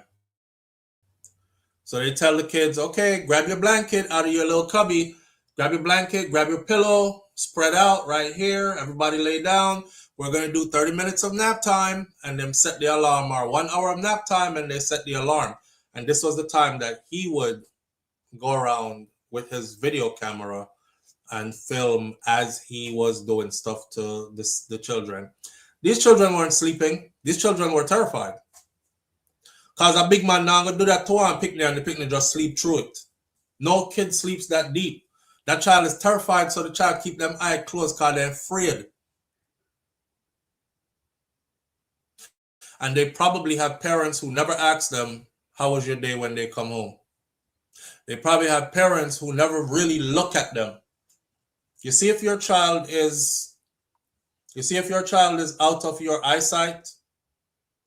Every parents, if your child is out of your eyesight for hours per day, you need to be inspecting your child when they come home. Like when it's bath time, inspect parts of your child. Ask your child questions. You see, Miss Ruby, my grandmother was the one that taught us that nobody should kiss you on your face or in your mouth. Nobody should put their mouth on any part of your body. Nobody should touch you anywhere on your body, especially down there. And Miss Ruby used to ask us all the time. She would come in when you're bathing up, and she would ask you then, like, anybody touch you there? Has anybody touched you there? Anybody tried to take off your clothes or lift up your clothes or put their hand in your clothes? Anybody see that this woman right here, man? I'm telling you, real champion this. Real champion this. Nowadays, people just fling tablet, give them picnic when them picnic come home from school and gone about them business. Go watch their favorite Netflix series and soap opera or whatever. Or you just so caught up in your own life and your own self that you forget that these kids are going out into the dangerous world as well. The world is not friendly, fam. The world is not friendly. We as grown people can protect ourselves, but we know that the world is not friendly. So imagine how much more unfriendly it is for our little children. Some of them can't even articulate some of these things when it happens to them. So they're stuck inside of themselves. They don't even know how to tell. And these predators, once they see that, they feasting. Oh, it happened and he didn't say anything. That means it could happen again. Happened 2, 3, 4, 5 times. This, I got one that's never going to tell. You have to be up on your children as a parent. You know? All in for just get go 5 man hour, mash up the TV and mash up the drum from the... Oh, yeah, do him like how the man do the drum. He also admitted to following the children and taking pictures of them after he was no longer with the school and the nursery. Somebody said to him, you committed a continuous daily betrayal that has now reached back through time to poison every memory I once held dear, is what one of the moms said in a victim impact statement. Her ideas of her child starting school and leaving home and making friends, she don't have those anymore.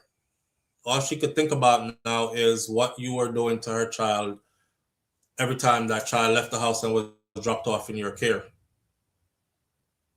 London Met police officer who led the investigation, Lewis Basford, said earlier that Chan was a dangerous and a predatory individual. He said that the scale of his abhorrent offending is shocking. Chan's history demonstrates to us that he has sought out positions of trust involving contact with young girls, which allows him to commit his crimes unchecked for long periods of time. Women been telling you for a long time, they work themselves into positions of power. They work themselves into positions of trust. School teachers, pastor, counselor, those kind of things. This is where they're allowed to be left alone with children. Daycare workers. In a statement after Chan pleaded guilty in January, the families of the victims from the now closed Bright Horizon Nursery in North London said that they were sickened. These further crimes raised deeply troubling questions about how safeguarding systems could have failed so badly that someone who was a prolific and persistent offender was able to secure employment as a nursery worker and offended without intervention for all those years. For the people who live in the UK, because sometimes I do stories from the UK and people are like, damn, SouFlo, you in the US and I live here in the UK and I never heard of this. For those people, you can go look up this story. You might find something about it in the UK press, right? So look up the story about the Bright Horizons Nursery in North London that got closed down, and you will get all the details about that. And the offender, a UK nursery worker whose name is Vincent Chan, and you'll get the whole story. I don't tell these stories with pleasure. I use these stories to wake people up. I use these stories to raise awareness and hope that in the midst of us having fun and laughter and stuff, that it also wakes somebody up, you know? We're going to break from this real quick and do a video. This video right here is a advertisement done by one of our own comedian, White Yardie. So White Yardie was in Jamaica, and there's a property there that I think would go good with my audience. Because some of them want to go to Jamaica and carry a family and find someplace nice where a big family can have some fun together. You know, someplace nice and secured and luxurious and all these other kind of things. So I'm going to share this with you, and you can take the information down for a trip with you and your family. Life is short. Live. You know, make money and you know, stack up the money. Live. Here's the video of that property. What's going on, people? Welcome to Jamaica and Plantation Heights. And this 6-bedroom mansion, Elysian. Come inside and let me show you what I want. Let's go. So listen, man. If you're looking for somewhere to stay, but you want to stay with luxury, you want to stay somewhere nice, comfortable, you want to feel safe and secure, this place is perfect for you and your friends, our family. Yeah.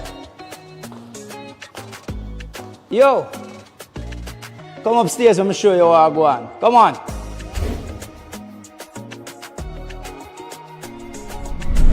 Over here, man, over here, over here. Let me show you some of these views that you get when you're up here staying.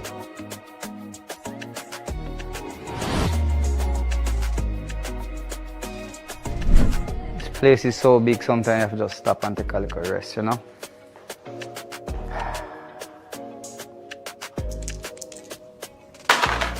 You can enjoy a game of Lodi with your friends while you stay here as well. Plus there's a games room, yeah, with a pool table. This mansion also has a swimming pool. No mansion would be completed if it didn't have a swimming pool. Plus the jacuzzi, yeah. Oh, go on. We're just outside getting ready for the barbecue, you know, we're gonna put on some jerk chicken, maybe some roast fish and that as well. But listen, not only do you have an outdoor kitchen, you also have a fully equipped kitchen inside with everything you need, including chefs. Hi, morning. So today we're preparing omelette, a full house omelette, pancakes, and also French toast. My breakfast is wow. Yes, sir. Also, freshly squeezed orange juice for our guests. And if they request another flavor, we have it too. When you stay here, the experience that we give, you get proper food. We have our American style breakfast at the moment. French toast and your pancake with some omelet.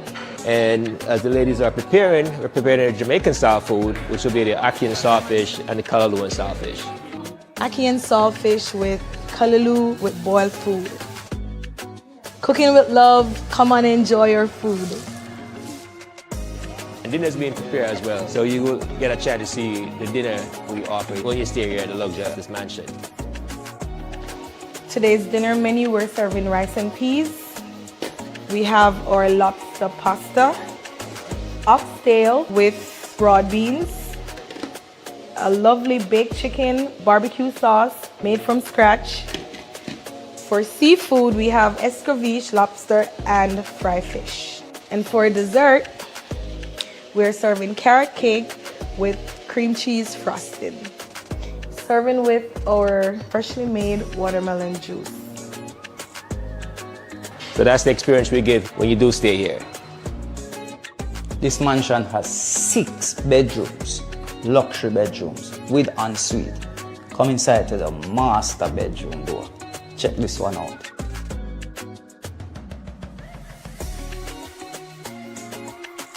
These bedrooms all come with walk-in wardrobes, so you have space to put out your clothes for your holiday. You can pick out your outfits, put them here and there, get them prepared for your vacation, your holiday, or just your chill time. Jeez.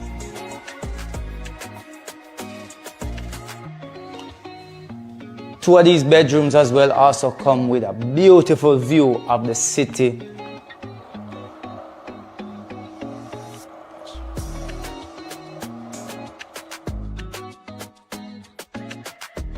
So what's stopping you from experiencing this luxurious stay here at Elysian? Make sure you book it now. See you.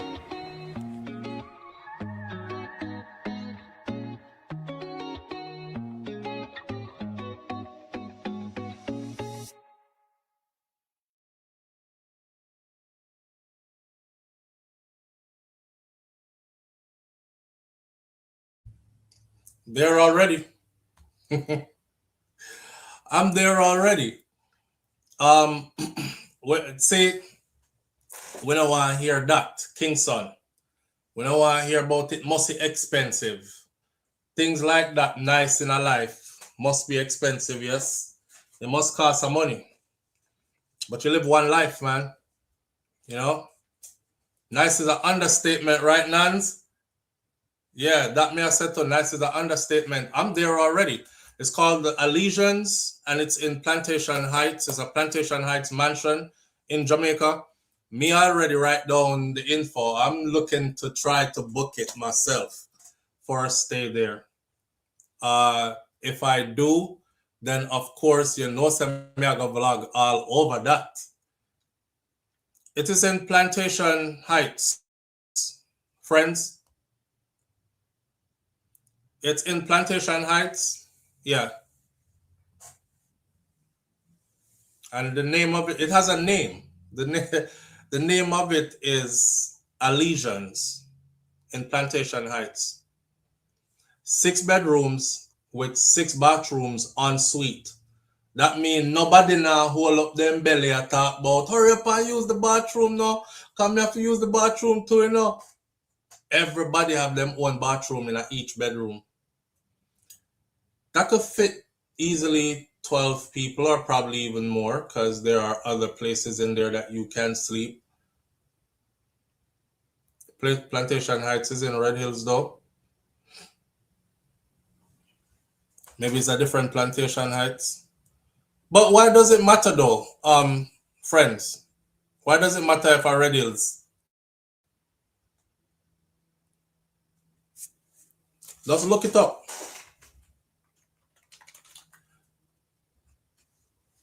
Me just like I like the ambience. Me ready.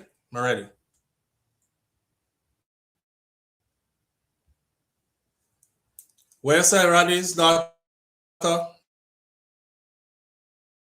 It's in St. Andrews at the top of the hills. And you can see the team come with it. I got cheap. Them kind of meal that they're cooking, all the big something there, oxtail, and then this, that, and the other. Them kind of treatment there. That's for somebody who wants to really go all out. That's for somebody who wants to treat a couple of members of their family, your close circle. Hell, that would be a nice thing for, if me have 6 friends, then 6 of us should be able to pool our resources together and go enjoy that. It's something like that. If me have 6 friends. Otherwise, me shouldn't have 6 friends. At all my age now. You know, who want to vacation and go up into Red Hills. Somebody who's never done it before. Friends say who want vacation and go up into Red Hills. Somebody who's never done it before. You would be surprised. That's the same way people were like, who want vacation and go way up in the hills at Trelawney and Clarendon. That's exactly where people be going. You know what I mean? The things that that's the thing about we as Jamaican, you know, we have certain things, right? And we take it for granted. We take the things then that we have for granted. And we're like, we have it. You wake up and see it every day. So you're like, we have it, yeah. Whole heap of tree, whole heap of fruits on the tree, them and all them something there. When you wake up in the morning, the place wet with dew. And, you know, you can see how the sun rise slowly and all these things. Beach water warm all year round, all these things. You take all that for granted. So you might think to yourself, who wants to vacation at this place and that place? Whole heap of people. Whole heap of people. It's on their bucket list, trust me. Where's Kingston have vibes too? Yes. Yeah, people always go into like just the tourist place them. Right? Like popular tourist place like Ochi and Mobile. But there are other places in Jamaica that you can go and enjoy and have whole heap of Kingston have vibes too. Kingston have whole heap of vibes too. I would say though, if you're traveling, if you're looking for like family fun, especially if you have like smaller children, then I would probably be heading more into the Ochi area and into the Mobile area. I would even say more into the Ochi area. Mobile area is more like, yeah, your big friend them and big people party and fun and stuff like that. But Kingston does have a vibe. There are lots of things to do there. The truth is, it would be lost on me when I go home. I want to do road, says Crystal G. Well, different strokes for different folks, you know. You want the road, somebody wants to stay inside, lock up in some nice place, overlooking the hills. And then we can drive down from the hills and go dine at some fine restaurant. We want to go back to a place to live. Like, because most of us, let me be real, right? You want me to be real honest? Most of us with the in here so right now don't own a house like that. And I'm probably talking about 99% of us who are in here right now don't own a home like that. And of that 99%, about 97% of that 99% can't afford to own a home like that. There are some in here who, about a 2% in here, this is me guessing, but I'm guessing my guess is accurate. There's about a 2% in here who have money. If them splash out whole heap of the money, them could have owned something like that, but them don't own it yet. But majority of us in here don't own no house like that, my friend. So me want to feel some luxury in a Jamaica. I don't want to only just always be Depot Road and in a one little place around here, so I want a little place around there. So we could do that too, because that's where all the fun, that's where a lot of the fun is at. But I also want to get a taste of what it would feel like. What does it feel like to live in a mansion on top of the hill in my own country? That's that. A lot of people, you know, you will never own one, so why not just rent one for a minute and live like that? 6 bedrooms with 6 ensuite bathrooms. Did you see the stone cut wall around that house? Nobody can come in there so come bother you. The wall high and rotted. You know, see when White Yard did stand up outside, how big the wall is over him. You're inside of a fortress. And to have your family in there, fully catered to for a couple of days, come on, man. You don't have to be, you know, all that all the time. Hubby never been to the National Stadium, so we got to tour once when it was empty, and I took him to my places, says Denny's. And him is a Jamaican. We're in a Jamaica. Yeah, man, we want to experience everything about Jamaica, especially the luxurious part of Jamaica. We could always go eat out a cook shop down a road and we can say, no, all their fine dining is not better than the cook shop. But have you really fine dined in Jamaica, though? Have you really had opulence in Jamaica? I mean, think about this, right? We so foreign-minded how we are geared, how we are raised. Remember I said I'm raised with things that foreign better, you know. Everything that's better is outside of your own country, you know. So you have to go reprogram yourself. So if you're an adult who's working overseas and you're earning decent money and you can actually experience these things, why not reprogram yourself that way? I go to some places in Jamaica where I'm like, yeah, America don't even have this. It don't even look like this there. It don't even taste like this there. Them don't have none of this kind of something there over there. That's you just letting yourself know that these things are attainable in your own country. Plus, I want my children to grow up thinking that too.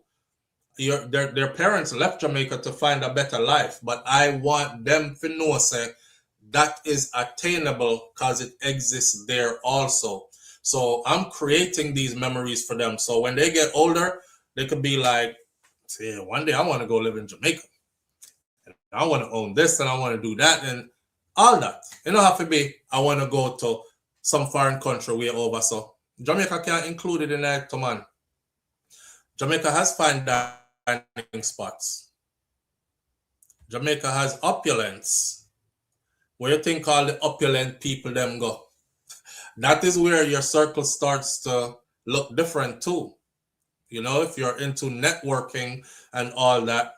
If you're a person who is into networking, you're not going to meet certain level of people by going down at the cook shop, Miss Matty cook shop where you always go, by going over to Hellshire, eat some fry fish and festival on the beach, or go over there. So you're going to I show this to people who want to expand their mind and expand their network even, or experience opulence in our own place. That is what that is for. So yeah, there's always going to be those who are like, God, that must cost too much. Me not even look on it.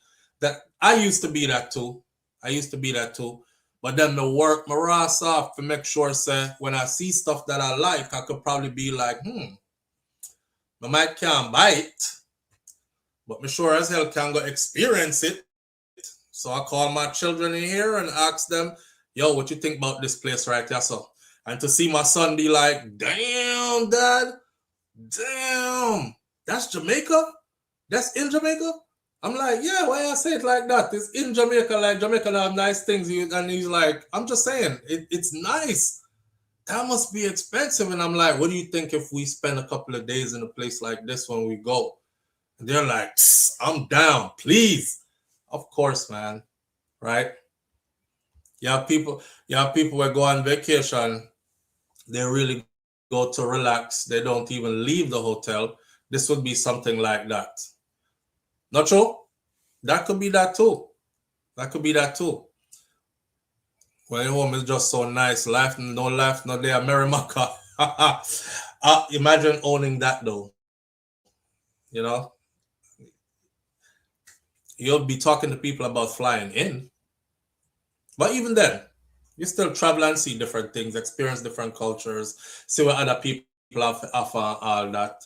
But for me as a parent, when I show my children stuff like that, I think it broadens their horizon. So they know from a young age that these things are attainable, that the people I come from have these things too. So I could definitely get these things for myself too. You know, and then you help them along the way and guide them along the way and create opportunities for them along the way for them to grow up to be in a position to where they can afford these kind of things. If you never catch me in my generation, it must catch my pick to them in a them generation to where that be their norm. Right? That's what it's all about. The wealthy can tell some of us about the elite areas in Jamaica. Absolutely. Well, if you just look at the places, you will know. I went to Jamaica in December for a week and we stayed in an 8-bedroom, 8.5 bathroom Airbnb. My kids loved it. We had a chef, maid, pool, gym, game room, etc. Yes, that's right now. That's what I'm looking at. I'm looking at doing one of those. Absolutely. And Carissa, it was lovely, wasn't it? She said the kids loved it. Yeah, man. We have to live like a life, man. Life is to be lived. Like, we can't take none of this with us, you know. It'll be nice to one day look back and say, you remember that time we went to Jamaica and we were in the mansion? Yeah. Where else will go a mansion? Where else have you all been to live in a mansion or stay in a mansion for a week or whatever? Just nice memories building. Our last topic for the morning. Sex workers at the notorious Backroad strip in Portmore.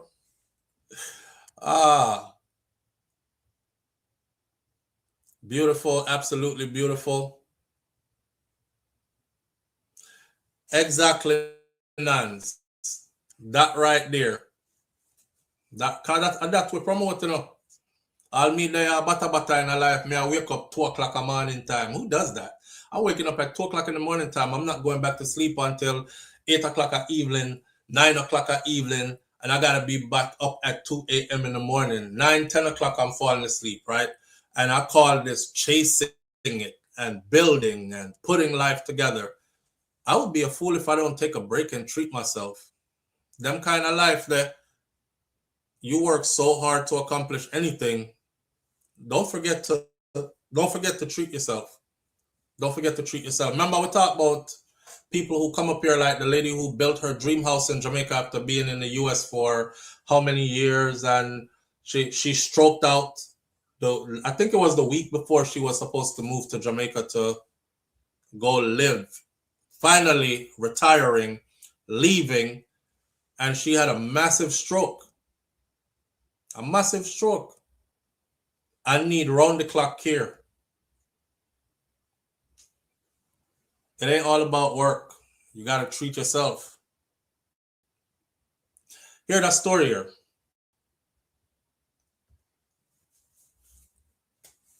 Sex workers at the notorious Backroad strip in Portmore, St. Catherine, have revealed that some of the most bizarre and unsettling requests that they receive, often less about sex and more about power and control.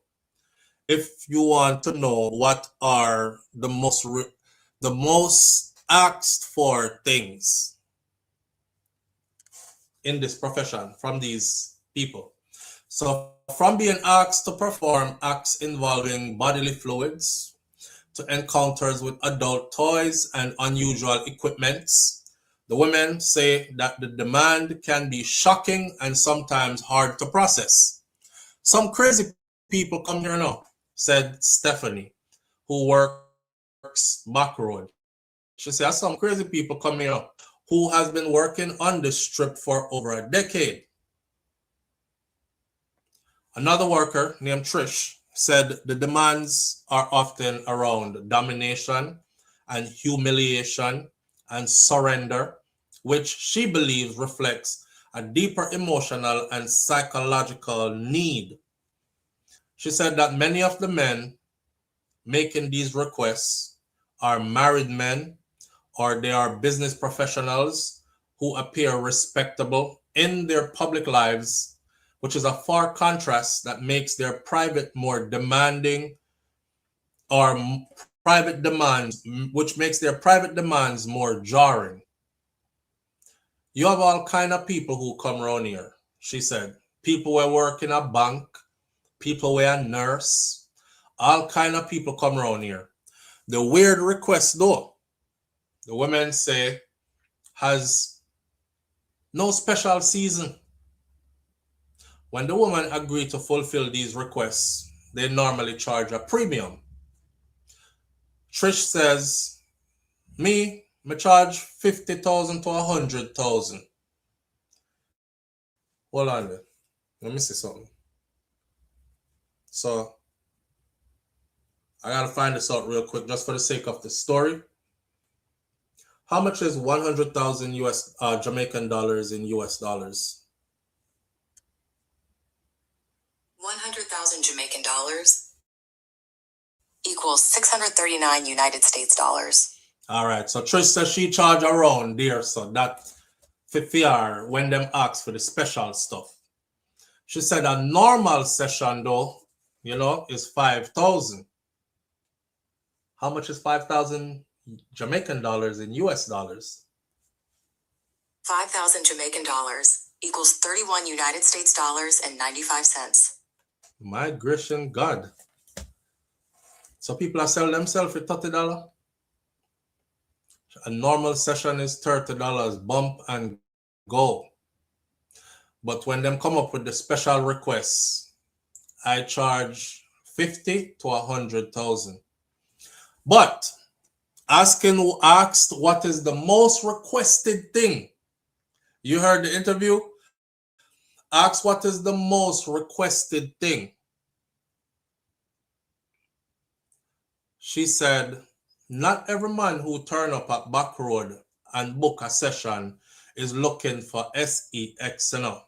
Steph said that some, them have marriage problems and them just seeking to clear them head. Sometimes them can't even request anything. The man so stress out, him think can't get up, him can't do nothing. Him just want somebody to talk to. Yo, imagine you have a wife at home, right? Where stress you out so much that you got buy a piece of front and you can't do a thing with it. All you want to do is talk to the woman who was selling. I should obey you, bro. Sometimes them not even request anything, she said. Them just want talk. I want somebody to talk to. Keisha says that many of them regular customers here, them is not just about the sex for them. It's more like for comfort. Let me give you an example. We rub them head, we massage them foot, we listen to them while them let out them feelings. Some clients show affection. While she knows that it's often temporary, the attention, some clients even show them affection. While we know that it is often temporary, the attention feels enjoyable, especially from regulars. Over time, these interactions actually develop into kind of a bond. You're such a bad wife at home that your husband has developed a bond with a prostitute on a back road because she actually rub him foot and rub him back and rub him head and listen to him when he talk. Man, you need a divorce, bro. You need a divorce. You need to just go and go there by yourself. Of course, over a period of time, we build a bond, you know. That's why the man them like the girl them from around here. Because over a period of time, they build up a bond. Although prostitution and related activities are criminalized under the Jamaica law, sex work continues to be widely practiced across the island. Public solicitation, procuring of prostitution, and living off of the earnings of prostitution are criminal offenses in Jamaica. But meanwhile, Dr. Jeremiah Augustus warned that sex workers face a heightened risk of contracting sexually transmitted infections due to the nature of their work and their repeated exposure. So don't go getting comfortable in these environments. Repeated intercourse, he explained, can lead to microabrasions, which are tiny tears in the delicate mucosal lining of the vaginal or anal area, creating direct entry points for infection. When those microscopic injuries are exposed to bodily fluids, the danger escalates sharply. So when you have those micro tears plus bodily fluids, it creates a very opportunistic environment for the transmission of diseases. Please remember that some of these diseases have no cure. It would have kind of messed up for it to start out with you just needing somebody to talk to because you married to somebody who you can't talk to. And them a rub foot and rub back and rub head round there. And then you end up with HIV, syphilis, and other things that have no cure. Dr. Augustus added that condoms often fail, and this further compounds the danger. Even as he outlined the mountain risk, he said that prevention must be part of this conversation, not just warnings about what can go wrong. And I thought to myself, the prevention, because most of these men are married men, the prevention starts from being in a healthy relationship at home with your partner, so you're not feeling like this is what you need to do. You know what I mean? Now, another prostitute now talks about finding love, even though her profession is working around a back road. And she said you would often look at them and think, nobody would want you because back road you work. And everybody around here knows say you're a back road you work. Trisha has discovered a tenderness that outshines the harsh glow of the back road lights, sending her heart racing faster than the cars that are roaring up and down Port Henderson Road in St. Catherine. Yet, despite this new spark, the harsh reality of life on one of Jamaica's most notorious strips remains unchanged. At 38 years old, Trisha says that she's only now learning what love feels like. You know, me take time now in my age, you know. I started to have a little feelings for somebody now. As she spoke, her confidence softened and she paused frequently as if carefully choosing her words, feeling her way through an emotion that she had never really fully given a name yet. It was unfamiliar territory. Love, she called it. Love was never something I grew up with. I don't really know anything about love. When I was little, me never have no love. Me grew up around beer man, and it wasn't easy. Very struggling. For most of her life, intimacy came with conditions. Feeling that she learned early was risky, but survival was not. So always transactional. Give me something and I give you something, you know what I say? And there was things that she needed. So yeah, play with the puppy. Squeeze the puppy.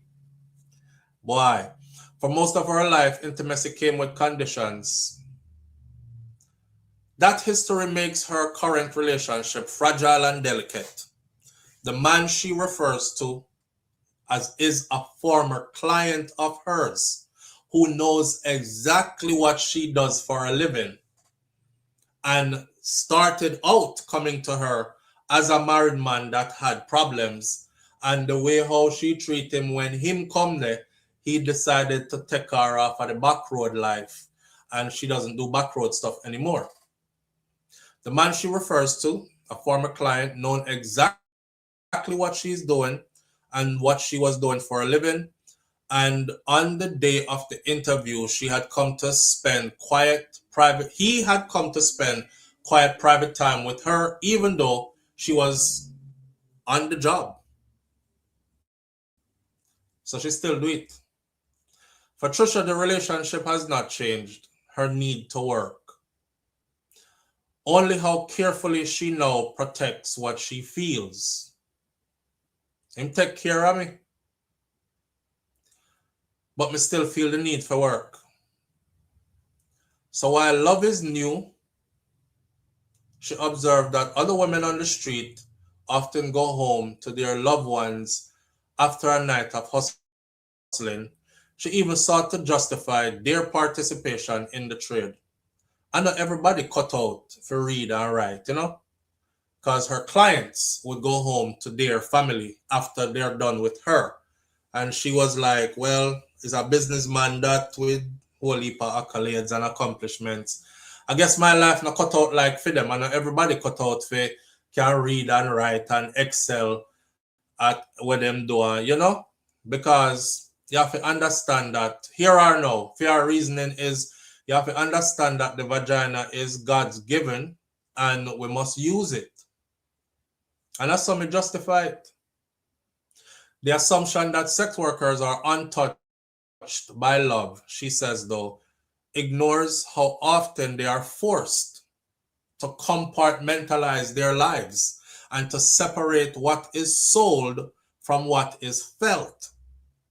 Love is out there for everyone, just like the world needs a little bit of everybody.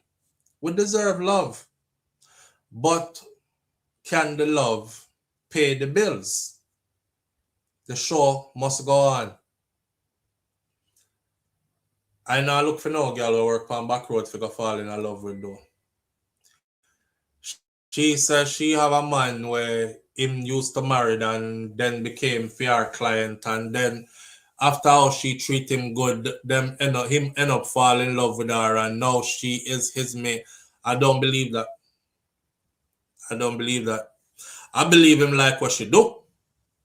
But me not think say him gonna take you and marry you and all that. But then again, you never know. You never know. Something out there for everybody, right? Every whole of them thick a bush. I just couldn't see myself doing that. No aspiration for different. She said the pom-pom is to be used because it's God's gift.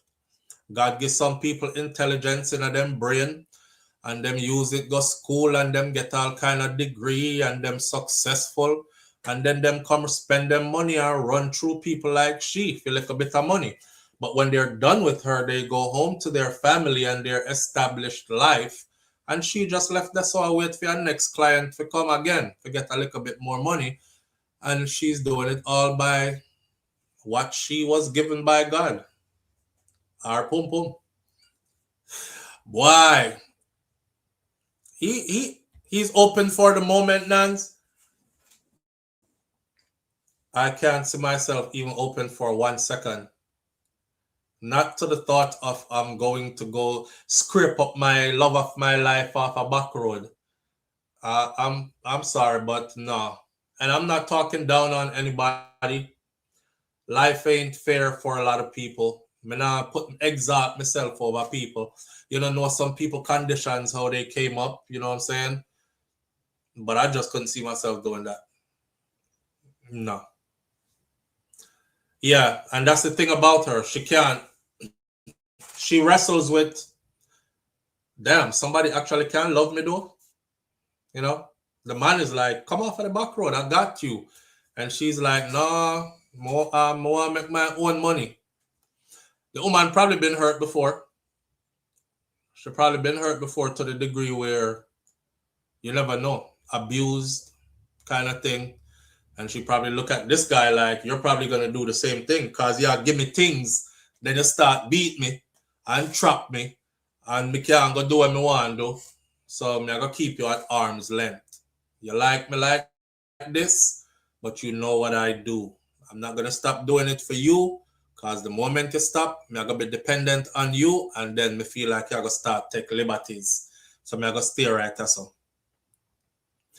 I'll tell her this. If a man can love you, even while you are selling that thing right there, something wrong with him.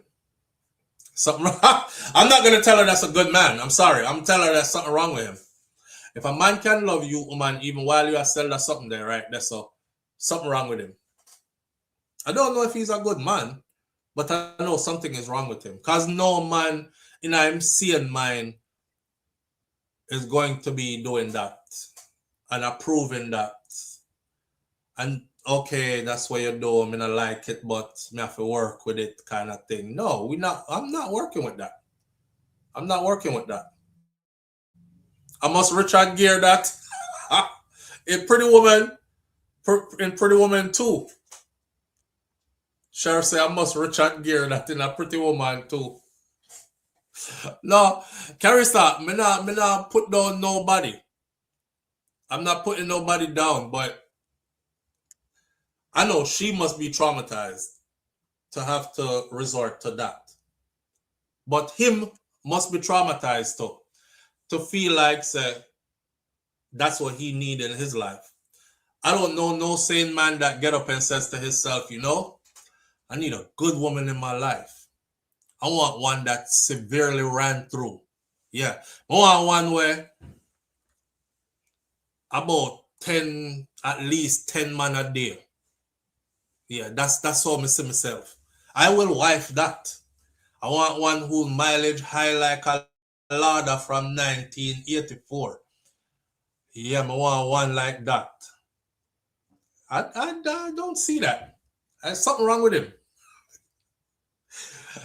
More than something wrong with him. He probably need more counseling than she does. And probably need more help than she does. You know, poverty probably make she go do what she do. But when make him gone around this, so when him can't afford good things, something wrong with him. What happens if he gets bored and venture? What happens if he gets bored and venture back to the backyard for other adventures? To the back road for other adventures? Oh, if he gets bored with her, like him wife her nuns and take her off of the back road and then get bored with her and gone back. You know, so you're not too exciting no more. Yeah, you did more exciting when you did that on back road. When you did that on back road, you used to turn up your thing with me. I don't know if I true you did go through all them other man there, but you're just boring now. I go around a back road and see if I can find one next one was still exciting. Like that.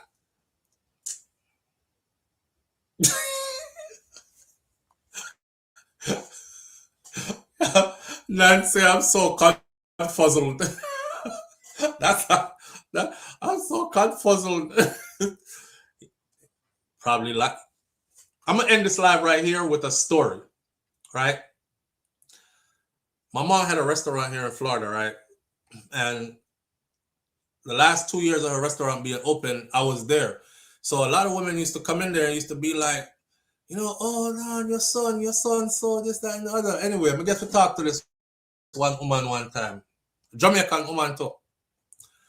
And she said, she had tell me one story, you know, because I don't know why, but people feel like they could just tell me them life.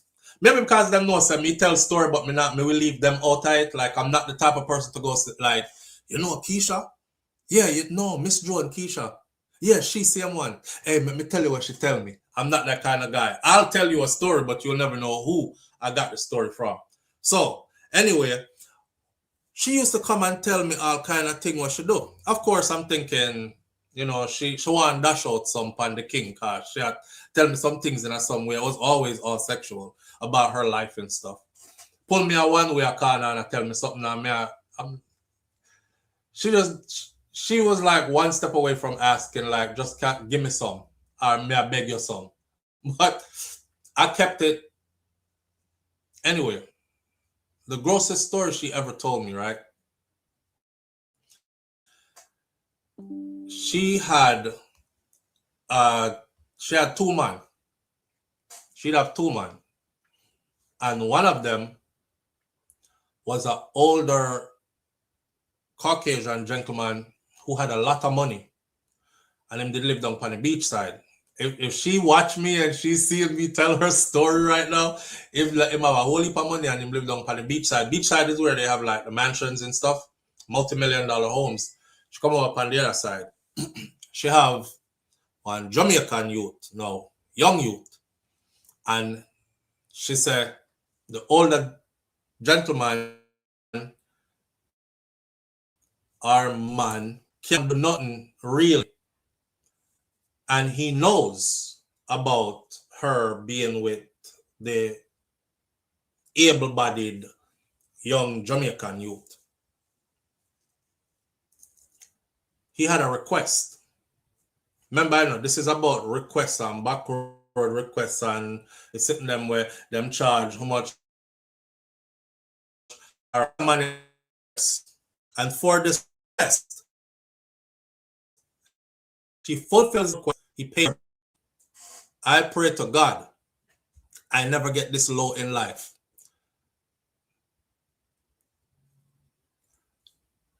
The Jamaican must deposit, may I try to find a nice way to say it, must deposit, and then she must keep it and carry it come to him, so him can extract it orally, all of it, and paid her bills for this. I'm gonna let her know with that. Shout out to everybody tuning in this morning. I appreciate you greatly. Big up yourself. It's Friday. Go out and have a wonderful weekend. Enjoy yourself. Be good. My granny said be good. If you can't be good, be careful. But it's best to be good. My grandfather, Mas Cleave, said, I will see you tomorrow if God spare life. Meaning that we're not God. We can't take tomorrow, come give to anybody and promise them that they'll be alive tomorrow and the day after. And the day after, you just got to hope that you are in the graces of the Most High to be blessed with tomorrow. And if so, I will see you then if God spare life.